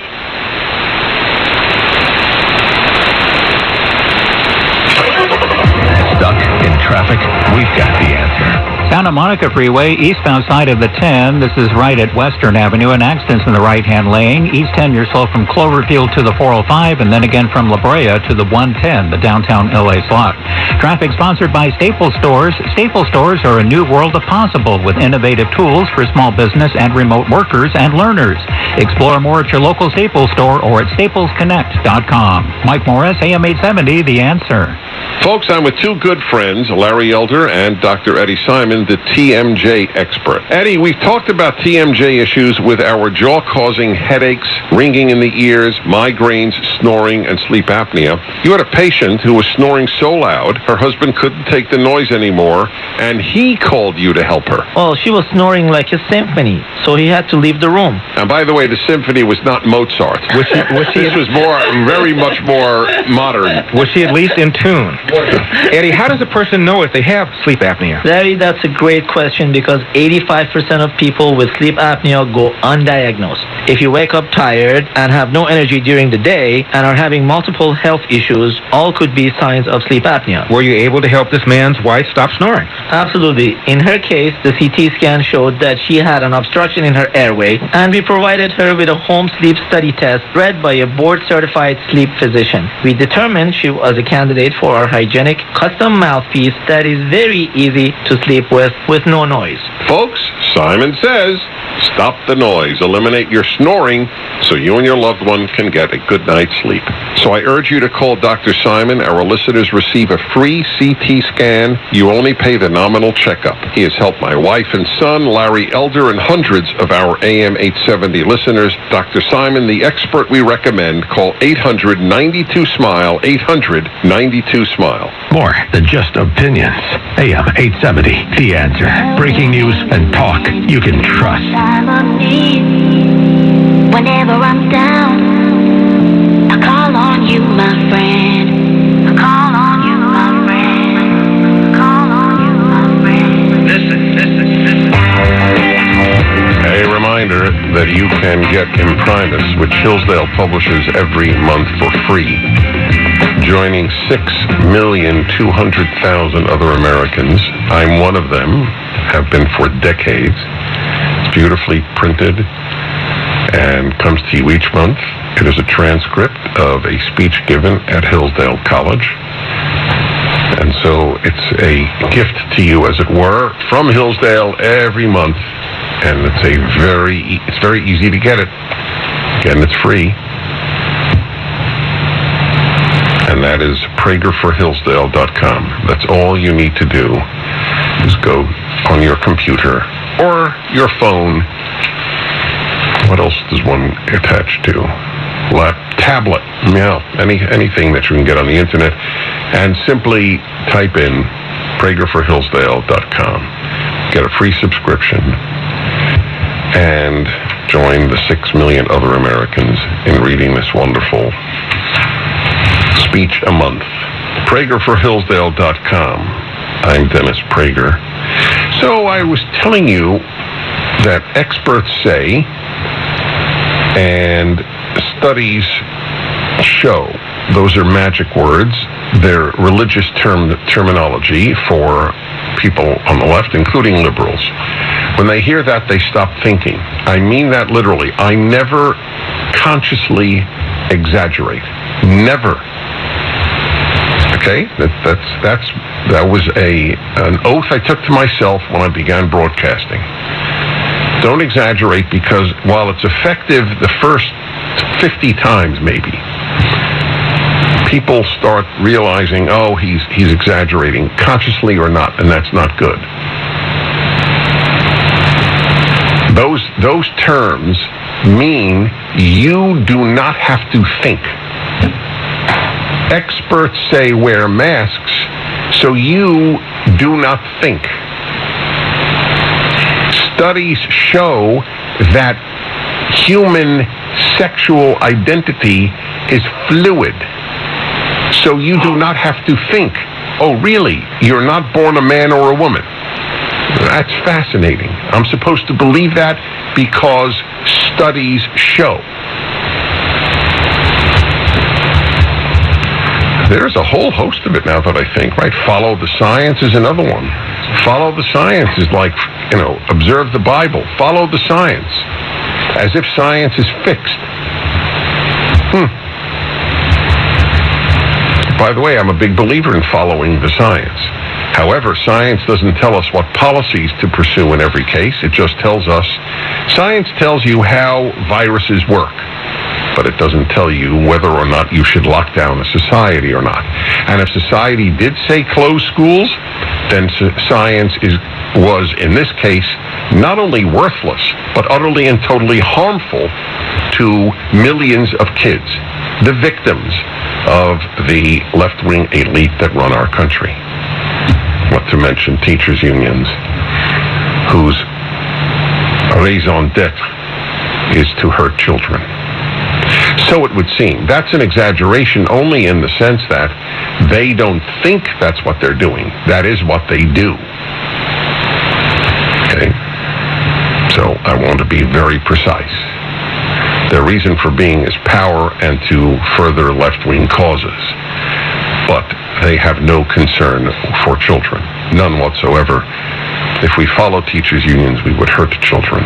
And we did follow teachers' unions, and we did hurt children. So I have a new example of experts tell us. A new one. The Wall Street Journal pointed this out in an editorial. In September of 2021, so that would be, 9 months ago, Nobel laureates in economics. Wow. In economics, they won the Nobel Prize. They said not to worry about inflation by passing. The Build Back Better was the big one, right? That was the $3 billion. In addition to the $1.9 billion. If I'm not mistaken. In any case, both of them, of course, were staggeringly inflation creating. Now, you understand, this is really important for you to hear. People who won Nobel Prizes in economics, what was the number of them? No. It was 17. 17 recipients of the Nobel Memorial Prize in Economic Sciences said that as the government prints unprecedented amounts of money that it does not have, I might add, it will not increase inflation. It will not be an inflationary problem. These people won Nobel Prizes. Here is some of what they said. Because this agenda invests in long-term economic capacity and will enhance the ability of more Americans to participate productively in the economy, it will ease longer-term inflationary pressures. Get that?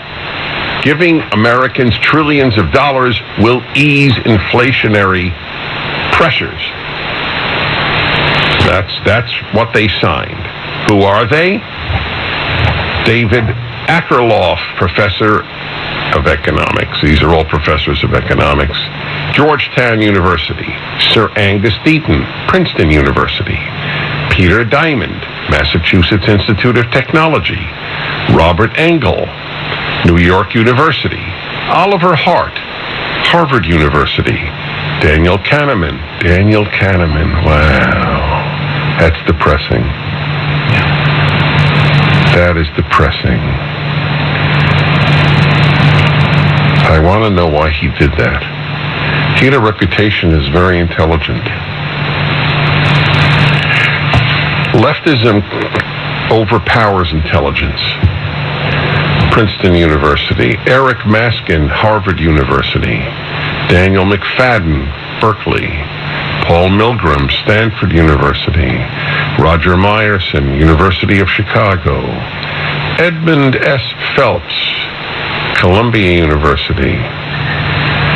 Paul Romer, New York University. William Sharp, Stanford University.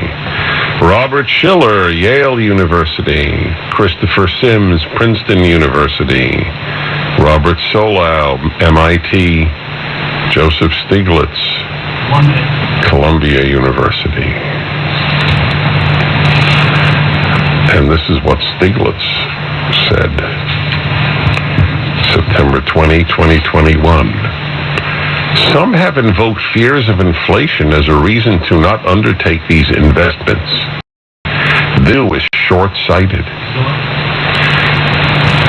Short-sighted, wow. You print trillions of dollars, think it might increase inflation, but it's a short-sighted view that it will increase inflation. This is what one of the signatories wrote on behalf of the other 16. Experts say, studies show. We'll be back. The Dennis Prager Show, live from the Relief Factor Pain-Free Studio. This is AM 870, The Answer. Stuck in traffic? We've got the answer. In Orange County, if you're on the 241 southbound right at the Eastern Trans Toll Plaza, it's a vehicle fire tying up the two right-hand lanes, and you have a solid backup on the 241 southbound from the 91 down to Santiago Canyon Road. Earlier on the South 55, this was right at the 22, a big problem. It was an accident in the carpool and left-hand lanes. That crash is gone. 55 south, though, you're slow from Catella to Dyer Road. I'm Mike Morris, AM 870, The Answer. The South Texas School District Police Chief is denying claims that he's not talking with state police investigating a deadly school shooting. Meanwhile, the executive director of the Combined Law Enforcement Association of Texas is urging members of the organization to be truthful and cooperative. Eventually, we'll have so many narratives running out there that no one will trust the truth when we actually know it. Uvalde Consolidated Independent School District Chief Pete Arredondo telling CNN he's in contact with the Department of Public Safety every day. He declined to explain what that means. DPS said yesterday that Arredondo, who is also a Uvalde City Council member, refuses to be interviewed on last week's killing of 19 Robb Elementary School students and 2 teachers by a gunman. Police waited about an hour to confront the 18-year-old gunman, who was later killed by law enforcement. Lead Executive Director Charlie Wilkinson says it's important for officers to tell the truth during the investigation. Law enforcement depends completely on the trust of the community. Southland weather, some low clouds and fog in the morning, then sunny. Highs mid-70s to mid-80s. Southwest winds at 15 in the afternoon. Tonight, partly cloudy in the evening, then low clouds and fog, low around 60. It's 68 in L.A., 67 in Fullerton. Larry Marino with breaking news and talk you can trust. AM 870, The Answer. Staples stores are a new world of possible with innovative tools for small business and remote workers and learners. Explore more at your local Staples store or staplesconnect.com. This is Ed Morrissey of HotAir.com for Town Hall. Americans deserve a real debate on violence and school safety in the wake of yet another school shooting in Uvalde, Texas. Unfortunately, our leaders have fallen back onto their talking points and rank demagoguery, preferring to stoke fear rather than produce real solutions. The perpetrator in Uvalde had a long track record of actionable behavior before the shooting. He had posted videos threatening to rape and or kill others and had been, quote, especially violent towards women. Had he been prosecuted or committed for his prior behavior, a background check would have prevented him from purchasing the firearms he used to kill nearly 24 people. Vigorous enforcement of existing laws and better tools to deal with mental illness are essential to community safety. Instead, Joe Biden offers hysterical nonsense about high-caliber 9mm firearms, which were not even used in this instance, and Congress debates gun bills that would have changed nothing in this or any other mass shooting. If we want change, we need leadership to change. I'm Ed Morrissey. Dennis Prager here. I want to tell you about a very important friend of mine. This woman has helped countless women fight and win their battle with breast cancer. Dr. Lisa Casseleth of Bedford Breast Center. I've known her for years. She has a lot to say about the fantastic work she and her fellow surgeons are doing at Bedford Breast Center. Dr. Casseleth, please tell our listeners how you help heal your patients. Thanks Dennis, it starts with really listening to patients, not just curing the patient from having breast cancer, but also giving them the results that they deserve. And we provide them excellent care and compassion. To learn more, go to bedfordbreastcenter.com. That's bedfordbreastcenter.com, or call 310-247-1998, 310-247-1998. Now is the time to take charge of your health. Bedford Breast Center, Beverly Hills, 310-247-1998. Listen on Odyssey. Follow all the midterm elections and California primary information here. We are AM 870, The Answer.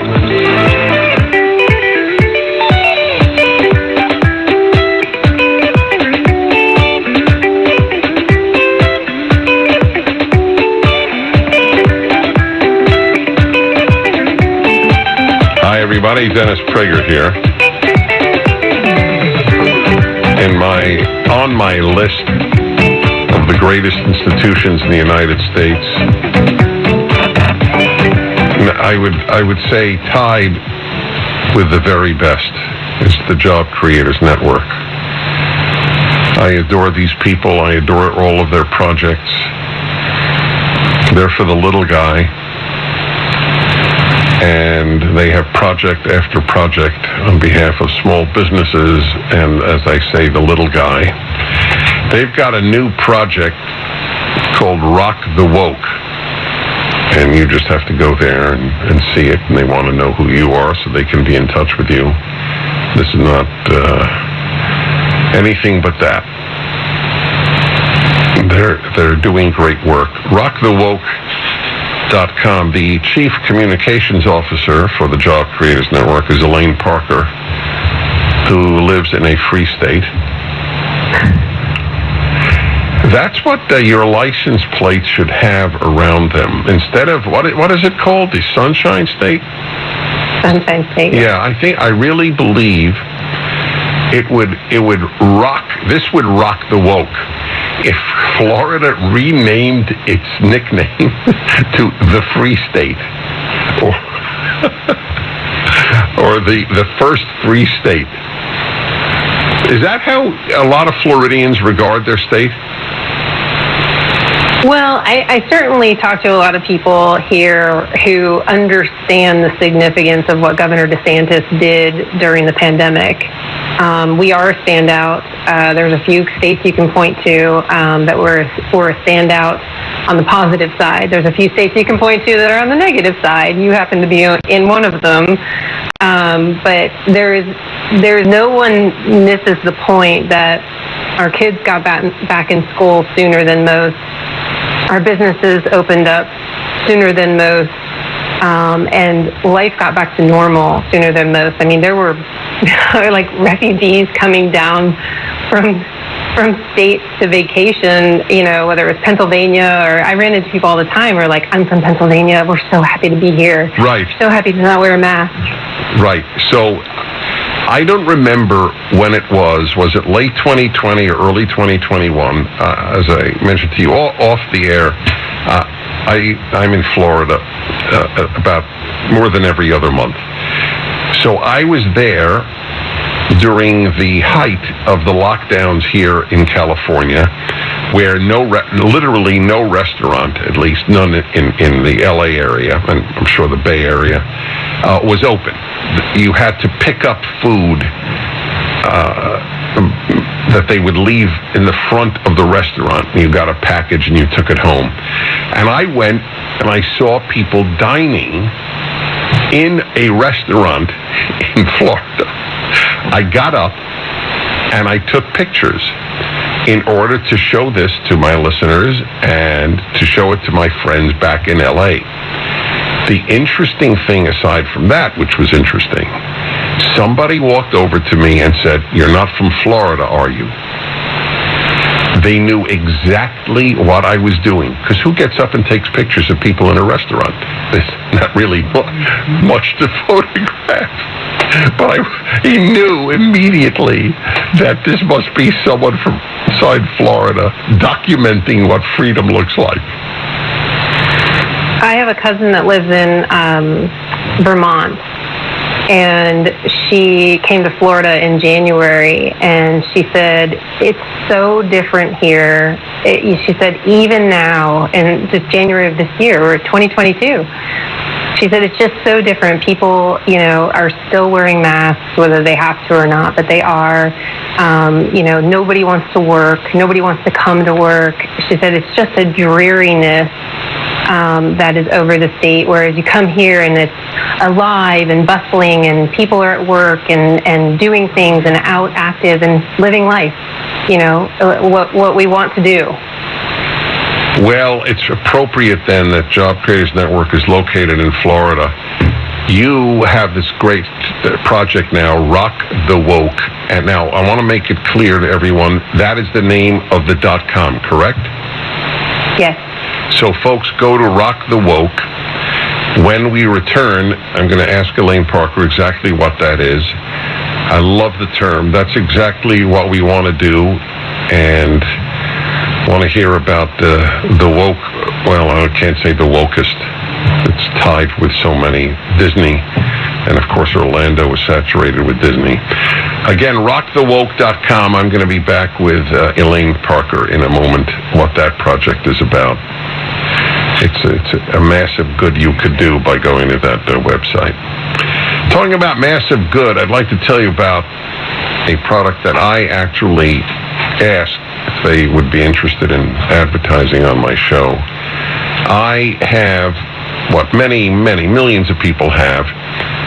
It's the fancy term is neuropathy, and people have it in their hands or their feet generally. I think generally, maybe even always. Anyway, tingling and numbness. So many years ago, I had special inserts made for my feet, which were tremendous help in when I wore shoes. Of course, the second I took the shoes off, both came back, numbness and tingling. So I tried this product that I saw on the internet, Nerve Renew, paid no attention, but all of a sudden, about 9 months later, I realized I'm going to try walking with no inserts. I threw them away. I haven't used them since. Try it for 2 weeks for free. There's a 1-year money-back guarantee. Try NerveRenew.com. America's facing huge challenges, out-of-control inflation, radical ideologies forced on our children and grandchildren, the worsening crisis at our southern border. The threats are real. But you don't have to watch your golden years be tarnished by the radical left. Folks at AMAC are action-oriented and fight every day to represent your interests on Capitol Hill. AMAC, the Association of Mature American Citizens, is America's conservative 50-plus organization. I'm a proud member of AMAC, and you can be too. To join, go to PragerForAMAC, AMAC.com, PragerForAMAC.com. Not only will you receive benefits like discounts on travel, cell phones, restaurants, your membership will help fight the radical left. For just $16 a year, that's not a lot. You can join forces with AMAC and 2.3 million Americans who share your values. I urge you to join or renew today at PragerForAMAC.com. Get breaking news on AM870theanswer.com. Stuck in traffic? We've got the answer. Checking your roadways heading to downtown Los Angeles. 110 northbound slow going from the 105 to the 4-level interchange. 110 southbound, you're jammed up from the 5 down to Wilshire. And that's it as far as slowing on the southbound side of the 110. And the Hollywood Freeway leaving Hollywood, 101 southbound, nothing but brake lights from Hollywood Boulevard to the 4-level. North 101, it's slow going from the East LA interchange up to about Glendale Boulevard. I'm Mike Morris, AM 870, The Answer. Dr. Gorka here, and you know me. I am very cynical about products, especially those that claim to help people suffering from pain. So when I tell you that Relief Factor truly works, I want you to know that I mean it. I suffered from a stiff lower back for almost a decade, one so painful it made it difficult to kneel in church on Sundays. When I finally decided to give Relief Factor a try, I didn't ever imagine that I would find myself free of the pain. But that's what happened. Now I take Relief Factor every day. Almost 70% of the more than 500,000 people who have tried Relief Factor end up ordering more.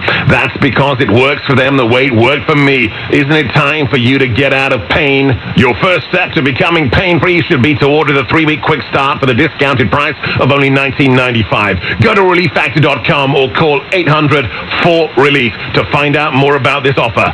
Feel the difference.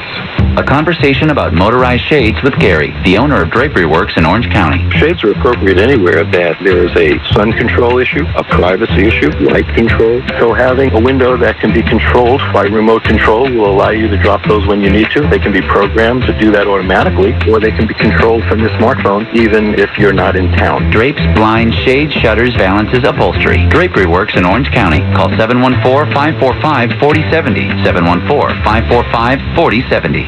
Keeping you part of the conversation. We are AM 870, The Answer.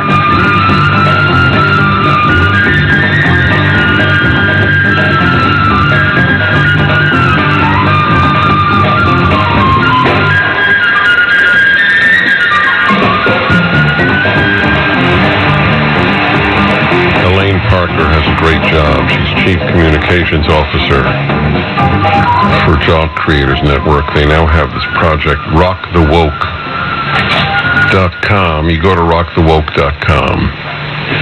So exactly what is Rock the Woke doing, Elaine? So I talked to you a couple weeks ago about Boardroom Initiative, and that is an initiative to push back on these woke companies through shareholder proposals and shareholder activism to get the attention of these boards that are going woke, who have a fiduciary duty to, to their shareholders to maintain the value of the company, which means focus on things that affect their bottom line. The Rock the Woke is kind of the cultural effort on the other side of things. So we get to have a little more fun outside of the boardroom with this one and focus on still woke corporations, but it allows us to go out there and do paid ads and interviews like this and bring people in who want to go to the website and show their support for rocking the woke, essentially, and pushing back on these companies who continue to do this and create a little bit of a cultural movement. We're asking people to go to the site and take the No Mouse in My House pledge. And of course, if you're wondering, that does have everything to do with Disney. No mouse in my house. I love it. I love it. Go ahead. And boycott Disney for doing what they did and speaking out on cultural issues that have nothing to do with their bottom line. Their CEO decided to speak out on something that had nothing to do, the parental rights law in Florida that was passed by legislature, signed into law by the governor. And he decided to weigh into something that had nothing to do with their bottom line and hurt the value of their company. And, they've lost 25, 30% in the value of their stock. And who does that hurt? That hurts everyday Americans who invested in those companies like Disney, and some of them living on fixed incomes. And, there are CEOs out there that have done much less than he did and got fired for, and yet he's still maintaining his job. And the company's lost considerable value as a result. And so we want to draw attention to that. So the No Mouse in My House pledge, you can go to the site. You can see the graphic as well. It's kind of fun. You'll be able to get bumper stickers and things like that as well with the graphic. But again, take the No Mouse in My House pledge. Great. I'm glad I asked you.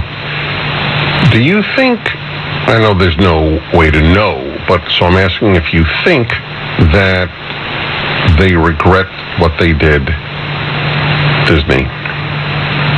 Well, they've certainly been quiet. And, obviously a big company like that would like a storm like this to pass. I mean, they've certainly been quiet. There were certainly consequences, extreme consequences to their actions in losing the special governance that they had.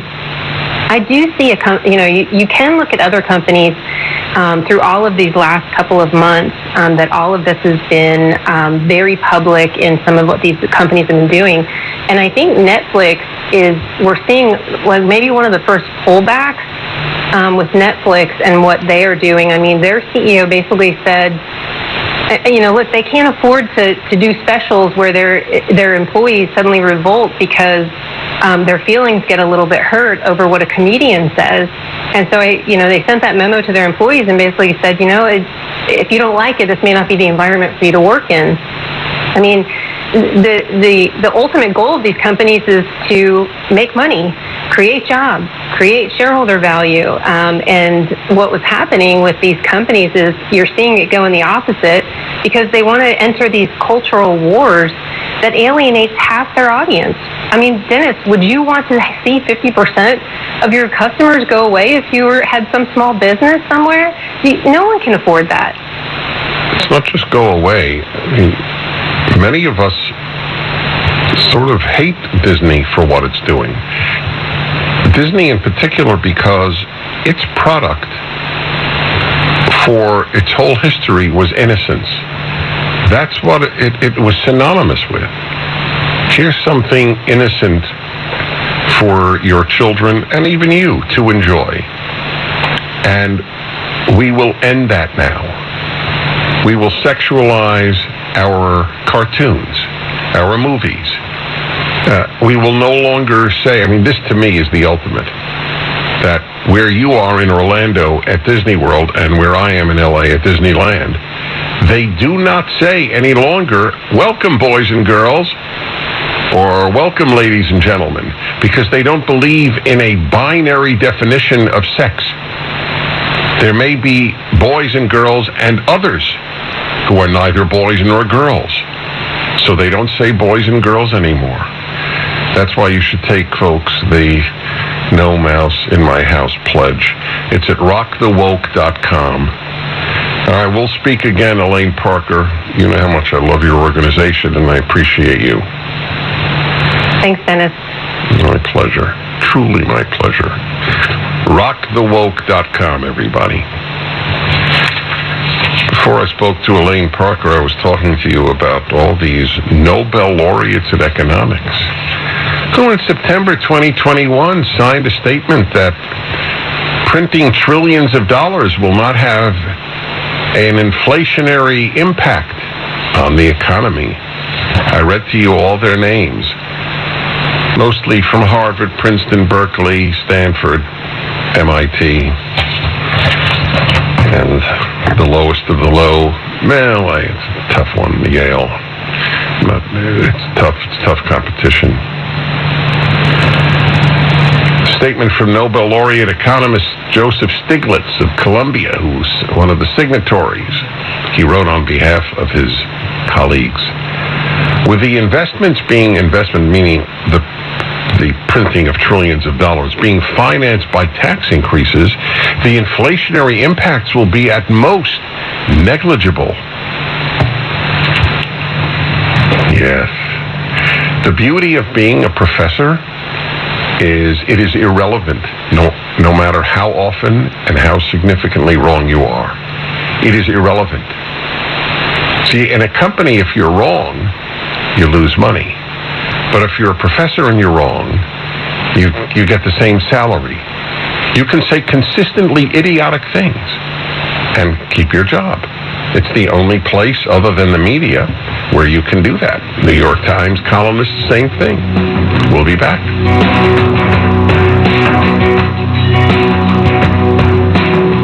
Now a word from our sponsor, BetterHelp. People give a lot of thought to relationships with others. What about your relationship with yourself? If your mental health has been taking a backseat for a while, reprioritizing yourself can feel overwhelming, but you don't have to do it alone. Therapy is one great way to start your journey back to a healthier you, and BetterHelp online therapy makes it easy. It's therapy that fits within your budget. Financial aid is available. Get the therapy in the comfort of your own home. Schedule weekly video, phone, or instant messaging sessions. Message your therapist anytime, anywhere. It's the world's largest online therapy service, covering a broad range of specialties. Their comprehensive quiz matches you with a therapist suited to your needs. Easily change therapists anytime to find exactly what you need. See why over 2 million people trust BetterHelp for online therapy. Get 10% off your first month at betterhelp.com/Prager. That's betterhelp.com/Prager. Keep it right here on AM 870, The Answer. Hey everyone, it's Tanya King, your self-employed mortgage specialist at Right Choice Mortgage. Things change quickly in the mortgage world, but life goes on. You can still buy a house, refi to get a lower payment, take cash out to buy that rental property, or pay off debt. We have a 40-year 10-1 priced far below the 30-year fixed rate to give you a lower payment and afford more. Interest-only and debt servicing loans too. If your accountant left you looking destitute on paper, call me. I can use your bank statements to qualify you instead of tax returns. Financing for the self-employed is what I do. I answer my own calls, so you only deal with me, a seasoned, experienced loan officer who has been through all this before and can help you navigate these crazy times. I recently helped one of my clients to consolidate his debt and save over $2,700 a month. Call me now, 888-220-9530. 888-220-9530. Call me for a free evaluation of your current situation. I answer my own calls, and you have nothing to lose. Call Tanya, 888-220-9530.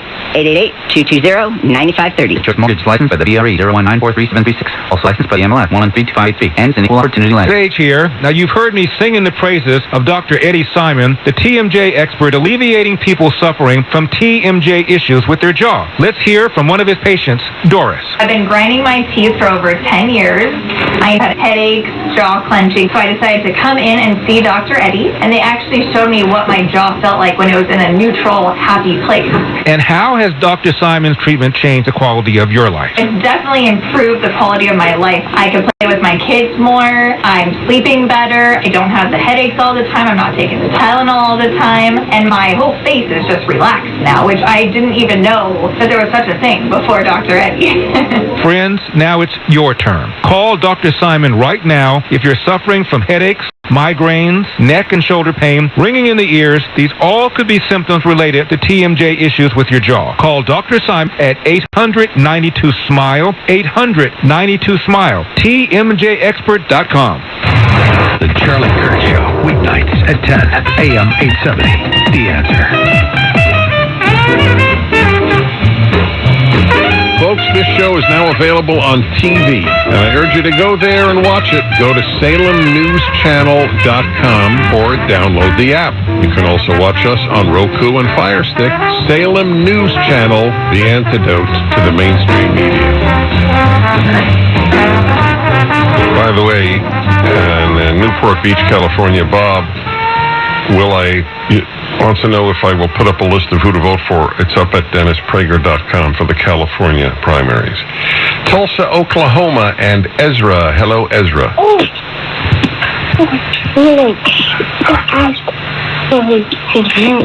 Hello, Ezra. You're on with Dennis Prager, whom you called. We're having a 13-year-old who... I'll answer his question even if he doesn't come on, but I'd love you to come on. Are you on? Yeah, I'm here. Okay. So what's on your mind, Ezra? So, I had a couple of questions. There's been a lot of alleged stuff that sources that you guys have used on your... Can you speak a little? It's hard to hear you. It's muffled. Are you speaking directly into a phone or are you using a speaker? I apologize. I was using a speaker. I apologize for this. Okay. So, I've heard that a lot of you guys, I'm not saying this is true, but there's been this thing that people say, like, oh, the sources that they use for the videos are incredible. Like, not, like, uncredible sources, not credible sources.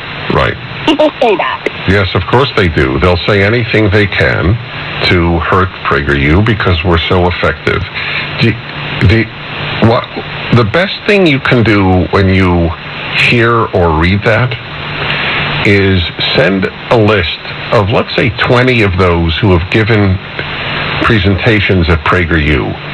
The Harvard, Stanford, Yale, Columbia professors. Who have given videos for us, some leading minds in the world, MIT, you name it. Do you think they're all lying? Ask the people who say that. Just give them a list, just of the professors and the universities they're affiliated with. So let me tell you, Ezra, I'm a religious person. And to me, lying is one of the greatest sins a human being can commit. You have no idea how much we work to get every fact on a PragerU video correct. My first commitment in life is to truth, because lies are the mother of evil. I hope that answers your question. Okay, everybody, the latest podcast with Julie and me is up, Dennis and Julie. You can watch it on YouTube, Dennis and Julie, and you can hear it at the Salem Podcast Network. She's terrific, and it's a different me that you'll see and hear. Dennis and Julie. This is AM 870, The Answer. Portions of the following are pre-recorded. KRLA, put it on. Breaking news and commentary. More than just the headline. From the voices you can trust. Hewitt, Jennifer Horn, Grant Stinchfield, Prager, Gorka, Levin, Kirk. This is AM 870, The Answer. Stuck in traffic? We've got the answer. Problems near the City of Industry, 60 westbound at Crossroads Parkway. It's an accident in the middle lane, and the 60 west, you're slow from Azusa Avenue to Paramount Boulevard. As far as the eastbound side, no delays from the East LA interchange to the 57. We're sponsored by Mattress Firm. Suffering from junk sleep? Mattress Firm can help. Get a king bed for a queen price and save up to $500 off during the best Memorial Day sale ever. Mike Morris, AM 870, The Answer. There's been another mass shooting. New information is unfolding about the nation's latest mass shooting in Oklahoma. Police say a gunman was targeting someone on the second floor of a Tulsa hospital when he shot 4 healthcare workers. Officers were inside the building within 3 minutes and found him dead. That's Michael Kastner reporting. The 18-year-old accused of a racist attack in the New York grocery store is due in court today. He'll be arraigned on charges of domestic terrorism and murder after being indicted by a grand jury. Police say the suspect allegedly opened fire almost 3 weeks ago, killing 10 people and injuring 3 others. The Ukrainian defense minister is thanking President Biden for sending advanced rocket systems in its next round of aid. Trey Thomas reports. The defense minister took to Twitter Thursday to say he was pleased to see the 6 letters for which the whole country has been waiting. HIMARS. That refers to the U.S.-made high-mobility artillery rocket systems that has a range of about 44 miles. The U.S. had resisted sending Ukraine weapons with greater range, fearing Russia would see it as an escalatory step. I'm Trey Thomas. Alerts about missing children are coming to Instagram. Here's Mark Mayfield. The social media app will feature Amber Alerts, which include things like a photo, last location, and a description of the child who has gone missing. The U.S. and 24 other countries will see the new feature first. Facebook launched similar alerts 7 years ago. Southline weather, low clouds and fog in the morning, then sunny, highs mid-70s to mid-80s, southwest winds at 15 in the afternoon. Partly cloudy tonight. It's 71 in L.A., 71 in Anaheim. Larry Marino with breaking news and talk you can trust. AM 870, The Answer. When you hear thunder, you take it as a warning of approaching danger. It's an ominous warning. Well, there's thunder on Wall Street, booming losses. So this weekend on The Gold Standard from Midas Gold Group with Ken Russo, we talk about financial storm clouds already overhead and how you can run to safe cover with your savings and retirement accounts. Tune in The Gold Standard this Saturday afternoon at 2:30 here at AM 870, The Answer. Spring means new beginnings and growth. So let's get your business's seeds planted with Salem Surround. Let us help your website bring you the leads your business needs to thrive. Let's make sure people find you faster and easier on the web. Our amazing team of media strategists are here to serve you with boots on the ground and real-world expertise. We live right here and know the communities you're trying to reach. We're media strategists, and we're very, very good at what we do. So let's grow together. For more information, email Laura Langwell, laura@surroundla.com. California schools are 48th in the nation despite spending $21,000 per year per student. Instead of teaching, government schools engage in endless social, psychological, and medical experimentation on our children.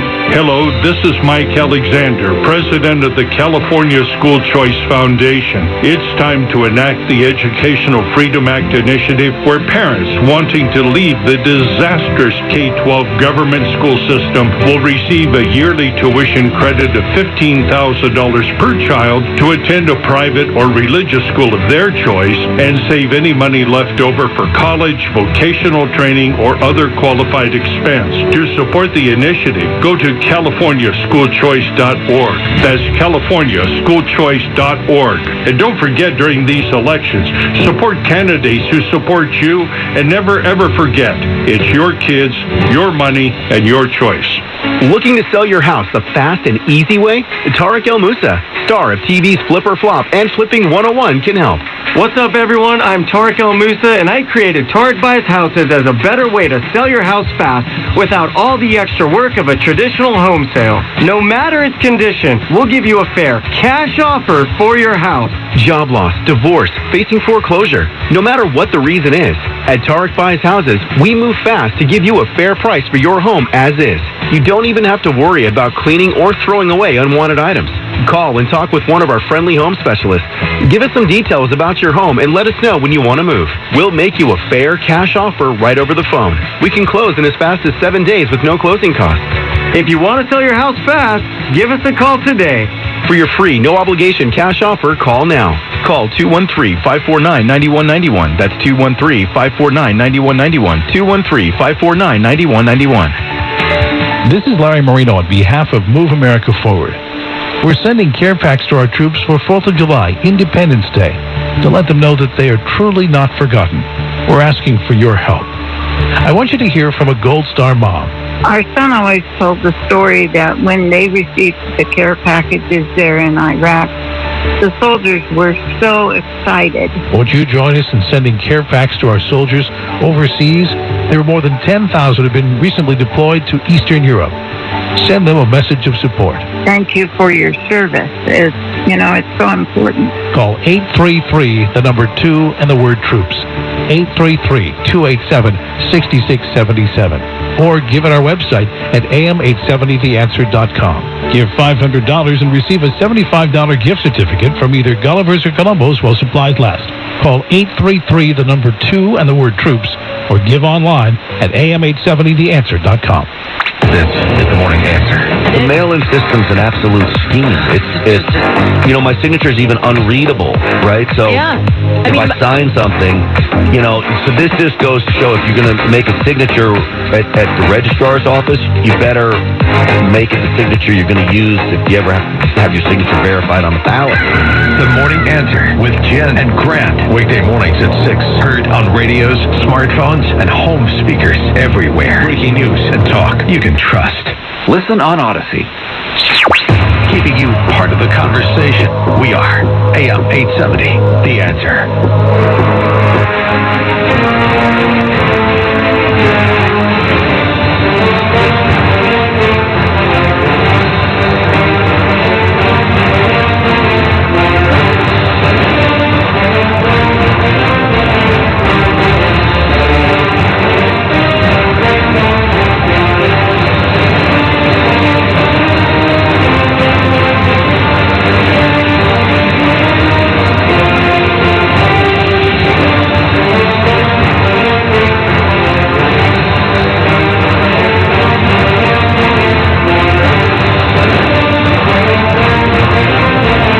Friends, I'm Dennis Prager, and it is my delight to welcome to the show Naomi Wolf. She has been present in my mind much of my life. It's hard not to be if you think about issues in life. One of the leading feminist thinkers in the country. And the question is, certainly my question is, has she reached a sort of epiphany with regard to life and regard to her outlooks with regard to life? Naomi, first of all, welcome to the program. And secondly, I have an opening comment, which you are welcome completely to dissociate yourself from. I do. I tell every guest it is a non-issue to disagree with me. In fact, I don't doubt that, okay. Which I appreciate. Thank you so much. Thank you.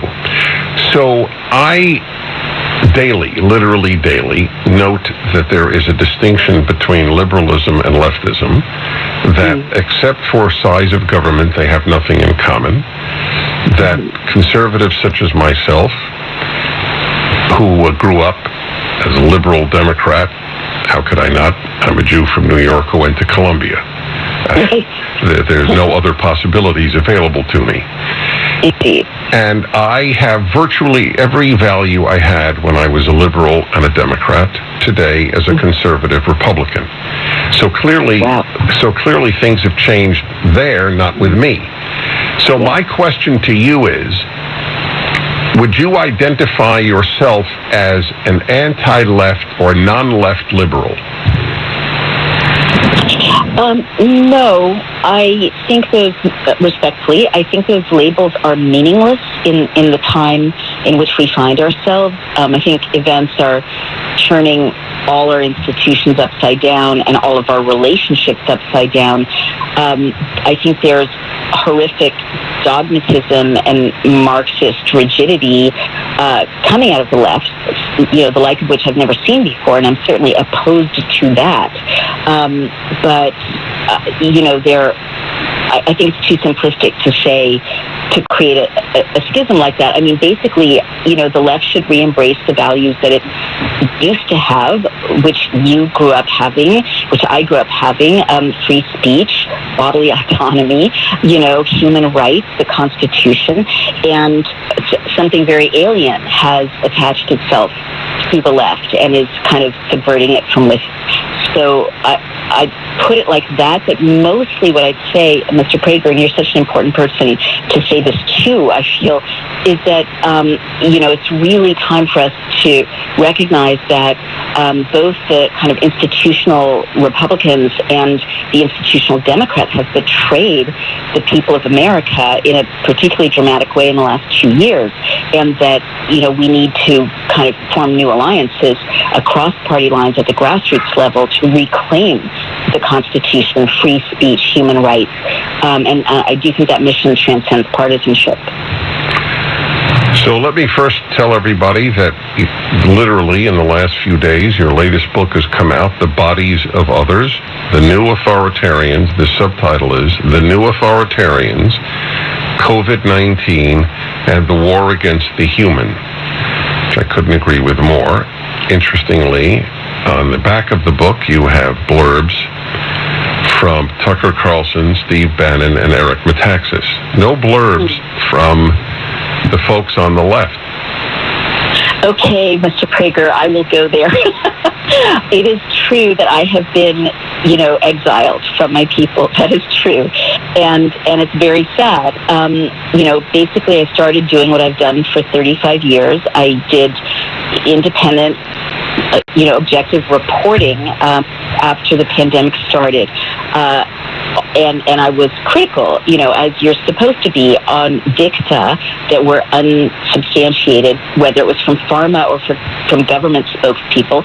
And I was especially critical of these lockdowns early on, which violate, the Constitution, First and Fourth Amendments, violate human rights, the forced mandates that violate the Nuremberg Code. And I was doing what I've always done, but unfortunately, I did get deplatformed from every major, social media platform, and I did kind of get attacked and ousted by, liberal left media and circles, because it happens that the people who are doing the tyranny right now are Democrats, right? And so there's a horrible thing going on in our country right now where on the left, yes, I'll say it, where you can't criticize our own people because then you're a traitor. And so paradoxically, again, I'm saying the same things I have for 35 years, support the Constitution, cherish human rights, and weirdly, after I got ejected by my own tribe, the people who happen to want to have this conversation about threats to freedom of speech and threats to the Constitution happen to be conservatives and libertarians. I welcome, the new friends. I do. I don't care. Like, I truly feel like I will talk to anyone about the Constitution, and I wish that it was a group of an audience that included everybody. I do see more and more people in the center and even on the left realizing that the narratives they've adhered to are crumbling. But I feel, very angry that people who are supposed to be humane, educated people in my demographic of background embrace the two-tier society, embrace lies, were slaves to, pharma marketing nonsense that was easily disproven, and have become a kind of cult. I'm glad to have new friends, but I would like my old friends to wake up and join. Yeah, it won't happen. So this is This is really important, and everything I'm saying comes from admiration because you have the rarest of human traits, courage. And I agree with so much of what you're writing these days. Her book, again, folks, is up at DennisPrager.com, The Bodies of Others, The New Authoritarians, COVID-19, and the War Against the Human. So in light of what you said, I have two questions. One, why did you say that my division was simplistic, since all your allies are on the right? I don't know why you and I have any difference about the division that exists today. And secondly, I'm just curious, other than Alan Dershowitz, can you name 3 liberals, let alone leftists, who agree with you, other than people like your brother-in-law perhaps, but names that my listeners and I would know? Just 3. Who agree with me about which part? That we are suppressing everything noble in America, like the most noble of all, freedom of speech, and it's coming entirely from the left. Yeah, you're right. I mean, you're right. That is, this is what's happening, Mr. Prager, and it's heartbreaking, and we should know, can I just say, as Jews, we should know better, like we've been here before, right? What's happening is people are saying to me, I really agree with you, and I admire your courage, but I'm not going to say anything publicly because, and then they give me nonsense reasons, right? Like completely ahistorical reasons, not understanding the danger they're in by enforcing silence and conformity with tyrannical edicts. And so they'll say things like, I don't want to, like they'll whisper, I don't want, I won't be invited to my bridge club if I, don't take the booster or raise questions about it, or I won't, or if I speak up against the masking of children, including my own child. Like these are people letting people mask their children. If I say anything, I won't be asked to join the PTA, or I won't, I might get shunned in my, child's soccer group. Or people say if I speak up against forced mandates of injections, which a lot of people across the political spectrum really don't like, because we're, human beings with a sense of bodily integrity, which is how, free will created us. They'll say, I would speak up, but I don't want to get in trouble with my boss. My boss won't like it. So, that's what's happening, and it's almost a cult. I mean, I've written about it as a cult, and people on the left, literally, I hear this across the country. They've been heavily propagandized by, NPR and CNN and MSNBC and the New York Times, and really told a series of shocking lies, and the president lies.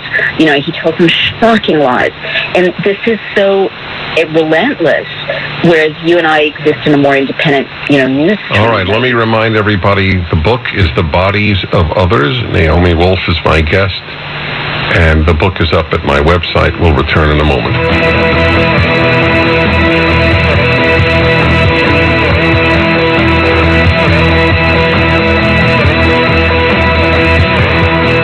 Rising interest rates, stock volatility, out-of-control inflation. People are concerned about what the future holds financially. This is Dennis Prager for AmFed Coin and Bullion. There's no better time than the present to move a portion of your IRA into precious metals. Gold and silver IRAs are more popular than ever, and dealers are advertising heavily for your business. You should know there's a right and a wrong way to set up your precious metals IRA. Mistakes could cost you hundreds of thousands of dollars in IRS fines. Nick Grovich, man I completely trust, owner of AmFed Coin and Bullion, has agreed to send you a concise report about how to set up your IRA and how to get the best bang for your buck. Nick and his team will be happy to help you set up your precious metals IRA or review your current account. Call AmFed Coin and Bullion 800-221-7694 for your free IRA report and all your precious metals needs. AmericanFederal.com. That's AmericanFederal.com. Right now, court packing is the real danger to our democracy. Make no mistake, court packing is a coup, and the usual suspects, Biden, Pelosi, Schumer, are working overtime on new radical plans to pack the Supreme Court. If we don't stop them from installing 4 more justices so they can rig the system in their favor, it will be catastrophic for our court, our country, and our way of life. We can't let that happen. Not on our watch. That's why we need you to join us. We're gathering a coalition of 1 million patriots to say no to court packing, no to this agenda, no to the Supreme Court coup. Franklin Graham, former U.S. Attorney General Ed Meese, and Dr. James Dobson, the Family Policy Alliance, the Heritage Foundation, and over 400,000 people like you are all on board. Sign your name now. Go to Supreme Coup, C-O-U-P, SupremeCout.com, SupremeCout.com to sign First Liberty's letter. Stuck in traffic? We've got the answer. Watch out in Studio City, East 101 at Laurel Canyon. An accident ties up the 2 right-hand lanes and you're backed up from DeSoto Avenue. We're sponsored by Wendy's $5 Biggie Bag. Wendy's Biggie Bag is just $5. Get your choice of a double stack, junior bacon cheeseburger, or crispy chicken BLT, plus 4-piece nugs, small fries, and a small drink, all for $5. U.S. price and participation may vary. Mike Morris, AM 870, The Answer. You've heard the latest news, traffic, and weather, but there's something else you should hear. Consider getting a COVID-19 booster as recommended by the CDC. Brought to you by BioNTech and Pfizer.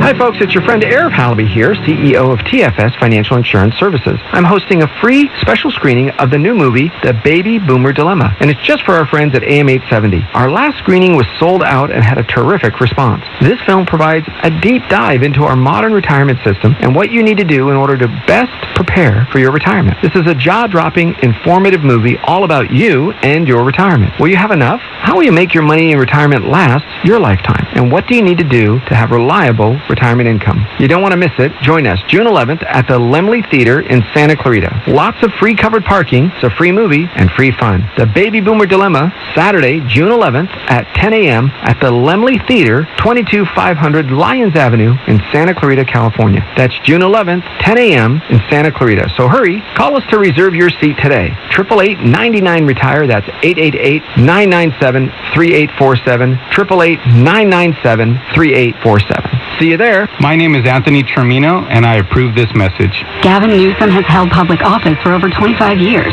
Do you feel safer? Do you like what's being taught in our public schools? Is this the California you want to hand over to your kids? Anthony Termino is not another politician. He's a businessman, father of 5, and grandson of an immigrant who fled communist Cuba to pursue the American dream. On June 7th, vote Anthony Termino for governor. This isn't about politics. It's about a better future for our kids. Paid for by Anthony Termino for Governor 2022. AM 870. The Answer.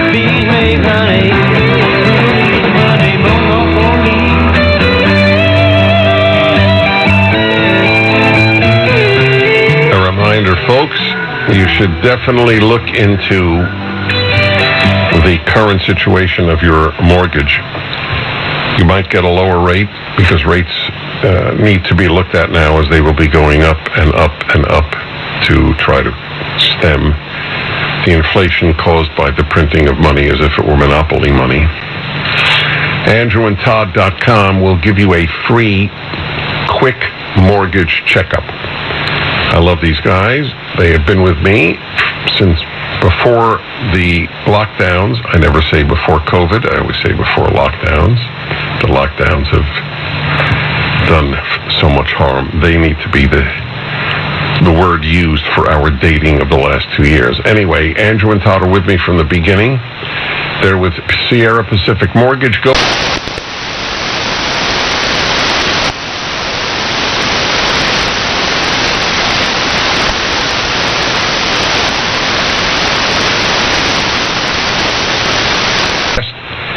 Naomi Wolf, one of the most prominent feminists, indeed one of the most prominent thinkers of our time, a lifelong liberal and Democrat, and still considers herself a liberal. I'll ask her about Democrat in a moment. She doesn't have to answer.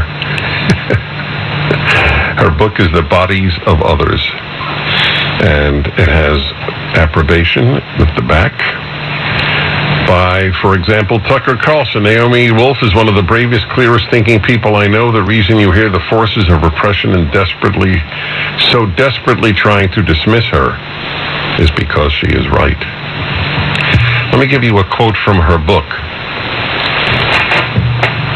The helter-skelter desertion of classical liberalism's, modern civilization's most cherished post-war ideals, the sudden abandonment of post-Enlightenment forms of critical thinking, the dilution of parents' sense of protectiveness over the bodies and futures of their minor children, the acceptance of a world in which people can't gather to worship. Some of the things that she describes as having happened. Again, the book is The Bodies of Others, and it is up at DennisPrager.com. So you don't have to answer, but I couldn't resist, and I'm not sure I could show up at home. My wife wouldn't let me in if I didn't ask you. So, are you still voting Democrat? No, obviously. Not right now. Oh, that's interesting. I didn't know what you would say. I've had people who've come to some of your realizations, and it's still too tough for them to vote row A as opposed to row B, or however it's done anymore, Republican and Democrat. Hold on. We're not hearing you all that clearly. We're trying. Yeah, I think we need to go back to the phone, folks. Because I want you to see Naomi Wolf, because she, at the the Salem News Channel, you can see my show, and sometimes you can see my guests. But that wasn't clear, my friends. So, it's radio. Audio is significant. I'll read to you another thing from her while we get her back on the phone. In this moment when freedom itself is in the balance, when the alternative is servitude forever, this decision on whether to speak up makes all the difference. Tyrannies only fall when there is mass resistance. You hear that, folks? History is clear on this. When it is just a few, well, they are marginalized, silenced, smeared, or when things go far enough, arrested. What matters most is that enough people stand up and resist all at once. And that is exactly what we are doing. It is exactly what many conservatives are doing, and almost no liberals are doing. They will prefer to remain, as Naomi Wolf said, in their bridge club. And that's not a cute line. That is true. So I have you back happily on, I wish people could see you, but yes. You'll have it back. Exactly. Mm-hmm. By the way, where do you live? We now live in the Hudson Valley, about 2 hours north of Manhattan. Well, you'll have more kindred spirits there than you would in Manhattan. Yeah, I mean, New York is still a straight-up tyranny. New York State, our governor keeps extending emergency law every 30 days. So we're not out of the woods yet. But, yes, Manhattan has become... Look, Ms. Prager, I can't go indoors in Manhattan. I mean, it is literally still a with the equivalent of Jim Crow laws. Hold on, we're having now phone problems. I'm sorry to say. Oh, Sean, we got it. We'll have to call her back. I want to hear every word, and I want my listeners to hear every word. I didn't. So while we call her back, are you aware of that? You can't go indoors. Oh, you can't go to a Broadway show if you're not masked. You can't go to a concert if you're not masked. I wonder if you can go into a museum. I wonder what it is with schools. But, of course, every big city in this country is governed by moronic ideas. As I've noted to you on many occasions, and I note in my Bible commentary of Genesis, every time the Tower of Babel is mentioned, it is mentioned in conjunction with the city attached to it. 3,000 years ago, the Bible knew the problem of idiocy coming from cities. I don't know of many exceptions to that. Almost all moronic ideas emanate from big cities. And now that has been the case in the 20th century and now in this one as well. To understand that is to appreciate what happens when you go there. I grew up in New York, and as I say, I didn't move. I fled. Unfortunately, I fled to a place that has caught up with New York, Los Angeles, but I now live outside of that. So good. We're back with you, Naomi, and forgive. Well, there's nobody to forgive. It's the way technology works. Exactly. Yeah. No, I was just saying that. California, where I grew up, is a horrific, cesspit of tyranny, and the bodies of children are being targeted. Children are there are bills that we've been fighting that will allow children to make their own decisions about their health care, if they're over the age of 12. And we fought hard to keep children from being injected just to go to school in some parts of California. And I don't recognize it anymore. And by the same token, in New York City, I was saying that I was in a hotel 6 weeks ago, and I literally could not sit at a lunch counter lawfully. And so I just sat at the lunch counter. Why couldn't you? Because why? Because I'm not vaccinated, which is nobody's business but my own. Of course, but that is still in effect in Manhattan. It was as of 6 weeks ago, yes. Wow. All right, hold on there if you would. Yeah. The book is The Bodies of Others. Naomi Wolf is the author. The book is up at DennisPrager.com. Keep it right here on AM 870, The Answer. Stuck in traffic? We've got the answer. Caltrans working in Garden Grove on the eastbound side of the 22. They're working in various lanes between Fairview, Hastur, and the City Drive until 3 o'clock this afternoon. No slowing through the cone zone. You're definitely slow right now on the South 605 from Rose Hills down to Firestone Boulevard. Also slow on the 110 northbound from the 105 up to the 4 level. Southbound side is slow from the 5 down to Wilshire. I'm Mike Morris, AM 870, The Answer. The amount of money awarded in a celebrity defamation trial is changing. Trey Thomas explains. Amber Heard now has to pay her ex-husband Johnny Depp just over $8 million. That's what the bill comes out to after the $15 million in damages was lowered due to a law in Virginia, and minus the $2 million the Pirates of the Caribbean star has to pay the actress. He won his case yesterday, saying he's truly humbled and finally has his life back. I'm Trey Thomas. Chick-fil-A is beginning to test autonomous delivery robots. More from Mark Mayfield. In a news release, the company said it was going to begin practice deliveries at some locations in California, Florida, and Texas. The robots have artificial intelligence and advanced cameras that let them navigate traffic, pedestrians, bikes, and more. They can only travel about 15 miles per hour, and during the first tests, they're going to be accompanied by human safety chasers. There is no timeline on when the restaurant will expand the program, but if initial tests go well, you could be seeing delivery bots at Chick-fil-A's across the nation. Southbound weather, we're expecting sunshine this afternoon, highs mid-70s to mid-80s, southwest winds at 15. It's 71 LA, 71 Anaheim. I'm Marino with breaking news and Talking Control AM 870, The Answer. Wendy's Biggie Bag is just $5. Get your choice of a double-stack junior bacon cheeseburger or crispy chicken BLT plus 4-piece nugs, small fries, and a small drink, all for $5. U.S. price of participation may vary. Attorney Michael Carney is responsible for this ad. Attention, former childhood residents of McLaren Hall in El Monte, California. If you were housed at McLaren Hall at any time during its 40 years in existence and were a victim of sexual abuse, now is the time to come forward, as you may be entitled to substantial substantial financial compensation. McLaren Hall housed tens of thousands of children waiting to be placed in foster homes. It was overcrowded and underfunded with poorly trained staff. Reports of both physical and sexual abuse were ignored. Finally, in 2003, its doors were shut in disgrace due to child abuse and neglect. If you were housed at McLaren Hall at any time and were subjected to any sexual misconduct, you may be entitled to substantial cash compensation. Call our McLaren Sexual Abuse Helpline now at 800-593-0319. The deadline to file a claim is close. Call now to get the justice, closure, and the financial settlement you deserve. No matter how many decades ago it was, call our law firm's McLaren Sexual Abuse Helpline right now at 800-593-0319. 800-593-0319. 800-593-0319. Are you depending on your investments for your retirement income? Well, huge market downturns can rob you of your retirement income.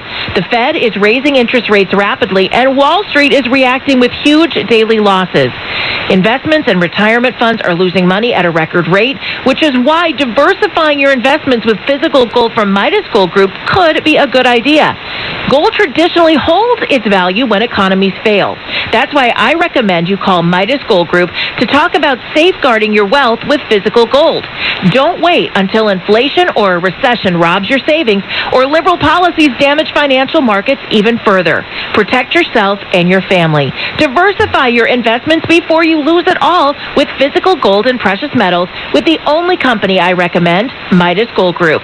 Log on to MidasGoldGroup.com, then call them 805-601-6000, 805-601-6000. It's gold you can hold. Listen on Odyssey. AM 870. The Answer.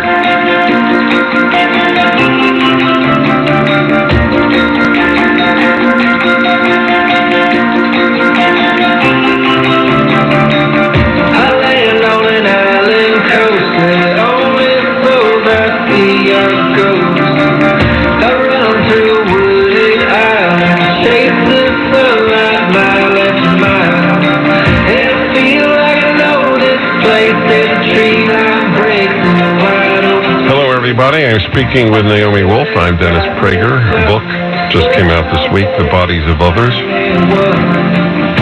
And just so you should know, lifelong liberal thinker. Tucker Carlson writes at the back of the book, Naomi Wolf is one of the bravest, clearest thinking people I know. And she is now loathed. I looked up a review of a previous book in the New York Times. The review actually opens with an insult. Do you happen to know what I'm referring to, Naomi? Probably. You're probably talking about Pool Seagal. So.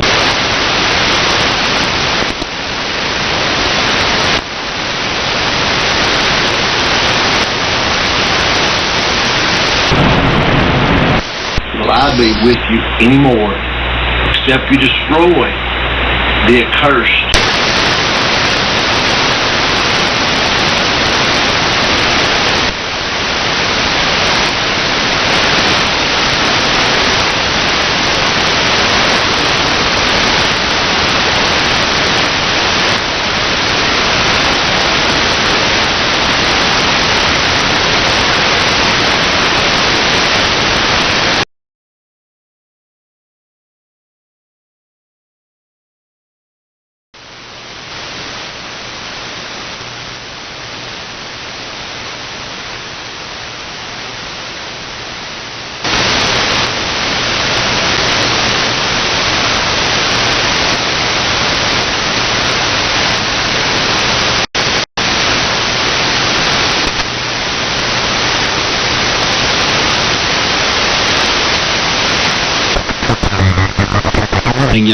Faites-nous part vous aussi de votre expérience. Vous êtes sénateur des Français établis hors de France. Vous m'avez dit combien de pays? 22 pays depuis le mois de janvier.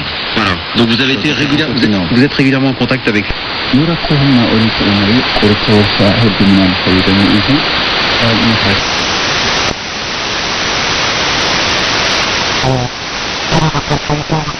Had 8 hours of sleep. Do you notice that when you use this music?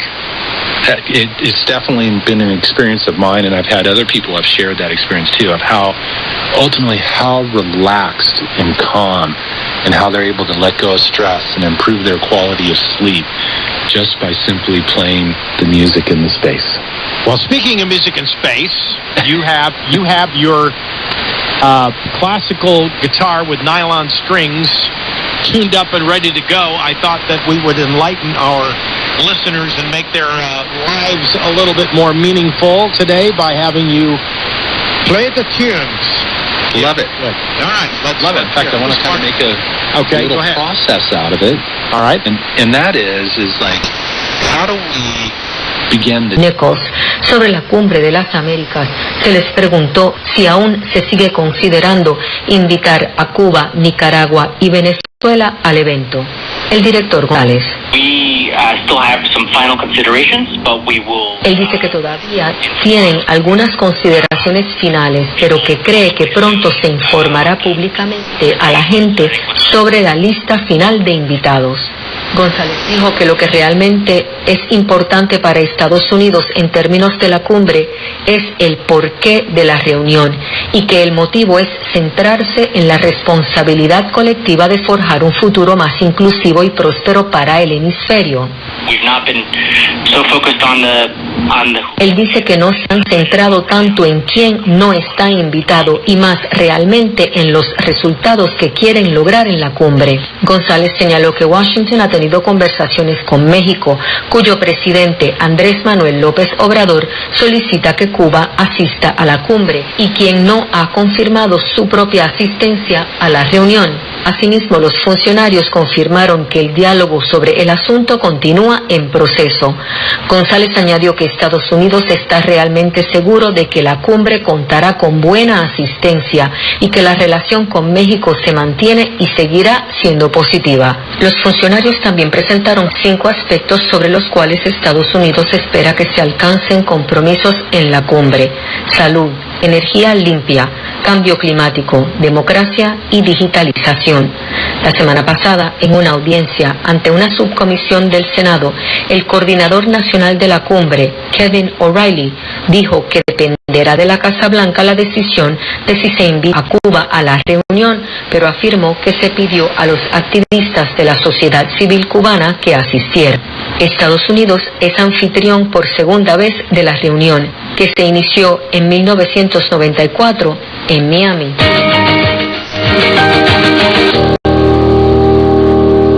Mientras tanto, el Pentágono anunció que Estados Unidos proporcionará inicialmente a Ucrania 4 sistemas de cohetes de artillería de alta movilidad para ampliar el alcance de Kiev en su guerra contra las fuerzas invasoras rusas. Agregó que se necesitarían unas 3 semanas de entrenamiento. Colin Kahl es el principal asesor de políticas del Pentágono. Él dice que anticipándose a esa posible decisión del presidente Biden, el Departamento de Defensa preposicionó el sistema HIMARS en Europa para garantizar que puedan ser entregados rápidamente a los ucranianos y puso en marcha un plan para que puedan comenzar a entrenar a las fuerzas ucranianas de inmediato, al tiempo que se garantiza que aprendan a operar los sistemas de manera segura y eficaz, así como a mantener el sistema. Kahl dijo que Estados Unidos recibió garantías del presidente ucraniano Volodymyr Zelensky y otros miembros de su gobierno de que estos nuevos sistemas no se dispararán contra territorio ruso, pero rechazó las advertencias de Rusia contra el suministro de tal armamento de precisión a Ucrania, diciendo que Moscú no tiene veto sobre la asistencia occidental a Ucrania para defender su propio territorio. Él dice que sobre la escalada están conscientes del riesgo y todo lo que están haciendo asociado con ello. Dice que el presidente Biden ha dejado en claro que no tienen la intención de entrar en conflicto directo con Rusia, no tienen ningún interés en que el conflicto en Ucrania se amplíe, evolucionando hacia la Tercera Guerra Mundial. Dice que entonces han sido conscientes de eso, pero al mismo tiempo Rusia no tiene derecho de veto sobre lo que envía a Estados Unidos a los ucranianos, que los ucranianos no comenzaron esta guerra, lo hicieron los rusos. Dice que los ucranianos no provocaron la guerra, que es una guerra no provocada, que los rusos pueden poner fin al conflicto en cualquier momento que quieran. Si están cansados de la escalada, todo lo que se necesita es que una persona diga alto. Y regresamos a Nueva York con Carmen María. Gracias, Michelle. Y ahora pasamos a Naciones Unidas, concretamente al Consejo de Seguridad y la embajadora estadounidense sobre el tema del lanzamiento de misiles balísticos intercontinentales por parte de Corea del Norte. El Consejo de Seguridad de Naciones Unidas sesionó bajo la presidencia de Estados Unidos para abordar el tema de la proliferación de la República Democrática Popular de Corea, conocida como Corea del Norte. El organismo que vela por la paz y seguridad internacionales no logró el voto requerido para adoptar una resolución debido al veto empleado por la Federación Rusa y por China, ambos miembros permanentes del Consejo de Seguridad con derecho al veto. La embajadora plenipotenciaria de Estados Unidos dijo que el resultado de la sesión fue decepcionante al Consejo no lograr una respuesta a los lanzamientos ilegales de misiles balísticos intercontinentales por parte de Corea del Norte. Linda Thomas Greenfield afirmó que el proyecto de resolución se encontraba en circulación durante 9 semanas, tiempo en que los dos países que vetaron el proyecto se negaron a comprometerse con el texto. No obstante, lo que la embajadora estadounidense dijo era la disponibilidad de flexibilidad durante las consultas previas a la sesión en el Consejo y el voto. Linda Thomas Greenfield añadió: Before today, this council had a remarkable record of consensus and collective action on this issue going back many years. In 2016 and again in 2017, the Council unanimously responded to DPRK provocations with resolutions that impose sanctions and bring collective condemnation to a very real threat to peace and security. Antes que hoy, el Consejo logró un consenso notable y acción colectiva en relación a este tema que se extiende a años atrás.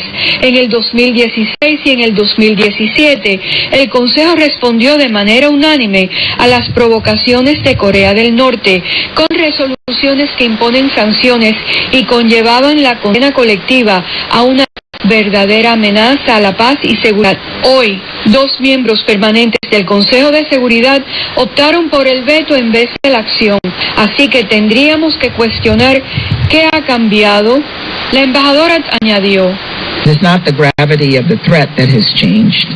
The DPRK is still expressing intent to advance its WMD and ballistic missile program, and it is flagrantly violating this Council's resolutions by launching ballistic missiles 23 times this year alone, including 6 ICBM launches, a missile system that in the DPRK's hands poses a grave threat to international peace and security and to members of this Council. No es la gravedad de la amenaza lo que ha cambiado.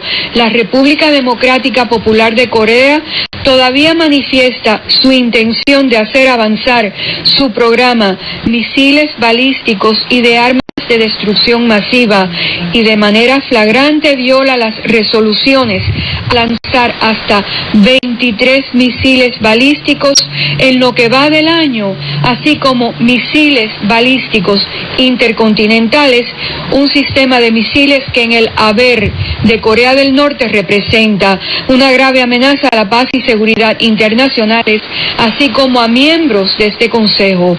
El mundo enfrenta un peligro real y actual por parte de Corea del Norte. La embajadora estadounidense afirmó que es por este motivo que 13 naciones de 15 en el Consejo de Seguridad apoyaron el proyecto de resolución, porque el mandato del Consejo no ha cambiado. En el 2017, afirmó Thomas Greenfield, el Consejo de Seguridad de manera unánime decidió que el organismo le aplicaría restricciones adicionales a Pyongyang si había otro lanzamiento de misiles balísticos intercontinentales. La embajadora dijo que la inacción por parte del Consejo de Seguridad solo ha servido para animar las intenciones de Corea del Norte. Al dirigirse al Pleno del Consejo de Seguridad como representante de Estados Unidos, Linda Thomas Greenfield añadió: And also, let me be clear, sanctions are not responsible for the dire humanitarian situation in the DPRK. It is the DPRK's own policies of spending resources on a WMD program to the neglect of its own people. No es la extrema situación humanitaria que ha cambiado. El pueblo de Corea del Norte sufre y aunque Estados Unidos le ha ofrecido ayuda humanitaria urgente y apoyo además para enfrentar la pandemia del COVID sin condiciones, estas ofertas de ayuda no han sido respondidas. No es la disponibilidad de Estados Unidos de mantener contactos diplomáticos con Corea del Norte que haya cambiado. Hemos hecho esfuerzos serios y continuos, tanto pública como privadamente, para lograr la diplomacia con Corea del Norte sin condiciones previas. Y hemos instado assurés par leur hiérarchie et comme dans le privé, si vous avez un bon chef de poste. The New, by the way, Testament. Yes. The angel of the Lord. It's actually Romans 13:10. I have to memorize. Love does no wrong to a neighbor. Love, therefore, is the fulfillment of the law. That's a grand statement.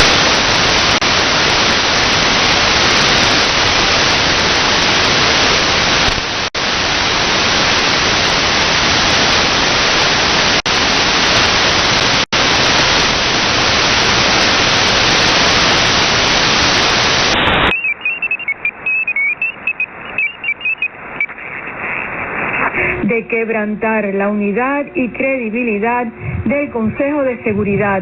Estos Estados miembros, según la diplomática estadounidense, también refiriéndose a Rusia y a China, han decidido proteger a un violador de las normas de proliferación nuclear de enfrentar las consecuencias de sus acciones al demostrar cuán poco valor tiene su palabra, al darle el consentimiento a Corea del Norte en sus acciones.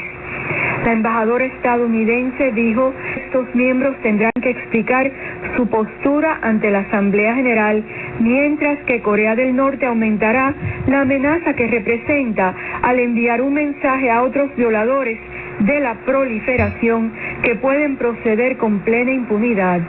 Linda Thomas Greenfield añadió que las sanciones no son responsables por la grave situación humanitaria de la República Democrática Popular de Corea, sino sus mismas acciones de gastarse los recursos en un programa de armas de destrucción masiva mientras se descuida de su propio pueblo. También en Nueva York hubo reacción ante el juicio de Luis Manuel Otero Alcántara y Michael Osorbo Castillo. Camila Lobón, recién salida de Cuba, quien estuvo presente en los sucesos del 27 de noviembre, habló con Radio Televisión Martí para referirse a los dos amigos quienes en Cuba enfrentaron juicio y próximamente sentencia. Así fue el intercambio con Camila Lobón. Sí, este es un día muy importante, relevante, sobre todo a nivel sentimental para nosotros. En el caso de los que somos además cercanos a Luis Manuel y a Michael Osorbo, que somos amigos y que formamos parte de esa sociedad civil que ha estado en los últimos 2 años batallando en la lucha por los derechos humanos en Cuba. Y nada, pues sí, estos 2 días han sido los juicios y decidimos organizar espacios así de comparecencia pública, de manifestaciones para visibilizar el caso y porque no podíamos estar tranquilos, ¿no? Con la injusticia que está cometiendo el régimen cubano, que era de esperar. Obviamente ellos son los figuras. ¿Tú no esperabas otra cosa, Camila? No, por supuesto. All these old emotions that we've all stored within us to one degree or another that need to be let go of so that we can continue to expand our consciousness, raise our vibration, ascend, however you want to define it and call it, and move into the next level of our expansion and growth.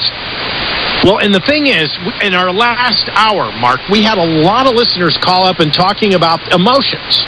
And this is what's driving us. We hear news, we process it, we have trust issues involving the news because half of that news is disinformation, and this is that disunity that you were talking about earlier in the show before you played your little excerpt here. And the thing that people want to know how they can get plugged in. And the thing is plugging into self. I think before you can plug into the community, you've got to heal yourself. Absolutely. Otherwise, you can't heal other people. And I've always said, take the speck out of your own eye. That's a biblical principle. Before you take it out of your brother, the eye of your brother. And the thing is that if we can do this and tune in and get our energies refined, I think it will open up and give us the clarity that we need to focus on healing others or the community and zeroing in on our thought processes and getting clarity so that we can actually function as logical, rational human beings in the real world rather than sit here and subscribe to the world of all these great reset people that are trying to change us into something that God did not intend for us to be. What's your take on all that? Well, it's absolutely true. There are really, over the years and the unfolding, and I'd like to say that I had the whole complete picture of how to work with the music and with what I was doing, but it was something that unfolded, and I realized that step one has to be healing. You have to heal your life. You have to get over, you have to transcend your challenges and the obstacles you're experiencing in your life. And and a lot of that means you got to go back in and forgive, let go of resentments, let go of old belief structures, release and dissipate all that non-supportive, lower density energy that hides you from who you really are. And then the next step is about awakening. It's about awakening and expanding your consciousness and your awareness to begin to start perceiving life in a different way. You're not running it through the filter of your old beliefs. And that was part of the beautiful thing about music. You were talking about music. Music has the ability to transcend all that stuff, all that critical thinking, number crunching that takes place within our heads every day. It transcends all that. I could play an instrumental piece. It can be understood in any country, no matter what language they speak. That's the beauty and the power of music. And so we have to expand our awareness and realize that we're something more than what we've been told. And then once we have healed, once we have become aware, then we can begin to start orchestrating, shaping and shifting matter and energy. We're the composer of our lives. What are you going to compose? And when you learn how to change things in your own experience, in your own life, then there comes this point where you can begin to start shining your light brighter, start positively impacting people in a different way. And if you get connected to others who are in that level of awareness, who have done the internal work, worked on themselves, expanded their awareness, then maybe you can come together and pray, visualize, whatever you want to call it, a world that works. A world that works. And see, when there's so much division that's sowed within the world today, that's the big key. If there's no division, what would happen for us? Amazing things could shift and break through. So, we're in the midst of it, but we all have our own inner responsibility to heal our lives, expand our own awareness, and then learn how to begin to manifest, orchestrate, create our life in a whole different way. Okay, and with that, now you have free music and a companion book, which we are going to make available to our listeners here on the Power Hour because we're all about solutions. And describe, when you go to markromeramusic.com/gift, describe what they're going to, what you reveal in there. So there's it's one of my most favorite pieces of music, and it's entitled The Journey. And it's really a piece of music to support you on your journey through life. Sometimes we get stressed out. Sometimes we get upset. Sometimes we get caught up in fear. Sometimes we get caught up in worrying about what might happen the day after tomorrow.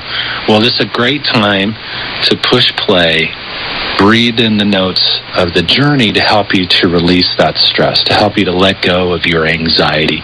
So it's really just a powerful tuning piece to begin to start tuning your energy so that you can find some peace. And it comes with a wonderful little PDF support book to help you to just become observant of yourself.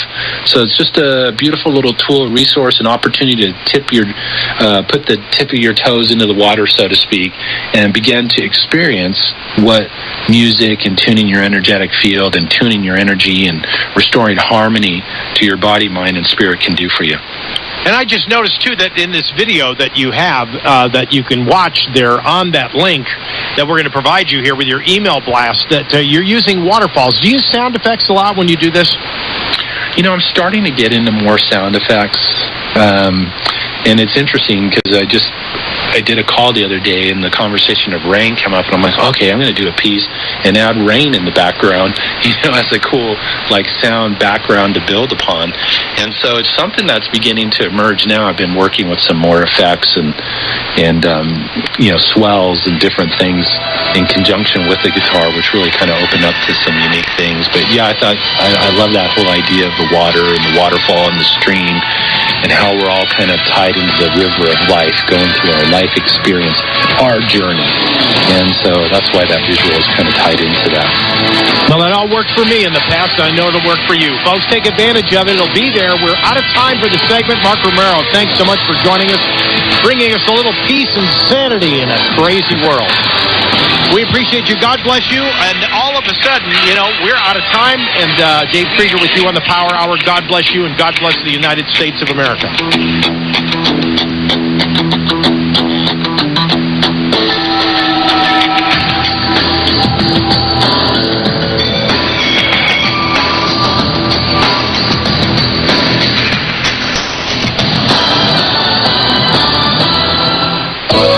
We've all heard about antibiotics, but what about probiotics? Antibiotic means against life. Probiotic means pro-life. Antibiotics kill bacteria that are infectious and harmful to the body. They also kill the good bacteria, though, that are necessary for good health. Probiotics from living streams replaces the healthy balance of friendly bacteria and normalizes the digestive tract. Gastritis, ulcers, diarrheal disease are just a few of the problems people develop when the intestinal flora is out of balance. Living Stream's probiotics create the healthy balance needed for good digestion, suppresses growth of pathogenic bacteria, and actually increases resistance to infection. Call the Power Hour, 877-817-9829. Order your Living Stream probiotics today. They're available in 2, 4, and 8-ounce bottles, and Living Stream's probiotics comes with a money-back guarantee. Get your body back in balance with Living Stream's probiotics today. 877-817-9829. That's 877-817-9829. Living Stream's probiotics. Everyone should be pro-life.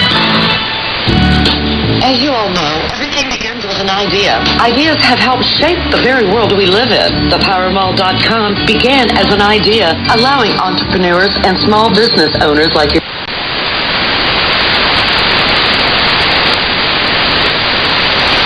WWCR, Nashville, Tennessee, USA.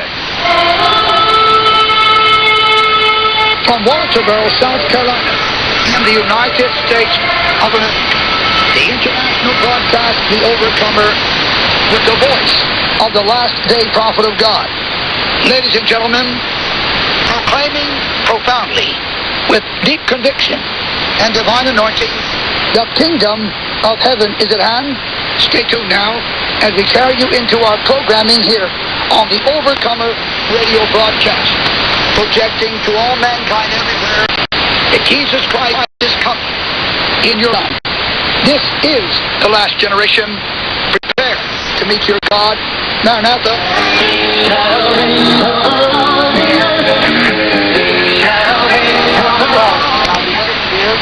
And I've been contemplating, watching the news, looking at the happenings on this earth.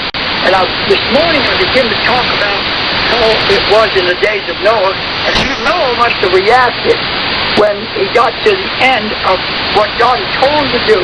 I don't know what else to do. Noah says, I've done everything God told me to do, and the boat is finished, the ark is finished. Now what do I do? And he was just waiting. He actually had to wait.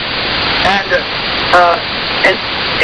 people probably mock him, all that time, Noah, all that work, all that money, and you got this boat, now what are you going to do now? And Noah didn't know what to do. He had to sit and wait. Well, that's where we are today. That's where this prophet is. I have preached a message of admonition and warning.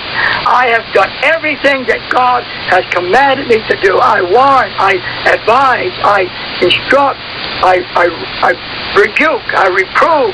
I do all those things. And it seems like the Word of God is of none effect. But the only thing that spares me in my thinking is that God said, few there be that find it. I've been told by the Word of God that they'll come and they'll sit down in your presence and they'll say, hey, man of God, tell us, give us instruction, tell us what to do. But he said, then they'll say, well, we hear you. We're listening to you, but we're not going to do. And that's where we are on this earth today. With all of you people who listen, wherever you may be, you're still sitting right there. You won't make any move at all. I remember coming on the broadcast some time ago and telling the people, you are going to have to strive. Seeking is not sufficient for today. You're going to have to strive. And how many times have I said that? But it just seems like the Word of God is of none effect. They don't fear the Word. They don't fear the instructions.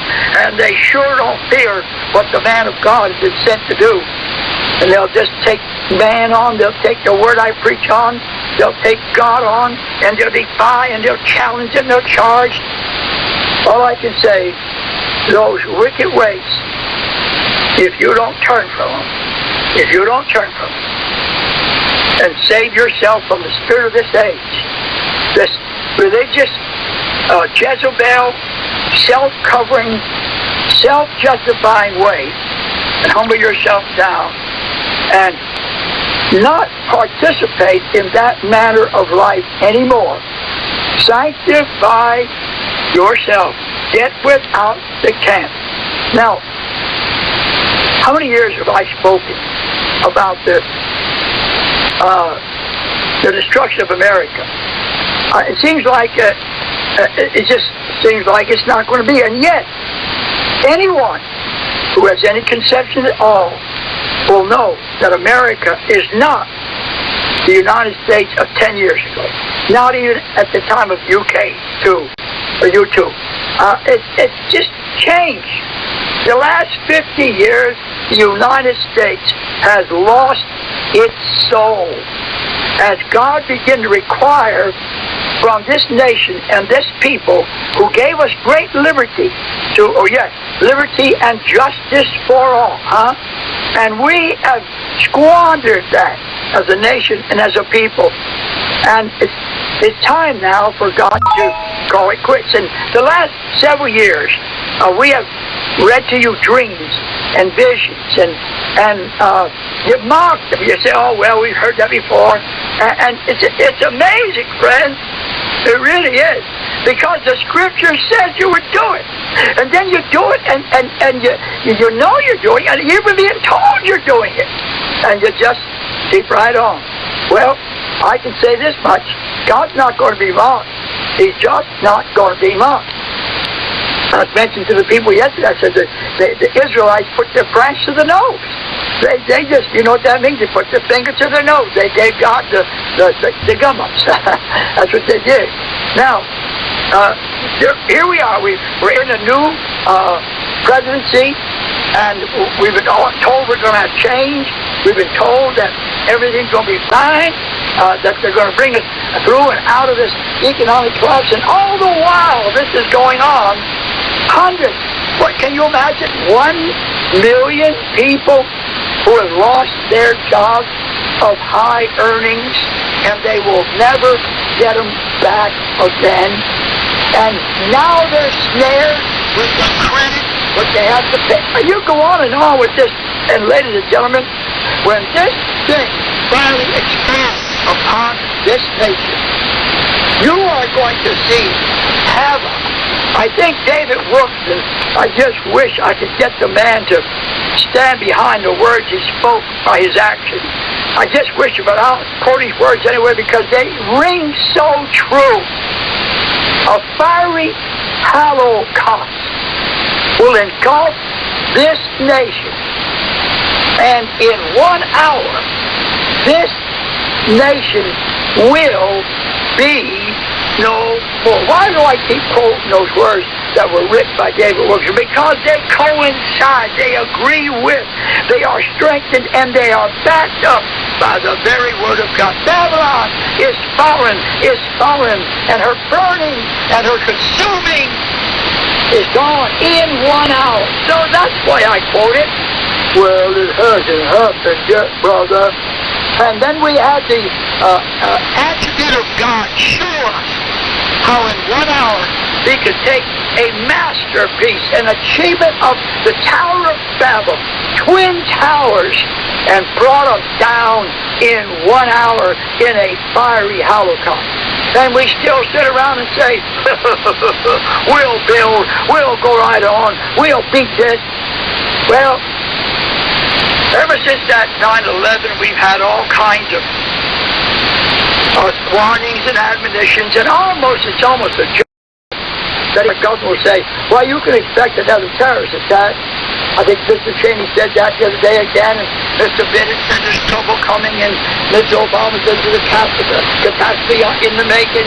And all of these things are coinciding with the admonitions that we receive from the Lord.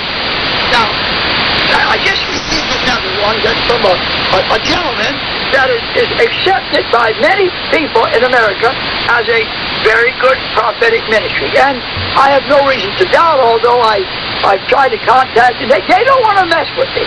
These other prophecy boards, I don't know why.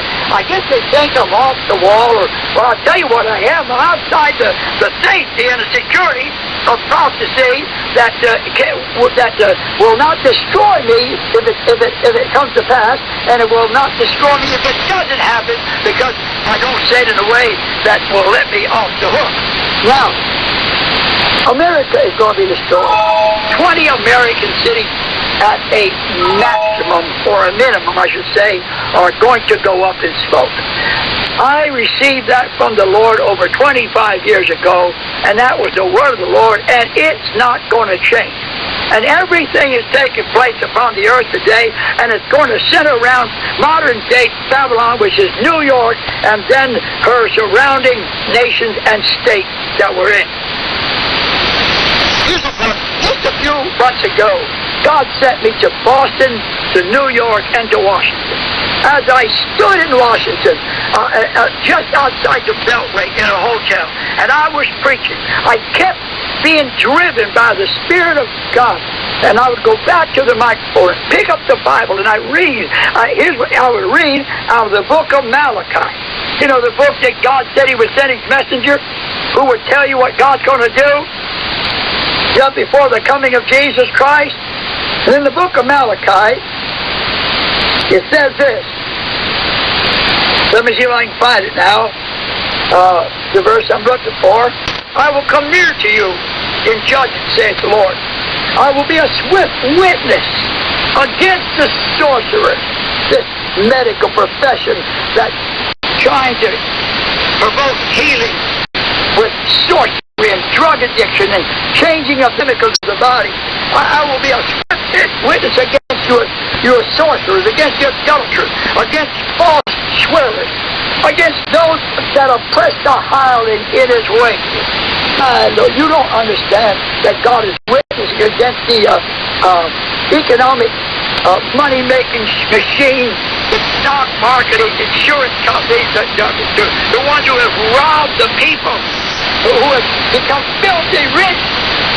God said, I'll be a witness against you that oppress the hireling in his wages, the widow and the fatherless that turn aside the stranger from his right, and fear not me, saith the Lord.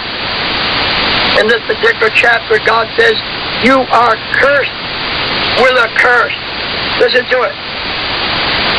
Will a man rob God? Yet you have robbed me. You've taken my blessing. You've taken my anointing. You've taken my word, and you've used it to live your lives of vanity. You stole my glory. You won't give me honor. You won't praise me. You won't worship me. You are cursed with a curse, for you have robbed me, even this whole nation, even this whole nation. So Brother writes, there has been inside of me a great concern for Washington, D.C. area and the government of the United States as a whole. It seems each day it changes in the way he has me to pray for the president.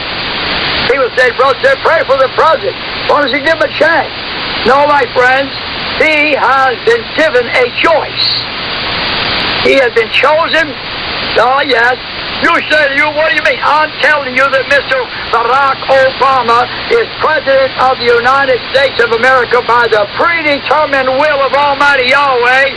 And you're going to see a delusion through this man, a delusion, a seduction, as he turns people away from God, as he's a forecaster or a runner of the man of sin who is going to take over the world. And you can sit there all day long and mock me if you will, but you're going to see just in a little while. Let me just read it. It changes in a way that God speaks to me. He says, he has been praying for the president and many other areas of the nation. One thing I know, the warfare for the soul of this nation is the highest it's ever been. And I'm concerned because of the cold-hearted Christians who are being seduced by this modern Babylon. America's lost its soul, brother. God required our soul even in our last election. We had no choice to pick anyone with any God-fearing tenets. I've told you 1,000 times, whether you sit there and laugh at me all day long, it doesn't make a difference. I am going to face the words that I speak in the presence of Almighty Yahweh. The brother says, I see terrorist activity changing in their plans for this country. Shall I see one very well-timed attack, which is timed one right after another. Time, and what is going to be revealed in that time? Is that going to be the time of the revelation, the one who will be behind it? Will it be exposed this time who is really starting the terrorism around the nation and around the world? It goes on and says, for example, You are listening to the Overcomer Ministry radio broadcast from Walterboro, South Carolina. For our most current contact information, please visit www.overcomerministry.org. There you will find our mailing address, radio schedule, and phone numbers where you can listen to the broadcast at any time on your phone. Also, make sure to check out the Overcomer podcast. Our prayer line is 843-701-5053. 843-701-5053. See teams of men positioning themselves in different locations across the country. This is part of what I saw a few years ago when I had a visitation from the Lord, of which a message was put out upon it. What I saw has happened, part of it anyway, but the bigger picture is to come and is imminent, or very soon, at any time, unexpected. We are in great trouble. Oh, God. You know, some of you say, why do you read these things? Why do you say? Because, you see, I know what truth is. I have an understanding of truth. I discern what's truth. I don't care what jackass God uses to bring the truth. It doesn't make any difference. We deal with truth. The brother goes on and says, so many areas are so easy to get and cause much death and destruction. From New York to San Francisco, to hotels, big gambling casinos, shopping malls, rural mid-American cities, schools, colleges, trades. We've had train attacks over the past 5 years that were reported as accidents. America's landscape is about to be changed. The great shaking of the earth that you've heard talked about is upon us, as well as the great power outages in certain areas. We have experienced many, but more are coming. We need to pray. We children of God, keep our eyes and ears open. 2009 is going to be an unusual unsafe here. We must be ready mentally, spiritually, physically.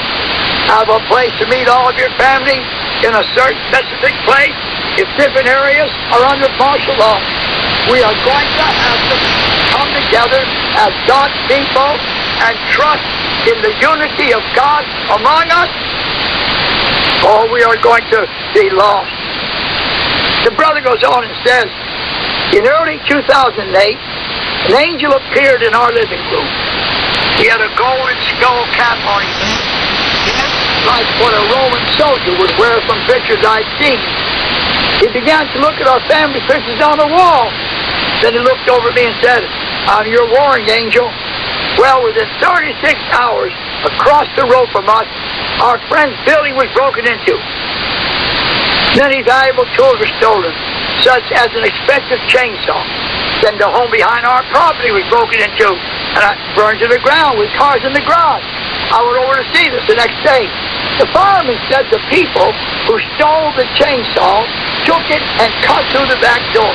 The family was not home. The thieves could see that the road breaking into houses and stealing. We were spared. Isn't that amazing? Well, my friend, the economy was not the headlines at that time. Unemployment was not as high as it is now. We must not be slothful, though, as these things get more difficult. Thieving, breaking, rioting is going to take place all over this land. Unprecedented natural disasters are at hand. The bird flu is killing over 60% of the people who have contacted it. We read about this, a few died just recently in China. 100% of the birds died that have had this plague. It's not a matter of if, it's when, because several cases have already appeared. President Bush, when he was in office, went to Congress to get orders to have martial law activated when the bird flu plague spread. Scientists say that scientists forewarn us that hundreds of millions of people will die in a very short time in the anticipated pandemic. In the book of Mark, it says many will fall away. They will deceive because of the lawlessness. Many people have their love for grow cold, their love for God, their love for their family, their love for their fellow man. The lawlessness is being seen everywhere. We must be filled with the Spirit of God if we are to keep the love of God in us. The economic meltdown has caused cold-hearted Christians to become like the world. Oh, that's the truth. This kind of sickness can get you killed. The bird flu plague will not pass over. We're not walking with God. When these things come, my friend, you will not be preserved in the day of God's judgment. May God help us. We also want to keep our eyes on Israel and Jerusalem because they're in a political conflict going over there. It's amazing again. While their very existence is being threatened, we see the political money makers fighting for power. Watch Israel. The brother says, take out Iran's nuclear capabilities soon. Russia's even given Iran satellite information on all of Israel's aircraft activity. Despite this help from Russia, Israel will have no problem hitting Iran's nuclear complex from land, sea, and air. It's close. You're going to watch Isaiah 17 come to pass. Isaiah 17 come to pass. You listen to the Overcomer. My name is Brother Stan. My telephone number is 1-843-538-6689. I just wonder again, as I sat here in the last few moments with such a quickening and anointing, I just wonder, the burden of Damascus. Behold, Damascus is taken away from being a city. It shall be a ruinous heap. The fortress also shall cease from Ephraim, and in the kingdom from Damascus and the remnant of Syria, they shall be as the glory of the children of Israel, saith the Lord. I'm just reading a little bit from that historical scripture in Isaiah chapter 17. With your eyes on Jerusalem. But when you see the city, compassed about with armies, know ye therefore that the desolation thereof is there. I always like to say it like that because it is such a clear perspective. The abomination that naked desolate, the complete affront against God. The situation development where man will say he is God and will sit in the very temple of God.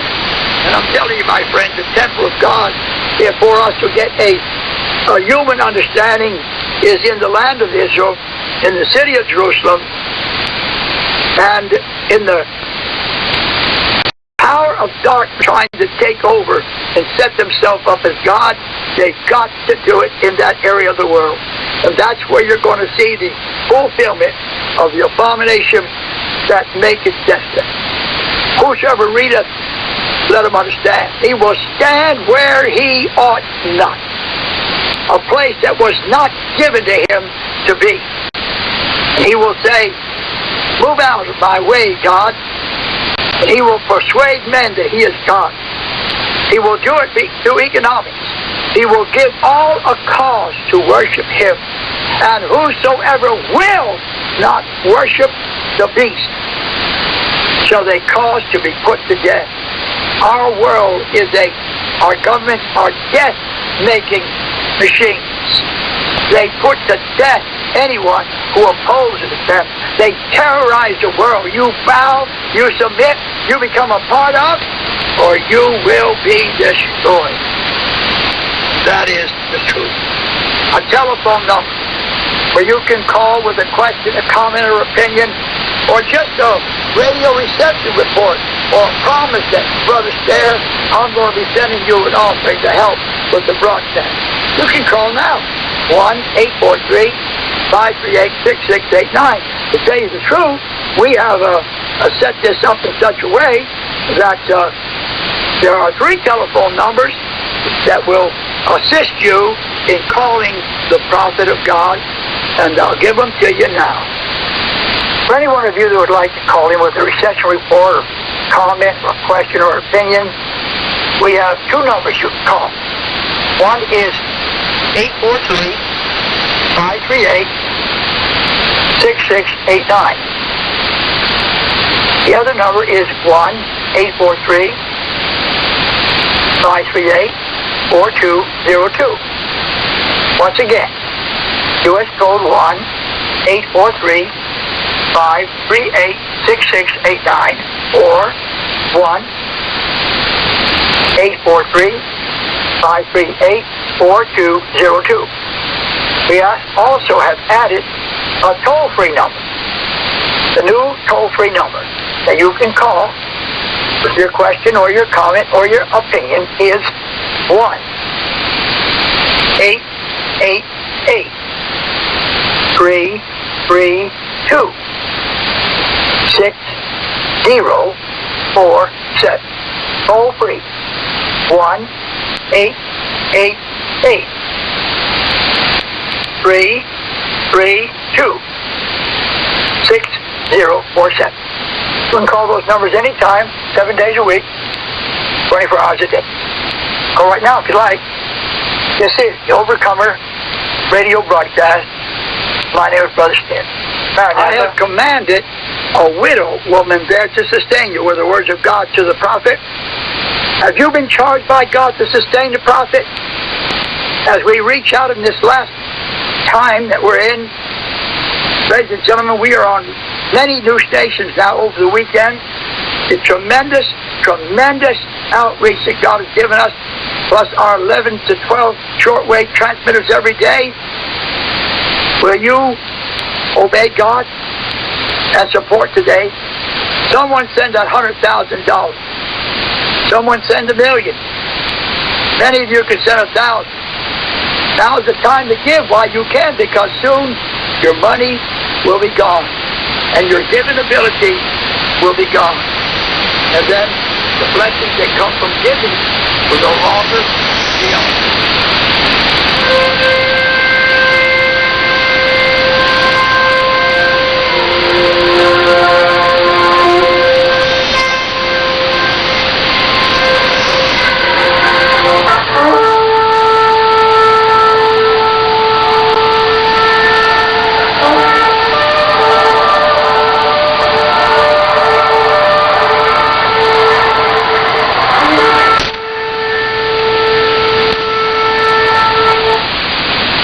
Friends, I'd like to give you an update on our increased radio coverage throughout the land, especially on the weekends. Every day now, between 5 and 6 a.m., the Overcomer is on KLAV, 12:30 a.m. in Las Vegas, Nevada.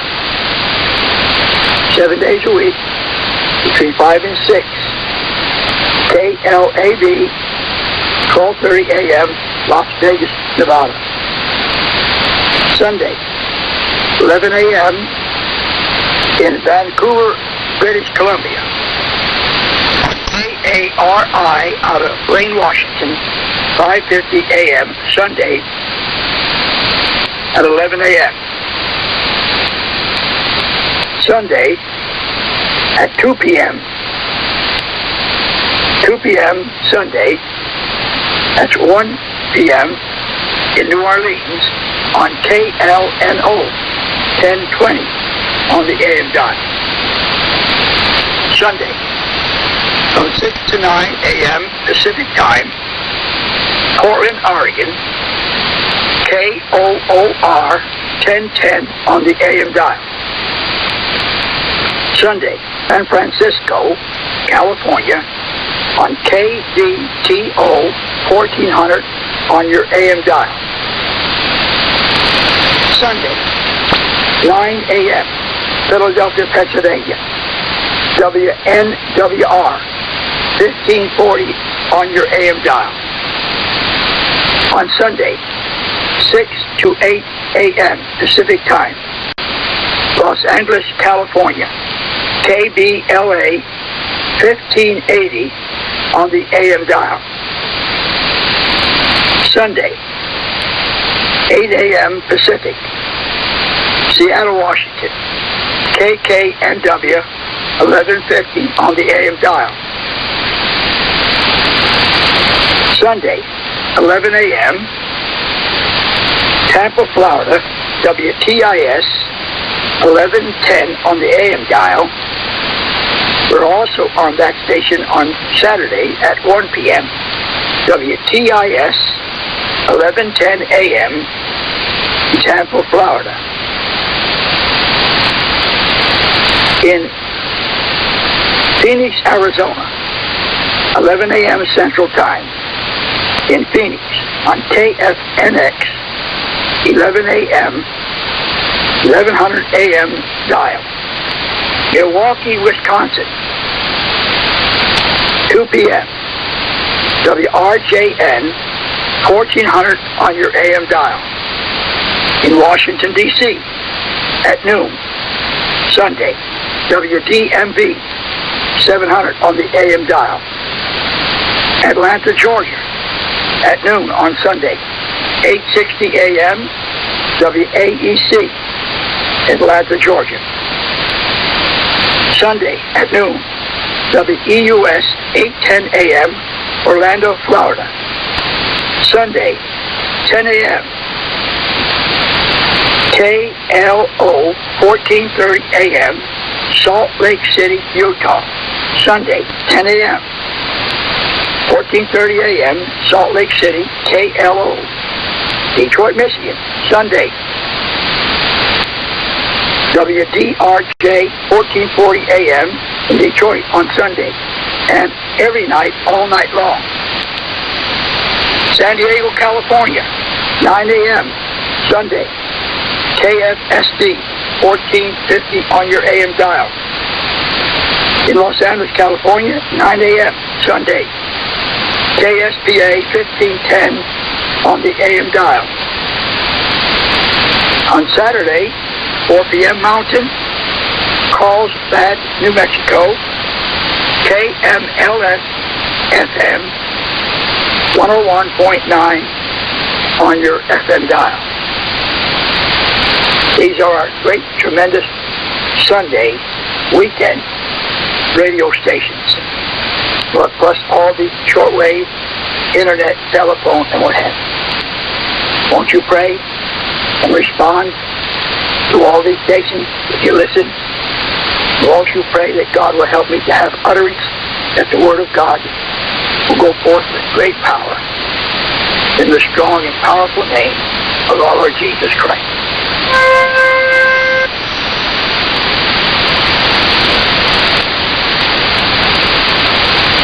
What can I say more? There is such a time as Mr. George Floyd said back during the Second World War, Prime Minister for the First World War, I expect a climax of horror, he said, such as the world's ever seen. I can't get away from it. I look at it. I look at the various things that's being spoken and being talked about. For instance, I read supposedly an intelligence report states that China is preparing itself for total global war over the collapse of the world's economy.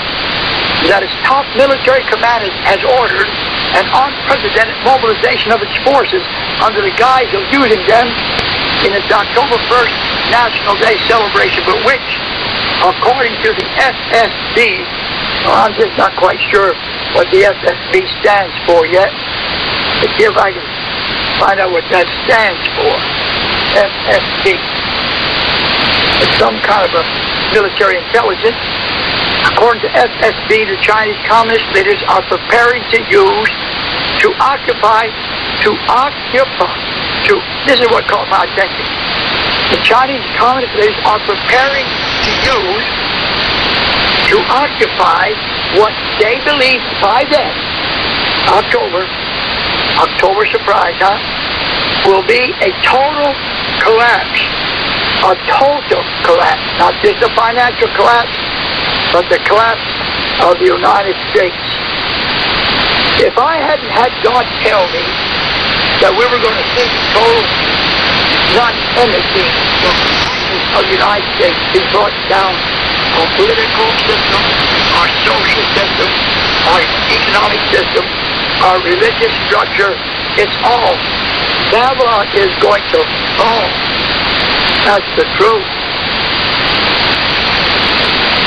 Did not be advised by the American people about this titanic struggle that is going to determine if their nation is to survive, is that their new President Obama is openly reaching back to the last American president facing his nation's destruction, Abraham Lincoln, and of such comparison we can read, as it was reported in Newsweek.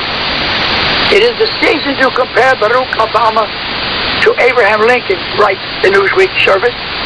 Two thin men from rude beginnings, relatively new to Washington, but wide to the world.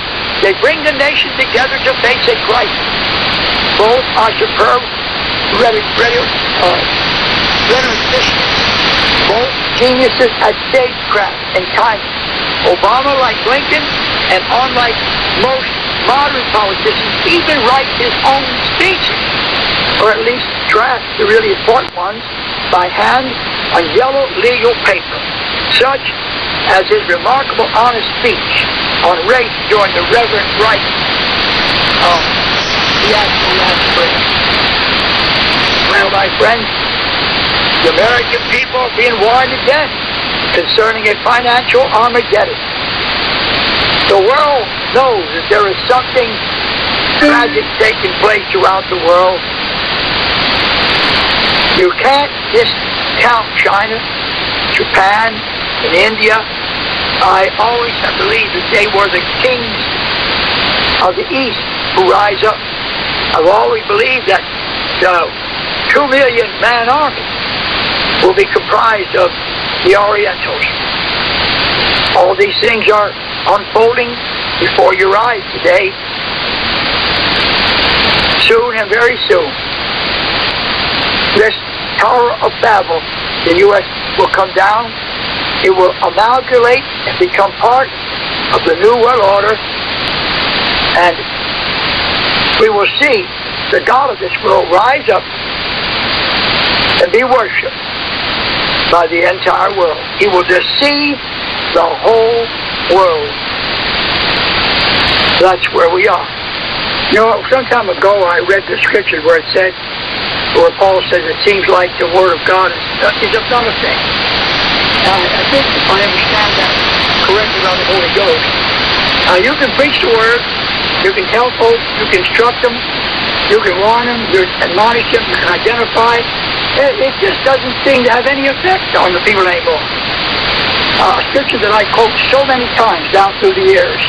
If my people would humble themselves, prove your own self. But where are you in the faith? What are you?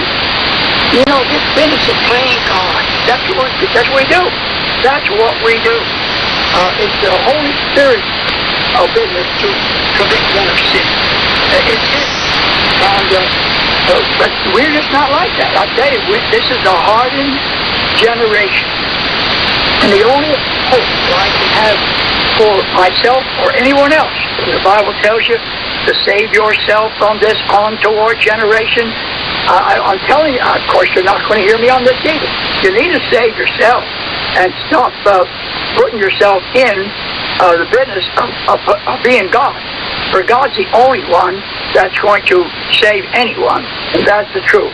Now, you know, all day long, again, I've been sitting here, and I've been contemplating, watching the news, looking at the happenings on this earth, and this morning I began to talk about how it was in the days of Noah, and how Noah must have reacted when he got to the end of what God had told him to do. I don't know what else to do. Noah says, I've done everything God told me to do, and the boat is finished, the ark is finished. Now what do I do? And he was just waiting. He actually had to wait. And people probably mock him. All that time, Noah, all that work, all that money, and you got this boat now, what are you going to do now? And Noah didn't know what to do. He had to sit and wait. Well, that's where we are today. That's where this prophet is. I have preached the message of admonition and warning. I have done everything that God has commanded me to do. I warn, I advise, I instruct, I rebuke, I reprove. I do all those things. And it seems like the Word of God is of none effect. But the only thing that spares me in my thinking is that God said, few there be that find it. I've been told by the Word of God that they'll come and they'll sit down in your presence and they'll say, hey, man of God, tell us, give us instruction, tell us what to do. But he said, then they'll say, well, we hear you. We're listening to you, but we're not going to do. And that's where we are on this earth today. With all of you people who listen, wherever you may be, you're still sitting right there. You won't make any move at all. I remember coming on the broadcast some time ago and telling the people, you are going to have to strive. Seeking is not sufficient for today. You're going to have to strive. And how many times have I said that? But it just seems like the Word of God is of none effect. They don't fear the Word. They don't fear the instructions. And they sure don't fear what the man of God has been sent to do. And they'll just take man on. They'll take the Word I preach on. They'll take God on. And they'll defy and they'll challenge and they'll charge. All I can say, those wicked ways, if you don't learn from them, if you don't turn from them, and save yourself from the spirit of this age, this religious Jezebel, self-covering. Con el fin de hacerle daño. Me gustaría que tú hablaras sobre este tema, Marta Adela. Sí, es otro de los puntos de la violencia de género, ¿no? Que no podemos obviar, no podemos olvidar. Y gracias a que los propios observatorios, como bien decías, e independientes principalmente, mira, Alastense, yo sé que creo en Cuba, ha estado hablando sobre esto, y es porque unido a los casos de feminicidio del 2019 hasta el 2021 reportados, que ya sumaban 68 casos, más los 10 u 11 casos que ya se suman a los del 2022, estamos hablando de casi 80 casos de feminicidios que de manera independiente, me refiero a estos 3 años, ¿no? Que de manera independiente hemos estado, identificando y colocando, porque todo esto es de forma independiente. El Estado sabemos que no transparenta y no habla de esto. Entonces, en el caso de este tipo de feminicidios, como bien decías, pues es cuando ese maltratador, evidentemente con ganas de de hacer sufrir, en este caso, a la madre, ¿no? Que está, a la mujer que está al cuidado del hijo, pues sencillamente se ensaña una vez más y comete todo esto. Entonces hay que colocarlo sobre la balanza, porque siempre hablamos de la mujer que queda muerta, pero los niños ¿Qué sucede con esto? ¿Qué pasa con esto, no? Y entonces, como bien decías, ese feminicidio vicario se define como ese asesinato de los hijos o las hijas menores de edad o u otras personas mayores, ¿no? Por parte de un hombre, por parte de una persona, para poder como hacerle mal, dijéramos, sí, más ¿no? daño. Claro, hacerle mal.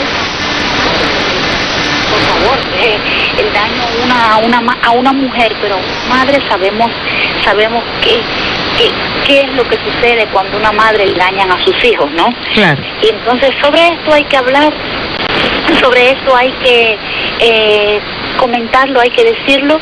Vimos ahora recientemente en la Asamblea Nacional cuando se pronunció, ¿no? Se habló sobre el tema de la violencia de género y escuchábamos a la propia presidenta de la Federación de Mujeres Cubanas y al presidente del Tribunal Supremo, ¿no? Cuando decían que estaba ya en el código algo tipificado sobre el tema de la violencia y que, bueno, el tema del feminicidio no lo colocan dentro del Código Penal, es decir, eso sigue siendo una materia pendiente, un asunto pendiente. Es decir, el Estado cubano se está sumiso a todos los reclamos de la sociedad civil y a los reclamos de la defensa de los derechos humanos. Es un Estado ya de descaro, es la palabra. Es que no hay adjetivos ya, y me disculpan el adjetivo tan fuerte, ¿no? Pero es un nivel de impunidad, de descaro total. Además es preocupante, porque bien dices tú que no está tipificado, no aparece dentro del Código Penal, no hay ningún tipo de instrucción para las organizaciones, ni siquiera para la policía, para poder tratar, en el caso de una víctima de la violencia de género. Se aplazó hasta el 2028, pero este reclamo no solamente la hacen las activistas y las integrantes de la sociedad independiente cubana, sino muchas personas y muchas mujeres y hombres de cubanos de a pie firmaron esta petición. Marta Adele, quiero recordarlo, que se envió a la Asamblea Nacional para que se tipificara los feminicidios y se hizo caso omiso, como bien has recordado tú, al pedido del pueblo. Ni siquiera son opositores y activistas independientes, fueron mucha gente del pueblo, incluso seguidores del régimen, que había que poner el feminicidio sobre la mesa, porque es alguna realidad que se vive. Obviamente, y además de eso, también la necesidad de que se creen las casas de refugio en Cuba, ¿no? Para las mujeres, por ejemplo, que son maltratadas, porque es que esto no existe. Y estas casas de educación a la familia que presenta la Federación de Mujeres Cubanas, mujeres que hemos sido víctimas de violencia de género, que hemos pasado por allí, por esas casas en algún momento de nuestras vidas, tenemos testimonio de que eso realmente no existe y de que no tiene la misión y la visión de la cual dijéramos que se pudiese haber creado. Y evidentemente hay un código penal que es una espada de Damocles sobre nuestras cabezas para los activistas, para los periodistas, para todos los que pensamos diferente o queremos expresar un criterio diferente, disentir, ¿verdad? Sin embargo, el código penal no recoge de esto que para castigar al perpetrador de todos los tipos de violencia. Entonces, el código actual de la familia, también vimos cómo fueron las consultas, también vimos cómo pasó por arriba todo este caso, y veremos en noviembre también qué sucede cuando se lleve, ¿no?, a plebiscito, a referendo, cómo serán las cosas. Entonces, evidentemente estamos ante un Estado que te tiene, repito, con una espada de Damocles sobre tu cabeza, que es un decreto 370, la ley Mordaza, además, el decreto ley 35, que también debemos de recordarlo, ¿verdad? Que también se habla sobre todo esto. Son decretos, son leyes para definir al pueblo, al ciudadano y a la sociedad civil, que es constantemente todas las demandas o bueno, colocando las salen a la luz pública, porque nosotros somos la voz de personas en la isla. Así es. Y estaba pensando, hablando de los feminicidios, estaba pensando en la desprotección de los menores, porque en este feminicidio vicario la desprotección del menor también es secundaria. Y sin embargo, bueno, pues ayer estaban enviando felicitaciones porque era el Día del Menor en Cuba y hubo reclamaciones, ¿no? Sobre todo por parte del pueblo, donde dice que el régimen tiene totalmente abandonado a los menores, ¿no? Que no les facilita prácticamente nada a los niños. Martadela, tú que eres madre de un niño prácticamente, porque todavía sigue siendo un niño para tus ojos, ¿no? Así mismo. No, mira, realmente realmente por eso que les decía que es doloroso, es bochornoso lo que está sucediendo en materia de defensa de derechos humanos en la isla, ¿no? Y entonces ver, por ejemplo, en Twitter, desde la Presidencia de la República, algún post que vimos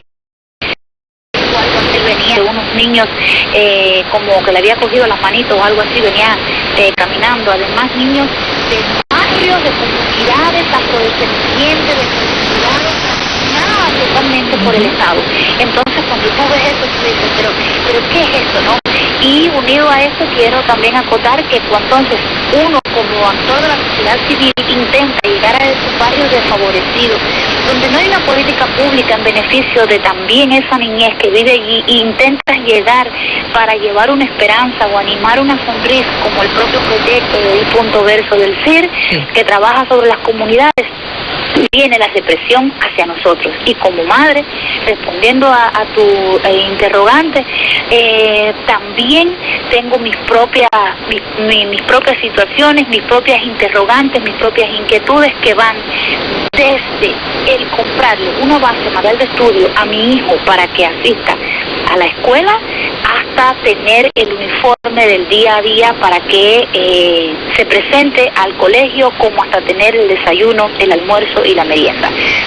Madres y padres, las familias cubanas, sabemos qué y cómo debemos de luchar en el día a día para sustentar a nuestros hijos. Y entonces cuando vemos cómo se venden ante la opinión pública internacional de que somos un ejemplo en materia de derechos educacionales y derechos de salud, pues mira, es alarmante, preocupante y bochornoso lo que ocurre en nuestro país.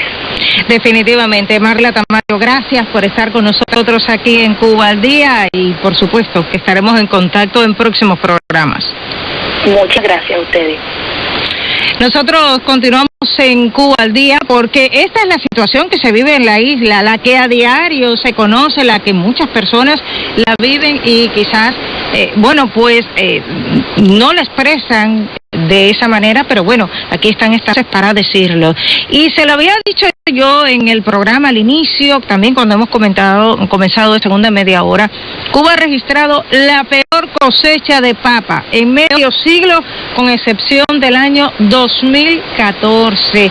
Así que vamos a hablar sobre la alimentación, sobre las cosechas, sobre la agricultura en la isla con Esteban Ajete Abascal, presidente de la Liga de Campesinos Independientes de Cuba. Gracias, Esteban, por acompañarnos en Cuba al Día. La situación de la papa es muy complicada, pero no solo la papa, hay otros cultivos que también son muy complicados en la isla, ¿verdad? Así es, buenas tardes para todos. Aquí en estos momentos donde me encuentro, en San Diego de los Baños, está lloviendo copiosamente desde ayer, o antier. Una baja presión que hay, pero bueno, también es bueno que llueva para que las tierras estén en condiciones para poder ser rotuladas. Decía de la situación actual de las producciones agrícolas en Cuba, y realmente es una catástrofe. Esto venimos diciéndolo desde hace mucho tiempo.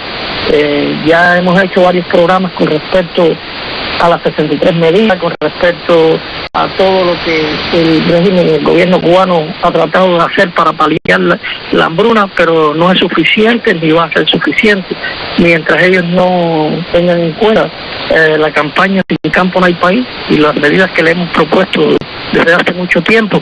ellos siguen dándole vuelta a la situación y las condiciones no mejoran para la mesa del cubano. La producción de papa, eso es fácil notarlo cuando vemos en las placitas de Cuba, que quizás en esta fecha, en otros momentos, había un poco más de este tipo de productos. Ya a PCB, a veces vas a La Habana y ves alguno que otro vendedor jugándosela, como decimos nosotros los cubanos, al pegado, jugándose en la calle vendiendo algunas habitas de papas bien caras. Y a veces en algunas provincias llevan un poquito de papa, ya eso se perdió.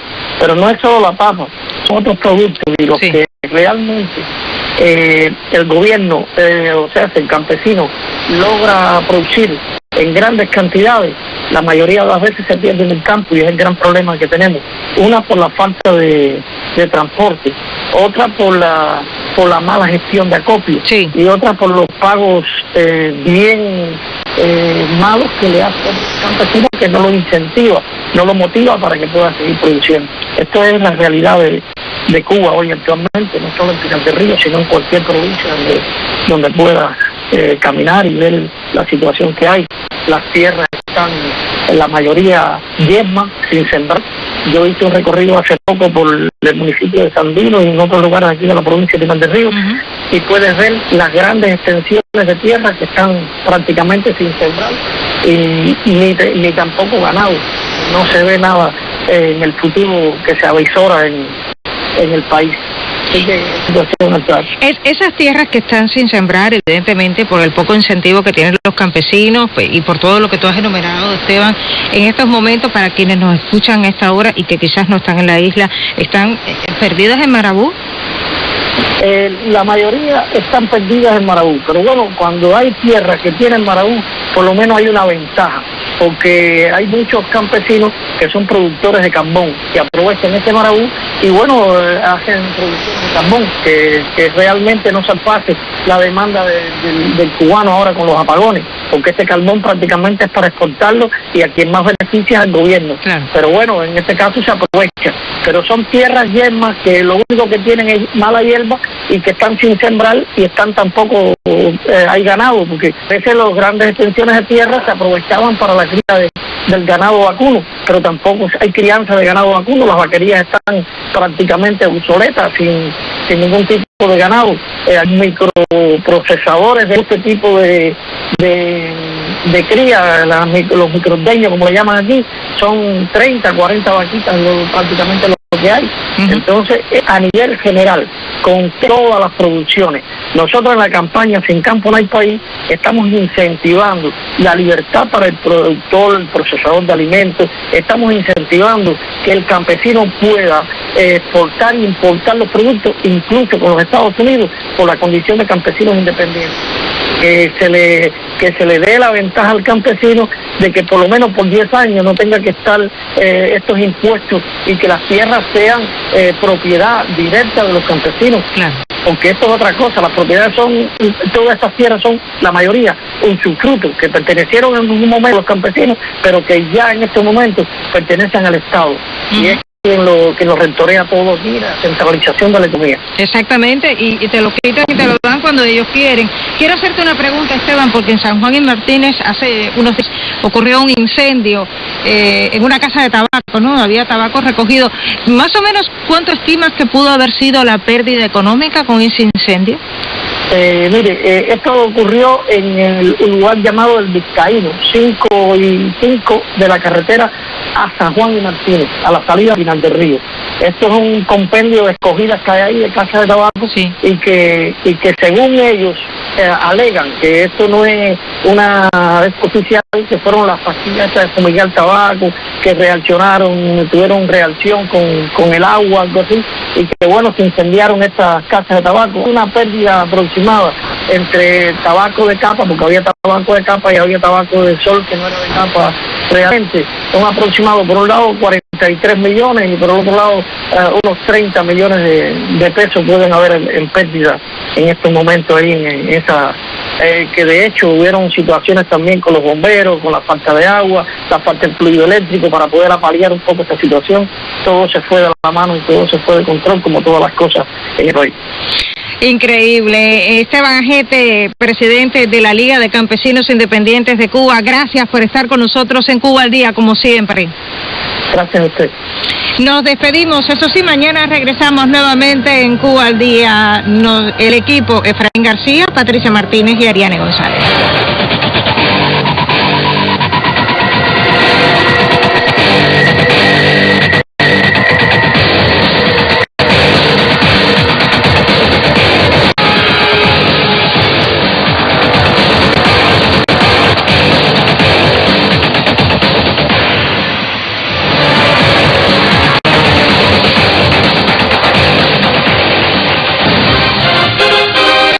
Radio Martí presenta Pelota de Grandes Ligas.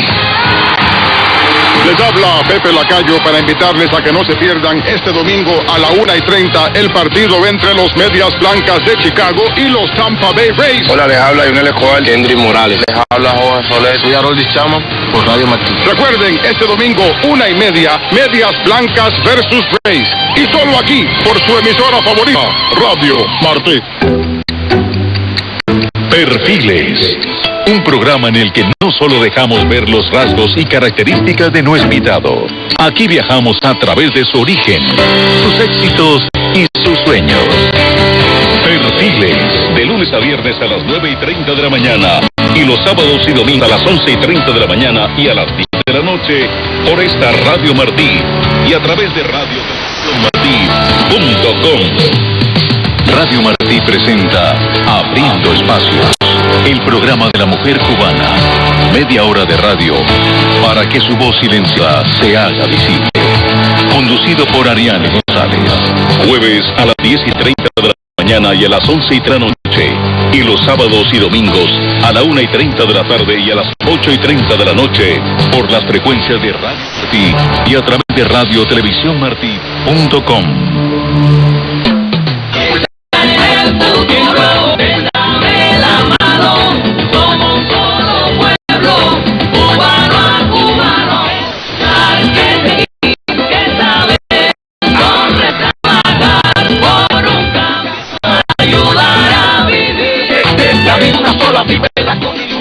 Música cubana, mira de corazón.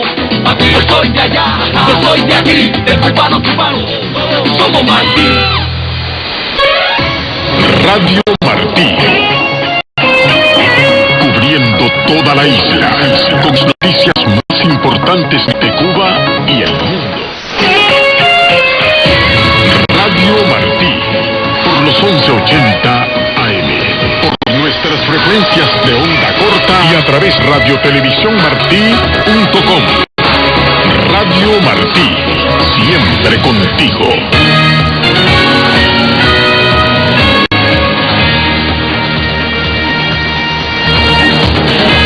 Queda concluso para sentencia juicio contra el joven músico Abel González Lescar por participar el 11J en la provincia de Mayabeque.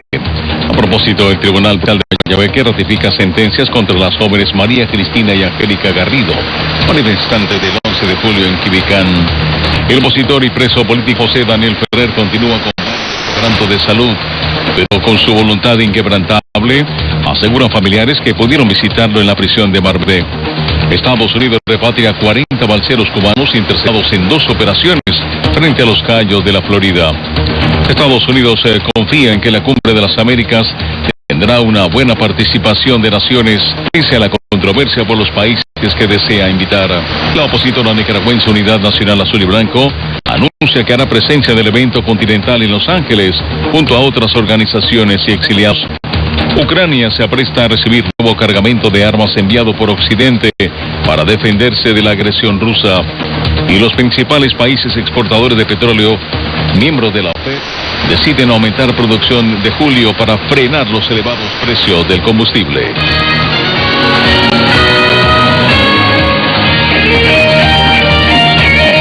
Radio Martí Noticias.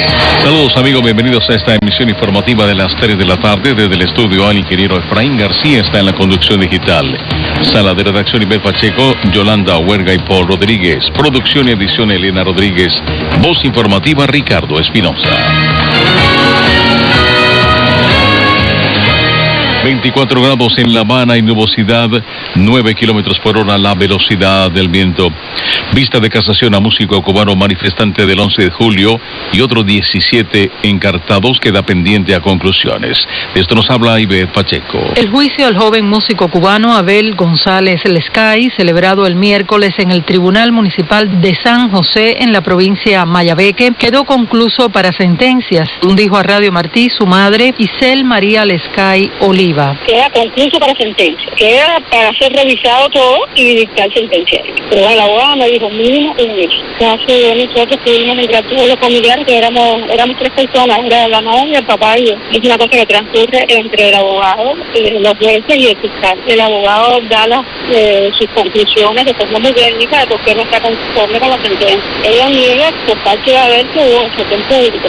Le dieron oportunidades también de hablar. Tienen 18, pero no son de la misma causa. Eran 3 causas diferentes. González Lescay, quien esperó sentencia fuera de prisión, enfrentaba inicialmente una petición fiscal de 7 años de cárcel. Fue condenado en marzo de 2022 a 6 años de cárcel, 4 años por desacato agravado, 2 por desórdenes públicos y 1 por desacato de la figura básica, para una conjunta de 6. Todo por manifestarse pacíficamente el pasado 11 de julio en la localidad de Bejucal, donde reside con su familia en la provincia Mayabeque, donde lo señalan por cantarle a un policía un rap con palabras ofensivas, algo que Lescay reconoció en la vista celebrada el miércoles, donde pudo intervenir, según nos indicó su madre Isel Lescay.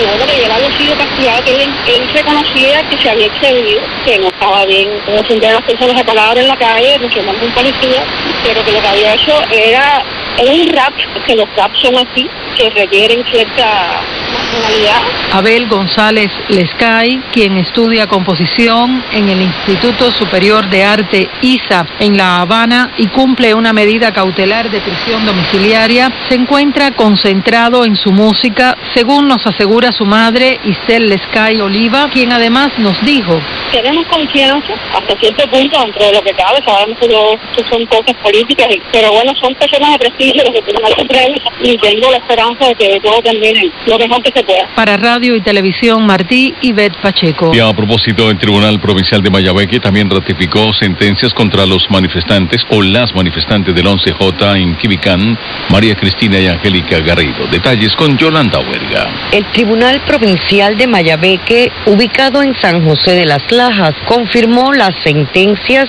a Angélica y María Cristina Garrido en una audiencia de apelación que se celebró el lunes. Describió Luis Rodríguez Pérez, esposo de Angélica. Las hermanas fueron condenadas a 3 y 7 años de cárcel respectivamente por su participación en las protestas pacíficas del 11 de julio en Quibicán, Mayabeque. La alcaldía se basó mucho de que ellas se unieron para desestabilizar a la población. La abogada Odalis Zarza, como en el primer juicio, argumentó que sus defendidas no cometieron delito y mostró su inconformidad con el procedimiento usado por la policía para detenerlas. Basó fundamentalmente su defensa en errores técnicos cometidos en el proceso judicial, pero aunque fue elocuente, no logró bajar las sanciones, que de hecho estaban preestablecidas, dijo el esposo de Angélica. También fueron ratificadas las sentencias de otras 5 personas involucradas en la misma causa. 5 muchachos estaban ebrios, que tuvieron el día 11 por la noche un enfrentamiento con personas ahí ajeno a lo del 11 de julio por la mañana, pero vieron esos 2 eventos en un solo expediente. No sé, para embarrar a la Garrido con un tinte de delito común. Todos fueron considerados convictos de los delitos de desacato, atentado, desórdenes públicos y resistencia. María Cristina y Angélica Garrido forman parte del grupo de más de 70 cubanas encarceladas por motivos políticos, de acuerdo al registro de justicia 11J que ha recopilado dado la información sobre los detenidos en las protestas pacíficas del verano de 2021. Yolanda Huerga, Radio Televisión Martí. El opositor y preso político José Daniel Ferrer pudo ver a su familia el pasado viernes 27 de mayo durante una visita familiar en la prisión de Mar Verde en Santiago de Cuba. Desde Texas, Anabel Quis Ferrer, su hermana, así lo informó a Radio Martí. El día 27 de mayo tuvo lugar la visita familiar con mi hermano José Daniel Ferrer García en la prisión de Mar Verde en Santiago de Cuba tras 45 días sin poder ver a sus hijos. La visita tuvo lugar en un área diferente, bajo la supervisión de un militar, un sicario de la dictadura y otros de la parte de afuera del local durante las 2 horas de duración.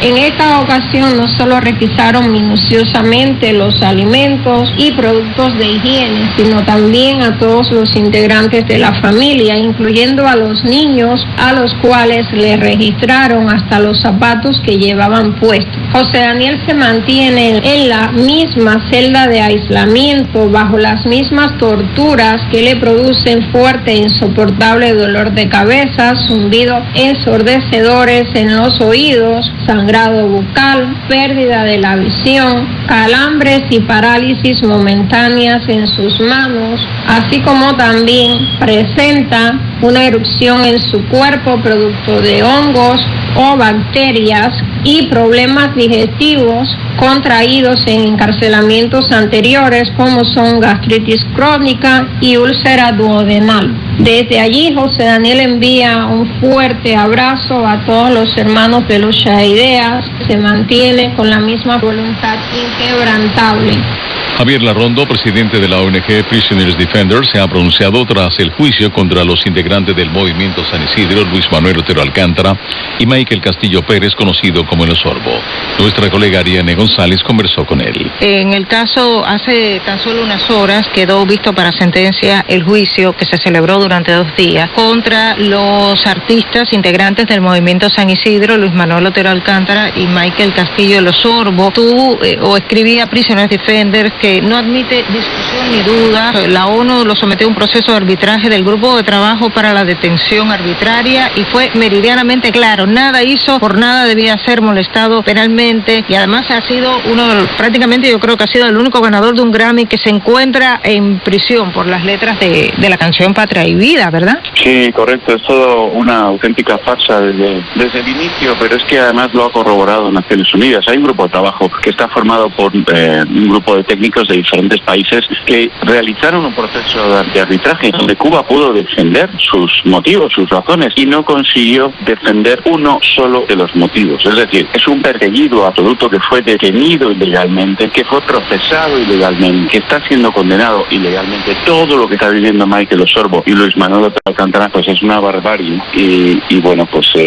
efectivamente lo poníamos de relieve porque es que no es una cuestión de alegación, es una cuestión probada, son hechos probados y son personas que están perseguidas, que no tenían que estar procesadas penalmente, ni siquiera molestadas penalmente, no han hecho nada, ninguno de los dos. Un grupo de cubanos se ha manifestado pacíficamente frente a la Casa Rosada, la sede del gobierno de Argentina, entre ellos el violinista cubano Luis Alberto Mariño. Primero, para seguir visibilizando la cruda realidad que está viviendo el pueblo cubano, política y económicamente, por los juicios de Michael y Luis Manuel, esa farsa de juicio que le han hecho a la mayoría de los presos políticos, y también por las declaraciones nefastas que hizo el actual presidente argentino, Alberto Fernández, en franca complicidad con la dictadura cubana. Eso nos parece, por supuesto, algo horrible, porque es un presidente elegido democráticamente, más allá de las diferencias que pueda tener y los gustos políticos de cada cual. Es un presidente representante de un país que está solidarizándose con un gobierno dictatorial que no representa a nuestro país y que no es elegido soberanamente, por lo tanto, se está aliando con una dictadura. Sobre todo dejar un mensaje enfático de que la complicidad de una democracia con dictadura es algo que no solo nos afecta a nosotros, sino que también afecta al pueblo argentino. Básicamente nuestro mensaje sigue siendo de solidaridad con nuestro pueblo que sí está bloqueado por la dictadura cubana hace más de 60 años, que le ha extirpado toda posibilidad de soberanía, de democracia, de libertad de expresión, de libertad de asociación. Y mucha atención que la administración del presidente Joe Biden revocó este miércoles una serie de restricciones a los vuelos a Cuba impuestas durante la administración del presidente Donald Trump, incluido el fin de una prohibición de vuelos estadounidenses a aeropuertos cubanos que no sean La Habana. El Departamento de Transporte de Estados Unidos emitió la orden a pedido del secretario de Estado Anthony Blinken, que dijo que la acción era en apoyo al pueblo cubano y en los intereses de política exterior de Estados Unidos. El 16 de mayo, la Casa Blanca había señalado estas medidas como parte de una revisión más amplia de la política hacia Cuba. Las nuevas medidas, como el incremento de las remesas y mayores servicios consulares, se centran en los derechos humanos y están diseñadas con el objetivo de empoderar al pueblo cubano para que determine su propio futuro, ha dicho la Casa Blanca. El pueblo cubano enfrenta una crisis humanitaria sin precedentes y la política de Estados Unidos continuará enfocándose en empoderar al pueblo cubano para ayudarlo a crear un futuro libre de represión y sufrimiento económico, declaró la secretaria de prensa de la Casa Blanca, Karine Jean-Pierre. Y Estados Unidos ha repatriado en las últimas horas a Cuba 40 balseros que fueron interceptados frente a los cayos de la Florida en dos operaciones separadas lunes y martes, informó la Guardia Costera de los Estados Unidos en un comunicado. El teniente Travis Paulus, del 7º Distrito de la Guardia Costera, dijo que estas personas tienen la suerte de estar vivas después de hacer un viaje peligroso en mares impredecibles. El oficial destacó que a medida que avanza la temporada de huracanes, estos viajes serán aún más traicioneros. Desde el 1 de octubre pasado, cuando comenzó el año fiscal 2022, la Guardia Costera ha interceptado a 2.103 cubanos que intentaban ingresar a Estados Unidos de forma ilegal, en comparación con 838 el año fiscal anterior. Datos de la Oficina de Aduanas y Protección Fronteriza indican que en lo que va del año fiscal 2022 han llegado a Estados Unidos un total de 114.916 migrantes cubanos. Y el cantante cubano Yotuel Romero ha sido invitado a la 9ª Cumbre de las Américas a celebrarse la semana próxima en los Estados Unidos. Roxana Romero amplía. El cantautor cubano Yotuel Romero asistirá a la 9ª Cumbre de las Américas que se celebrará en Los Ángeles la semana entrante. El intérprete de Patria y Vida recibió la invitación como participante general en el Foro Sociedad Civil y el Diálogo entre Sociedad Civil, actores sociales y representantes gubernamentales de alto nivel, según consta en la invitación. Romero dijo estar demasiado orgulloso de defender los derechos humanos de un pueblo que sufre una terrible dictadura. La invitación indica que el objetivo del Foro de Sociedad Civil es proporcionar un espacio donde representantes de la sociedad civil tendrán la oportunidad de reunirse para intercambiar ideas y lecciones aprendidas sobre los temas más importantes de la 9ª Cumbre de las Américas, así como finalizar las recomendaciones que se presentarán en el diálogo entre la sociedad civil, actores sociales y representantes gubernamentales de alto nivel. El gobierno comunista de Cuba ha afirmado estar indignado al no ser hasta el momento invitado a dicho evento. Aún así, organizó una reunión de países de la Alianza Bolivariana para los Pueblos de América en La Habana con el fin de buscar respaldo. Estados Unidos confirmó que no invitará a Venezuela ni a Nicaragua. Yotuel aprovechó sus redes sociales para arremeter contra el régimen castrista, señalando: no importa que existan artistas que representen a la dictadura cubana, mientras existan artistas que representen al pueblo cubano. Puntualizó además: ¿quién dijo que el pueblo cubano no va a la Cumbre de las Américas? Nos vemos en Los Ángeles, Patria y Vida. Los eventos se celebrarán del 6 al 8 de junio próximo en Los Ángeles, California. Roxana Romero, Radio Televisión Martí. En las 3:15, vistazo a Cienfuegos, 26 grados la temperatura, cielo cubierto, chubascos dispersos. Que nos trae el pronóstico del tiempo con Lázaro Domínguez. ¿Qué tal, Lázaro? ¿Qué tal, Ricardo? Vamos al estado del tiempo. Sobre la costa oriental de Yucatán, en la región conocida como Islas Mujeres, se ha formado un nuevo centro de bajas presiones con una extensa área de chubascos y tormentas eléctricas que se extienden sobre todo el noroeste del Caribe. A pesar de los fuertes vientos cortantes en la altura, este sistema pudiera convertirse en una nueva depresión tropical en los próximos 2 días mientras se mueve en un rumbo nordeste. Todos los intereses en la zona de los Cayos, el sur de la Florida y la región occidental de Cuba deben monitorear el progreso de este organismo ante la posibilidad del inicio de alertas sobre tormenta tropical a partir de esta tarde. Se esperan lluvias intensas sobre el sur de la Florida y la región occidental de Cuba con posibles inundaciones. Yo soy su meteorólogo Lázaro Domínguez para Radio Televisión Martí. A las 3:16, un vistazo sobre la actualización de la invasión rusa a Ucrania. Ucrania se prepara para recibir un nuevo cargamento de armas enviado por Occidente a fin de reforzar el frente de defensa ucraniano, mientras las tropas del presidente Vladimir Putin refuerzan su control sobre el este de Ucrania. Informa Judith Martín Rodríguez. A medida que la ofensiva rusa recrudece la histórica región del Donbass al este de Ucrania, las fuerzas de Volodymyr Zelensky se preparan para recibir un nuevo paquete de armas estadounidenses de $700 millones y que incluirá sistemas avanzados de cohetes con un alcance de hasta 80 kilómetros. Una decisión que despertó preocupaciones en el Kremlin, que acusó a Estados Unidos de echar combustible al fuego. Y el ministro ruso de Relaciones Exteriores, Sergei Lavrov, lamentó que el suministro de lanzacohetes incrementará la exposición de que un tercer país sea arrastrado al conflicto. Sin embargo, desde Washington, el secretario estadounidense de Estado, Antony Blinken, manifestó el compromiso de Ucrania de no utilizar armas estadounidenses para atacar objetivos en territorio ruso. La mejor manera de evitar una escalada es que Rusia detenga la agresión. También diría que a lo largo de esta agresión, incluso antes de que empezara, el presidente Biden fue muy claro con el presidente Putin sobre lo que Estados Unidos haría si Rusia procediera con su agresión, incluido continuar proporcionando la asistencia de seguridad que Ucrania necesita para defenderse de la agresión rusa.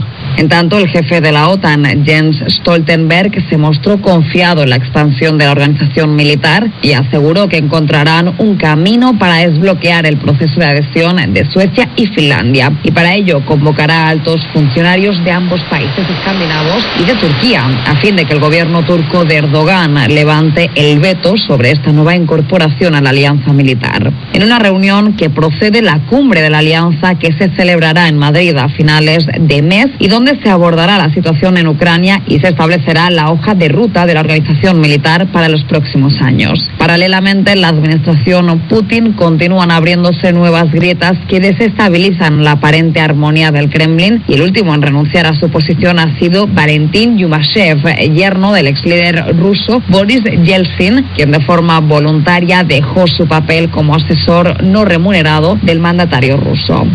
Judith Martín Rodríguez, Voz de América. Y si hablamos porcentualmente, las fuerzas rusas controlan un 20% del territorio ucraniano, según Vladimir Zelensky. Al día de hoy, alrededor del 20% de nuestro territorio está bajo el control de los ocupantes, casi 125.000 kilómetros cuadrados. Esto es mucho más grande que la superficie de todos los países del Benelux juntos. Unos 300.000 kilómetros cuadrados están contaminados con minas y artefactos sin explotar. Casi 12 millones de ucranianos se han convertido en desplazados internos. Más de 5 millones, en su mayoría mujeres y niños, se han ido al extranjero. Y a las 3:20 también está lloviendo en Cienfuegos, el cielo cubierto y los chubascos están dispersos, la temperatura es de 26 grados. En noticias de los Estados Unidos, mucha atención, el presidente Joe Biden pronunciará esta noche un discurso sobre las armas en horario estelar. Será a las 7:30 de la noche, según ha informado la Casa Blanca. El discurso del presidente Biden sigue a una serie de tiroteos masivos de alto perfil.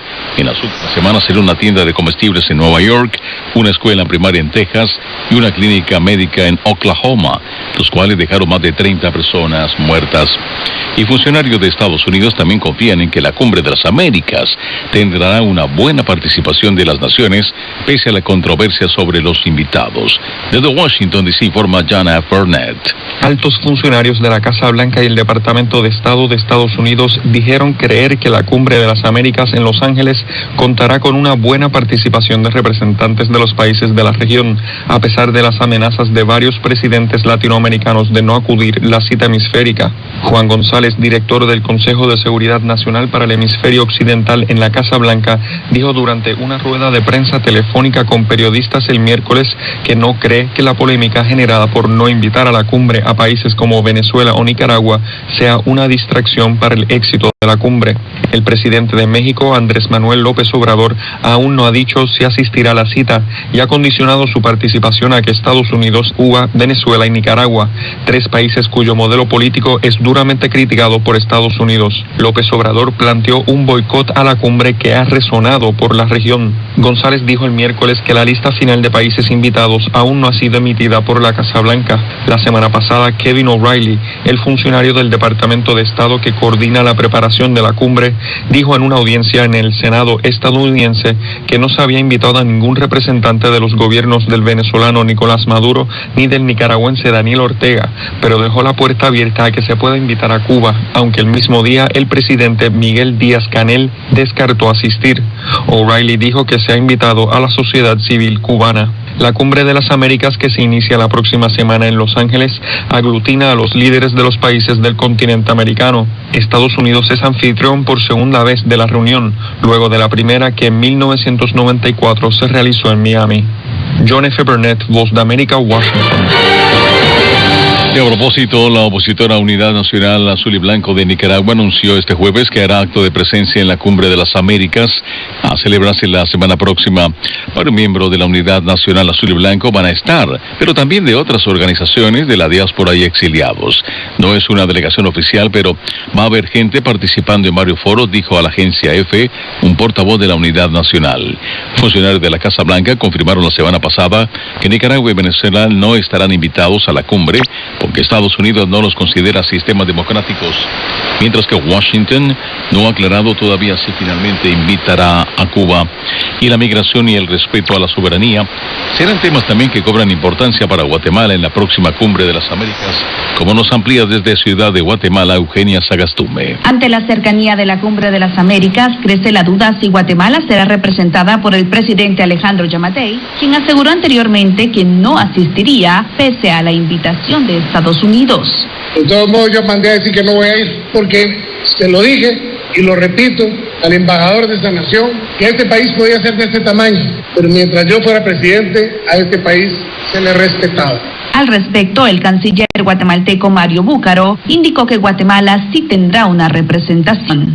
Si el señor presidente no asistiera, definitivamente la delegación sería presidida por mí en mi calidad de canciller. Para el analista de la Asociación de Investigación y Estudios Sociales, Jair Dabroy, las autoridades estadounidenses deben buscar otros mecanismos que garanticen una comunicación mucho más fluida y así limar asperezas con los gobiernos del norte de Centroamérica. Creo que están dañadas las relaciones entre Guatemala y Estados Unidos. Aunque el canciller Mario Búcaro asegura que las relaciones entre Estados Unidos y Guatemala se desarrollan favorablemente. Las relaciones con Estados Unidos en este momento siguen siendo las que hoy hemos tenido y las que hemos tenido siempre, una relación estrecha de trabajo, de cooperación. El canciller guatemalteco anticipó los temas que serán prioridad para Guatemala en la Cumbre de las Américas. Nos han encomendado la tarea de poder trabajar de la mano de todos los países centroamericanos para definir el tema de responsabilidad compartida en materia de migración.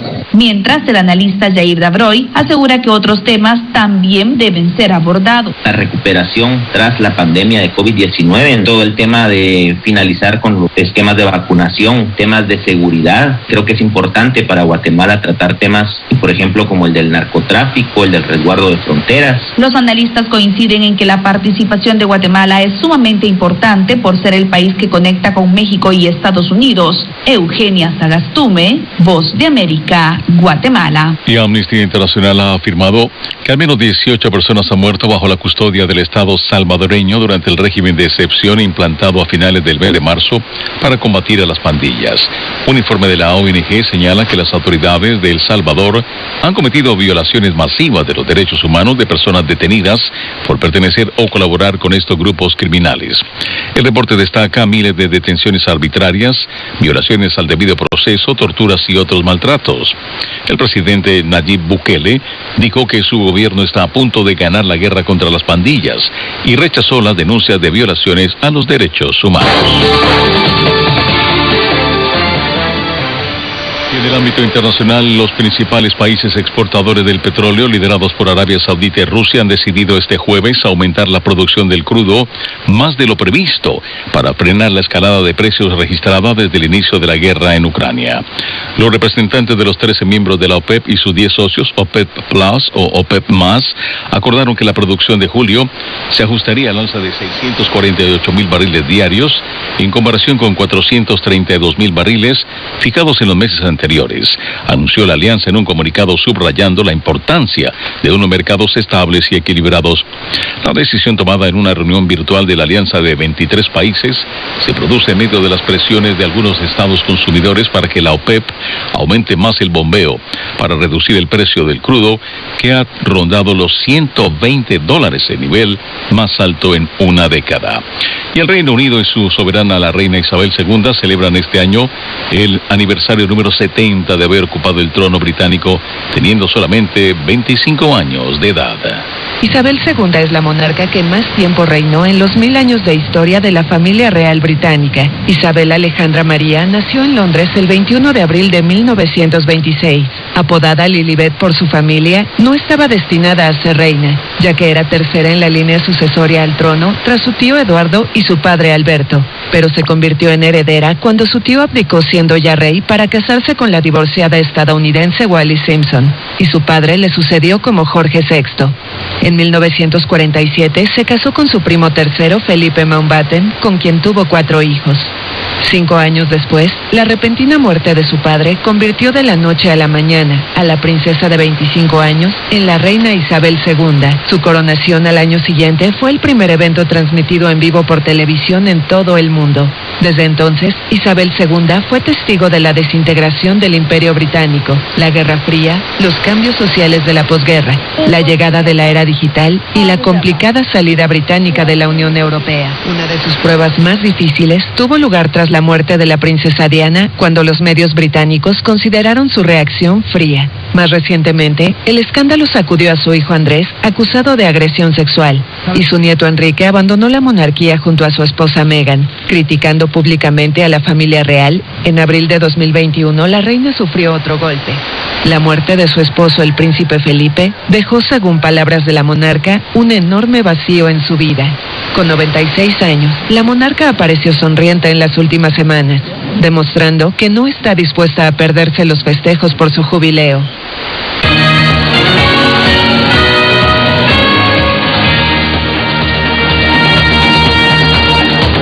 Y en nuestra nota de cierre lo hacemos con baloncesto y mucho dinero. LeBron James ha recibido hoy una noticia que es digna de festejar. Según informa la revista Forbes, se ha convertido en el primer jugador en actividad en toda la NBA en convertirse en billonario. Sí, con B larga, billonario. 37 años, 19 temporadas en la mejor liga del baloncesto y no le caben los dólares. Después de otro año monstruoso de ganancias, $121 millones el año pasado, vienen por ahí 130 para este año. Y es increíble, es también parte de la publicidad de empresas muy prestigiosas. Un orgullo en el deporte del baloncesto y un orgullo como un hombre que sabe hacer dinero. Nos vamos.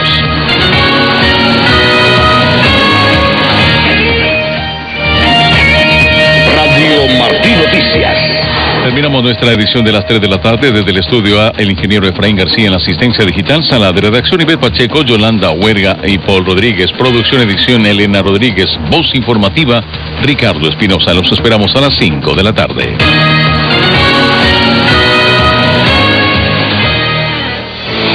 Radio Martí.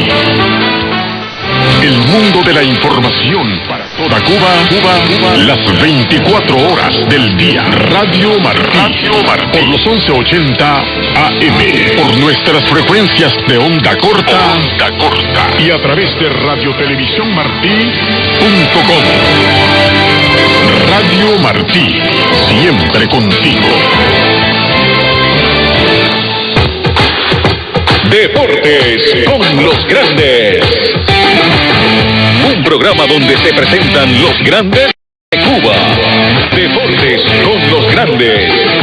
Entrevistas. entrevistas, comentarios, análisis y estadísticas. Deportes con los grandes. Con Edenio Navas González. Saludos amigos, tengan todos muy pero que muy buenos días. Sean bienvenidos a nuestro programa Deportes con los Grandes, como cada día de lunes a viernes, bien temprano, a 11:30 de la mañana. Y para aquellos amigos oyentes en Cubita la Bella, en Brasil, en Estados Unidos, en México, en España, donde quiera que se encuentren, y bueno, no tengan la oportunidad de escucharnos, nos pueden sintonizar de martes a sábado por la madrugada.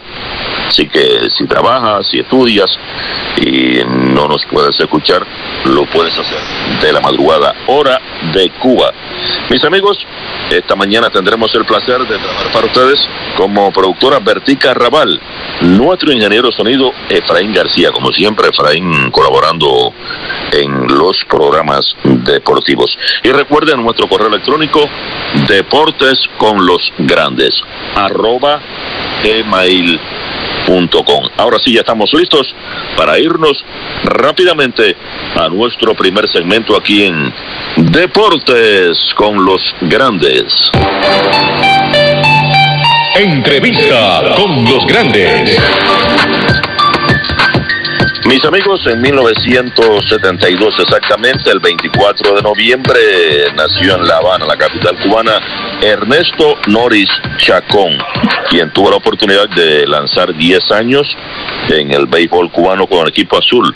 La novena insignia de Cuba, Industriales, viene siendo aquí en las grandes ligas como el equipo Yankees de Nueva York, que ha ganado ya 27 series mundiales. Una institución, el equipo indudablemente de los Yankees de Nueva York. Y bueno, también Noris Chacón lanzó para el equipo de Brasil en el Campeonato de las Américas del año 2008, la Copa de las Américas, y también fue pitcher en el 2013 en la fase clasificatoria del Clásico Mundial de Béisbol. Estaremos hablando con Noris en 2 programas. La primera parte hablando del béisbol cubano, donde comenzó el pasatiempo nacional y donde está actualmente en la segunda parte, y bueno, parte también del béisbol cubano. Así que buenos días, Noris, bienvenido aquí a Deportes con los Grandes. Buenos días para todos, saludos y bendiciones para todos ustedes. Muchas gracias, Noris Chacón, por concedernos esta entrevista. Muy amable como siempre, todavía eres muy joven, 48 años, ¿verdad? Sí, voy a ser de aquí a Sí. Bueno, ¿dónde nació Ernesto Noris en La Habana? ¿En qué municipio? ¿En qué barriada? Bueno, yo nací en Guanajay. Ahí desde muy chiquito me trasladé para La Lisa, San Agustín, en La Lisa, en la capital, a los 8 años. Sí, Guanajay es una ciudad bien bonita, pintoresca, que está cuando uno va para Artemisa, obligatoriamente tiene que pasar por la carretera San Andrés Vieja, ¿no? Por ahí, por Guanajay. Conozco Guanajay desde que era un niño porque parte de mi familia vivía ahí en Artemisa y tenía que tomar en Marianao la famosa ruta 35 que pasa precisamente 35. Ahí por el parque central de Guanajay. Y yo cuando iba a casa de mis tíos, déjame decirte, Noris, lo primero que hacía que me bajaban ahí en la terminal de la ruta 35 a una cuadra, en la esquina está Guavilla, ¿no? Estaba la cafetería que vendían el mejor batido de platanito de Cuba. ¿Tú fuiste alguna vez ahí? Sí, de acuerdo. Sí, y bueno, las cañas, ahí en el preuniversitario José Martí, que creo que ya no existe. Bueno, Noris, naciste en Guanajay, pero te fuiste para La Lisa bien pequeñito, ¿no? Sí, no, yo viví mi niñez, yo viví en el Mariel, el que vivía en el Mariel nací en Guanajay. Ahí me mudé para La Lisa en 1980. A los 8 años. Y precisamente entonces comenzaste en el béisbol, digamos, en Guanajay o el Mariel, que en el Enequén, en la provincia de Artemisa ahora, ¿no? Sí. ¿Cómo fue ese inicio? ¿A qué edad comenzaste y por qué te inclinaste por el béisbol? Porque en realidad ahí en Artemisa el boxeo no es muy popular, ¿no? No, en realidad vivía en el Enequén, en el barrio del Enequén. Ahí mi abuelo era el entrenador de pelota allí. Ahí 4 años ya yo estaba ya jugando ya con los bates, cogía las pelotas y todo, pero me inicié más o menos a la universidad. Ahí pasé con 8 años a ser parte del equipo de 8 a 12 años, ¿no? Infantil. Participé de los campeonatos provinciales hasta que me trasladé para La Habana. Yo vivía en La Habana, pero jugaba todavía por el Mariel hasta los 11 años. Ahí con 12 años ya empecé en la Lisa. O sea, tenés que estar viajando, digamos, los fines de semana para jugar, para lanzar, para estar ahí en el Mariel, que era bastante distante, si tenemos en cuenta que, bueno, en esa época, 1980, ya el transporte comenzaba a tener dificultades, ¿no? Era rápido. Antiguamente las guaguas eran buenas, el transporte no era muy malo ahora. ¿Y por qué esa inclinación siendo un niño por el béisbol y no otra disciplina? Porque el béisbol era el pasatiempo nacional, ¿no? Y yo me inspiraba mucho en Rogelio García, Casanova, Marchetti, Capiró, todos esos grandes así de la época, Cheito, Muñoz. Y fue una cosa que nació en mí, parece, nací entre las bolas y los bates. Una época del béisbol cubano, 1980, bueno, esa década del 70-80 fue un fenómeno, cuando incluso se realizaba la desaparecida serie selectiva, que en Cuba, el que era fanático de béisbol no se perdía ningún encuentro a las 8:30 de la noche. Y bueno, sobre todo los partidos que transmitía la televisión. Cuando tenías 8 años, en 1980, se realizó en Tokio, Japón, el campeonato mundial de béisbol, y uno de tus ídolos decidió el partido, el número 5, el gigante del Escambray, Antonio Muñoz. ¿Qué recuerdas de eso? Me acuerdo también, yo me acuerdo de mucho antes. Yo me acuerdo de los equipos pinareños, vegueros. Veía mucho porque esa zona allí era muchos pinareños. Mi mamá nació en Pinar del Río, y entonces en ese tiempo yo seguía mucho los equipos pinareños. Claro, siempre fui industrialista, pero me gustaban mucho los equipos pinareños. Era una época que daba para ver muchos jugadores, tenía muchos ídolos. Sí, claro, en esa época, antes de la nueva división político-administrativa, precisamente Artemisa pertenecía vuelta abajo a Pinar del Río, lo que le decían la Cenicienta. Sí.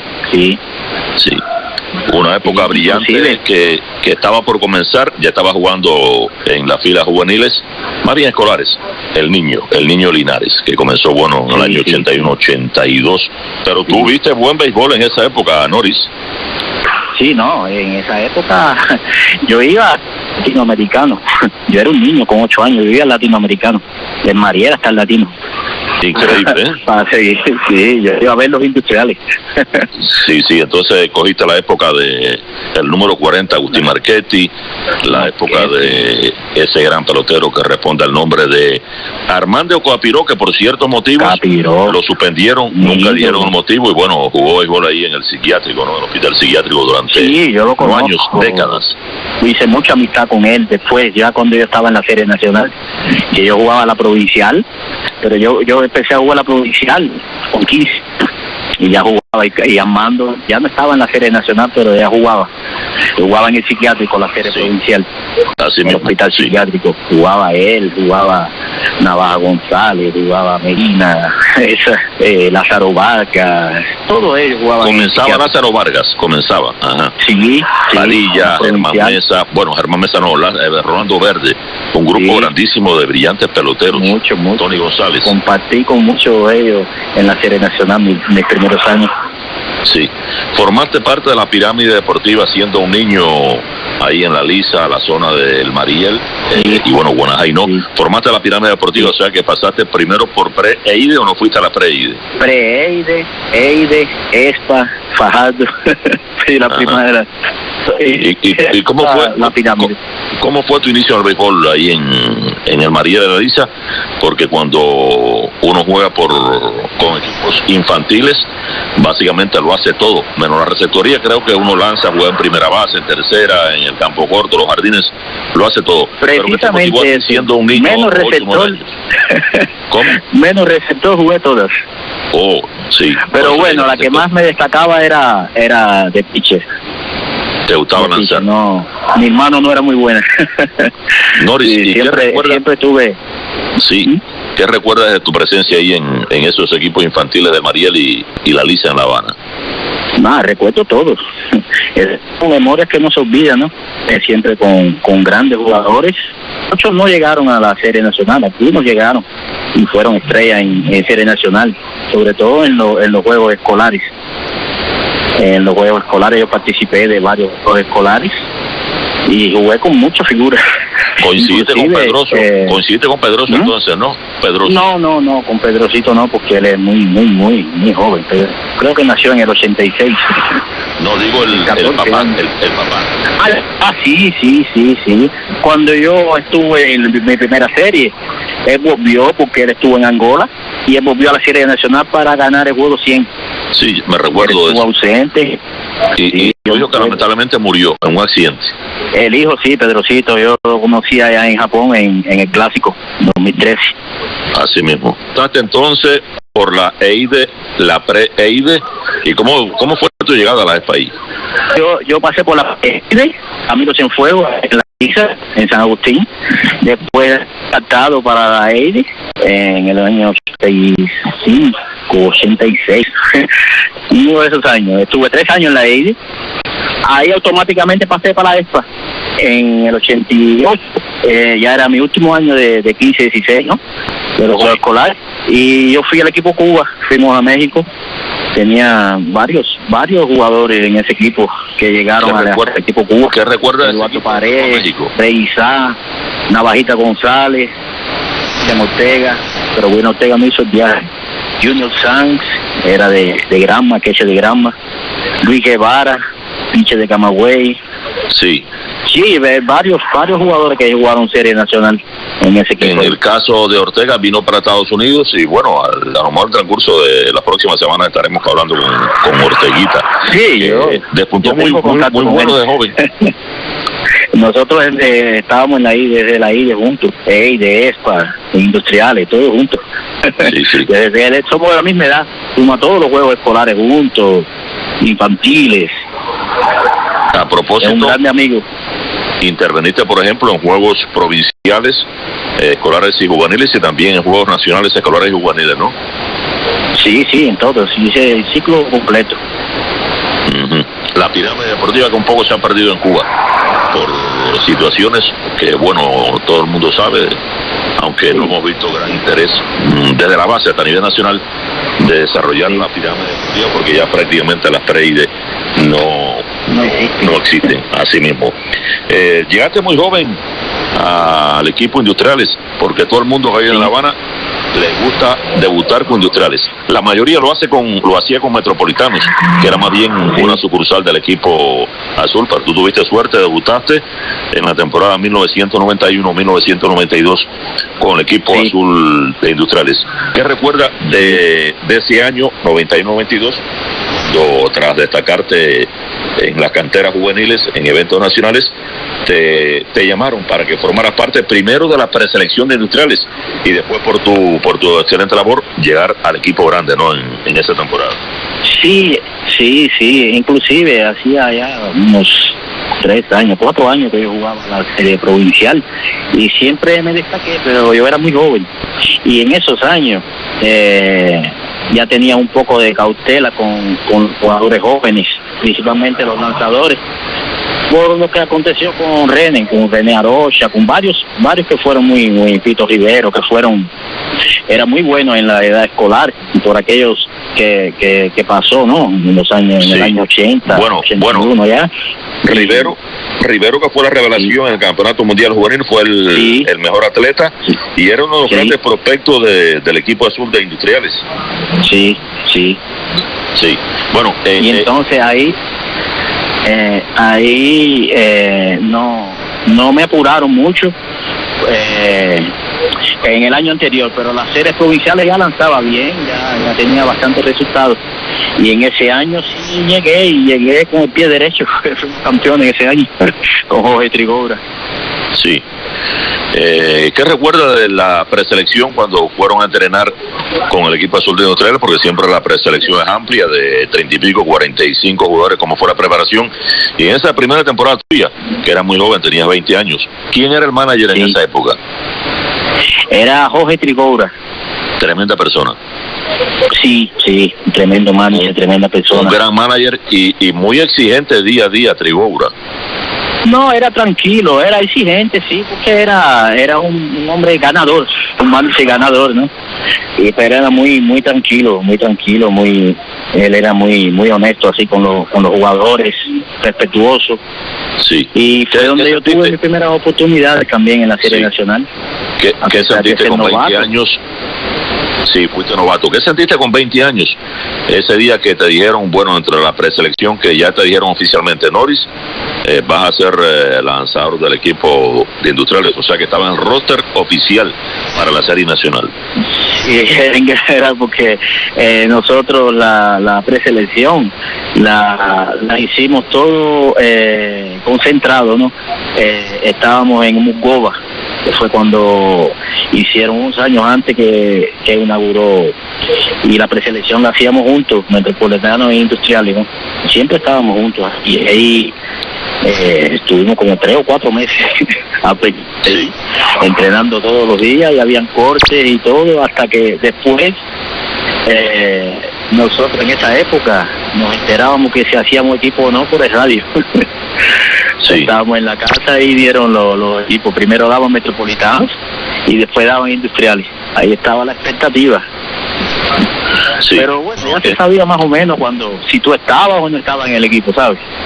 Sí, en tu primer año con el equipo azul de Industriales había un grupo grandísimo de peloteros, que la mayoría, bueno, muchos de ellos están ahora aquí en Estados Unidos. Estaba la mayoría. Estrada, está Alexis Cabreja, Roberto Colina, Osmani Estrada, Armando Ferreiro, la mayoría. Estaba Luis García, Tony González, Javier Méndez, Germán Mesa, Ricardo Miranda, Juan Padilla, Orbe Luis Rodríguez, ¿te recuerdas Orbe Luis? Estaba Lázaro Vargas, falleció. Jorge Fumero, el Duque Hernández, Juan Serra, Leonardo Tamayo, Francisco de Peña, el papá, haciendo Corea del Sur, Lázaro de la Torre, el caballo de batalla, brazo de hierro. Sí. ¿Qué recuerda de aquel equipo? Porque era muy fuerte, Noris. Sí, era muy fuerte y son personas todas excepcionales. Todos. Yo era uno de los... Yo era el más joven del equipo, en realidad.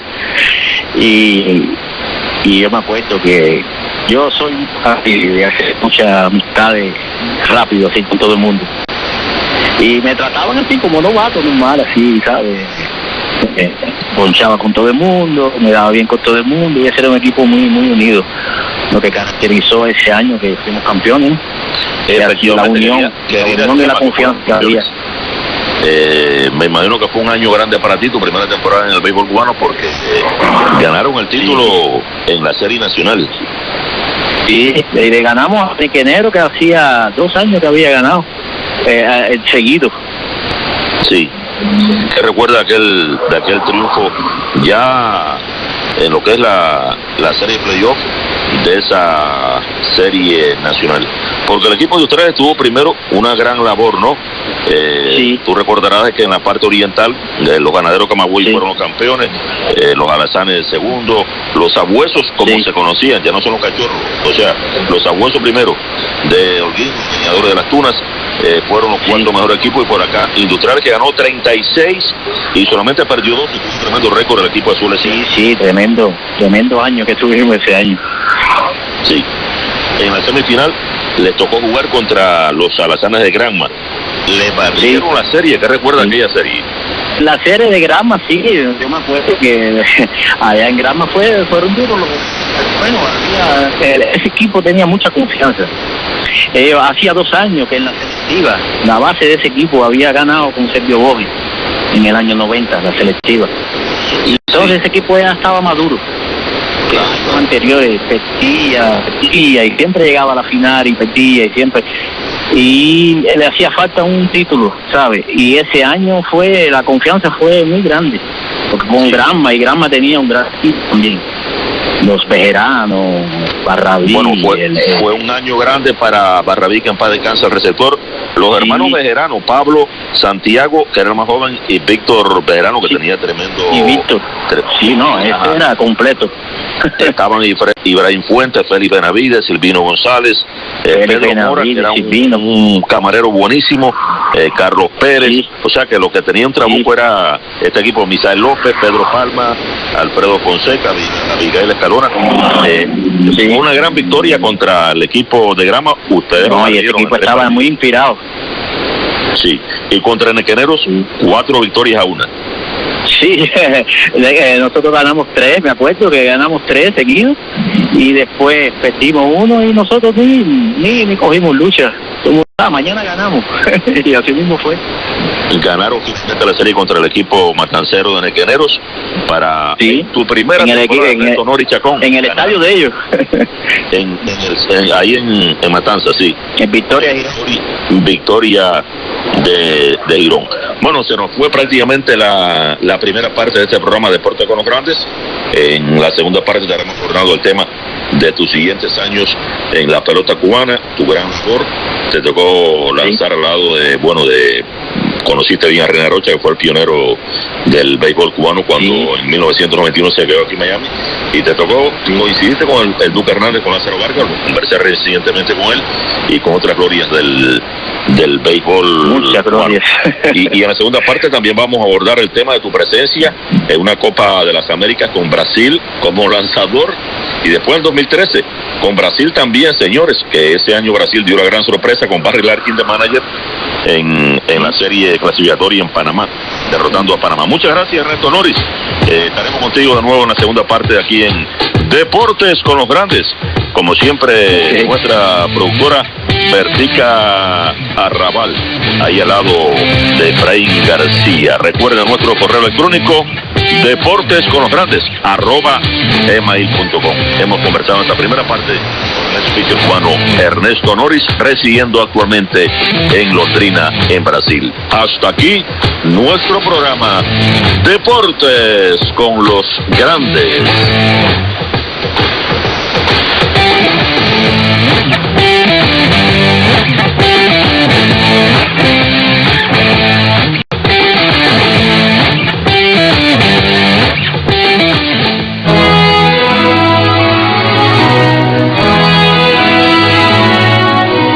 Esta es una pausa para la meditación.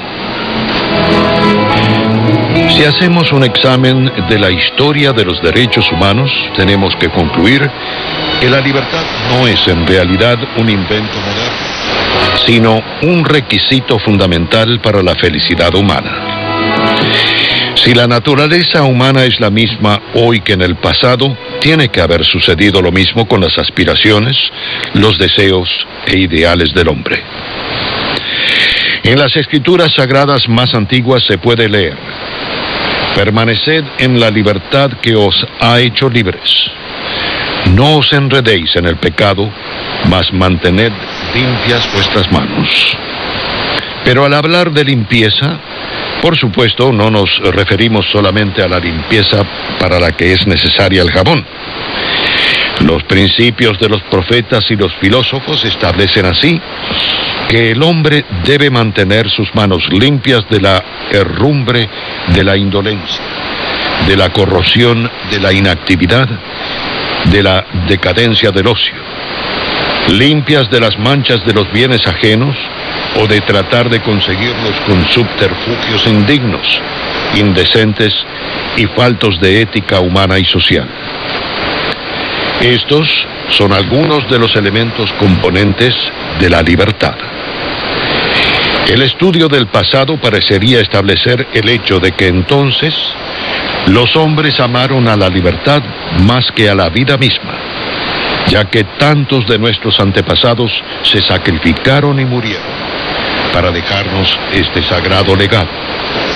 Y no sería de extrañar que muchos otros, siguieran su ejemplo en la actualidad si retornaran los oscuros y crueles días de tiranía.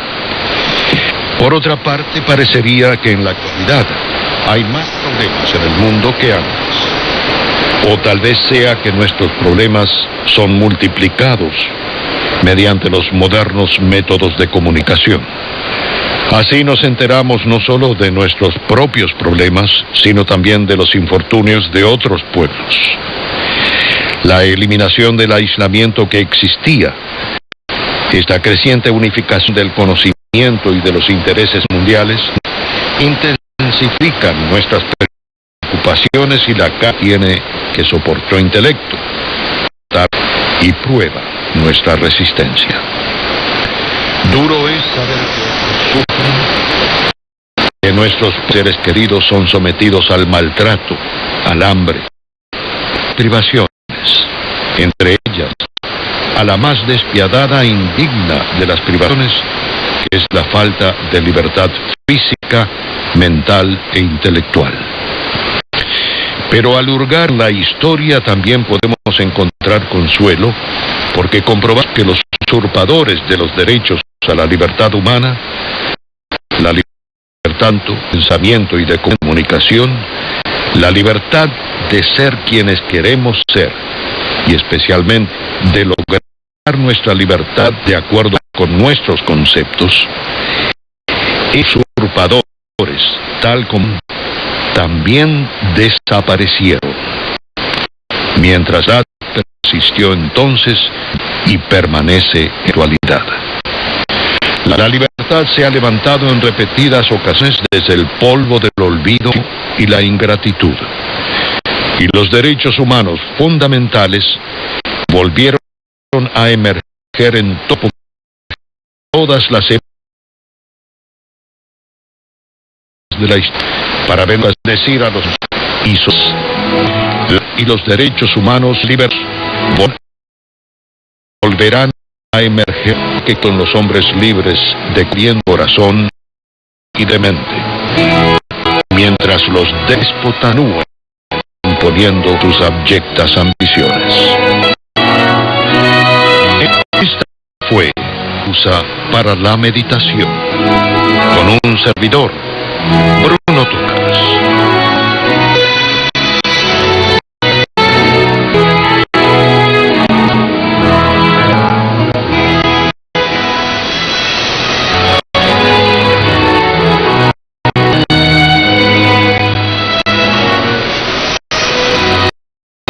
Carga gratis la aplicación de radio, televisión para tu tableta o solo móvil, Android o Telson. Es la aplicación interactiva que con lo que quieras para Cuba, los fotos, videos y alertas sobre noticias.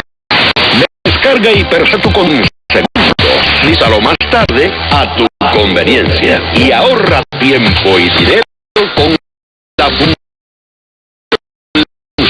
de ancho de banda de baja velocidad. Carga en 20 horas del día. Mantente al tanto del mundo con la aplicación de radio Martín para tu tableta o teléfono móvil.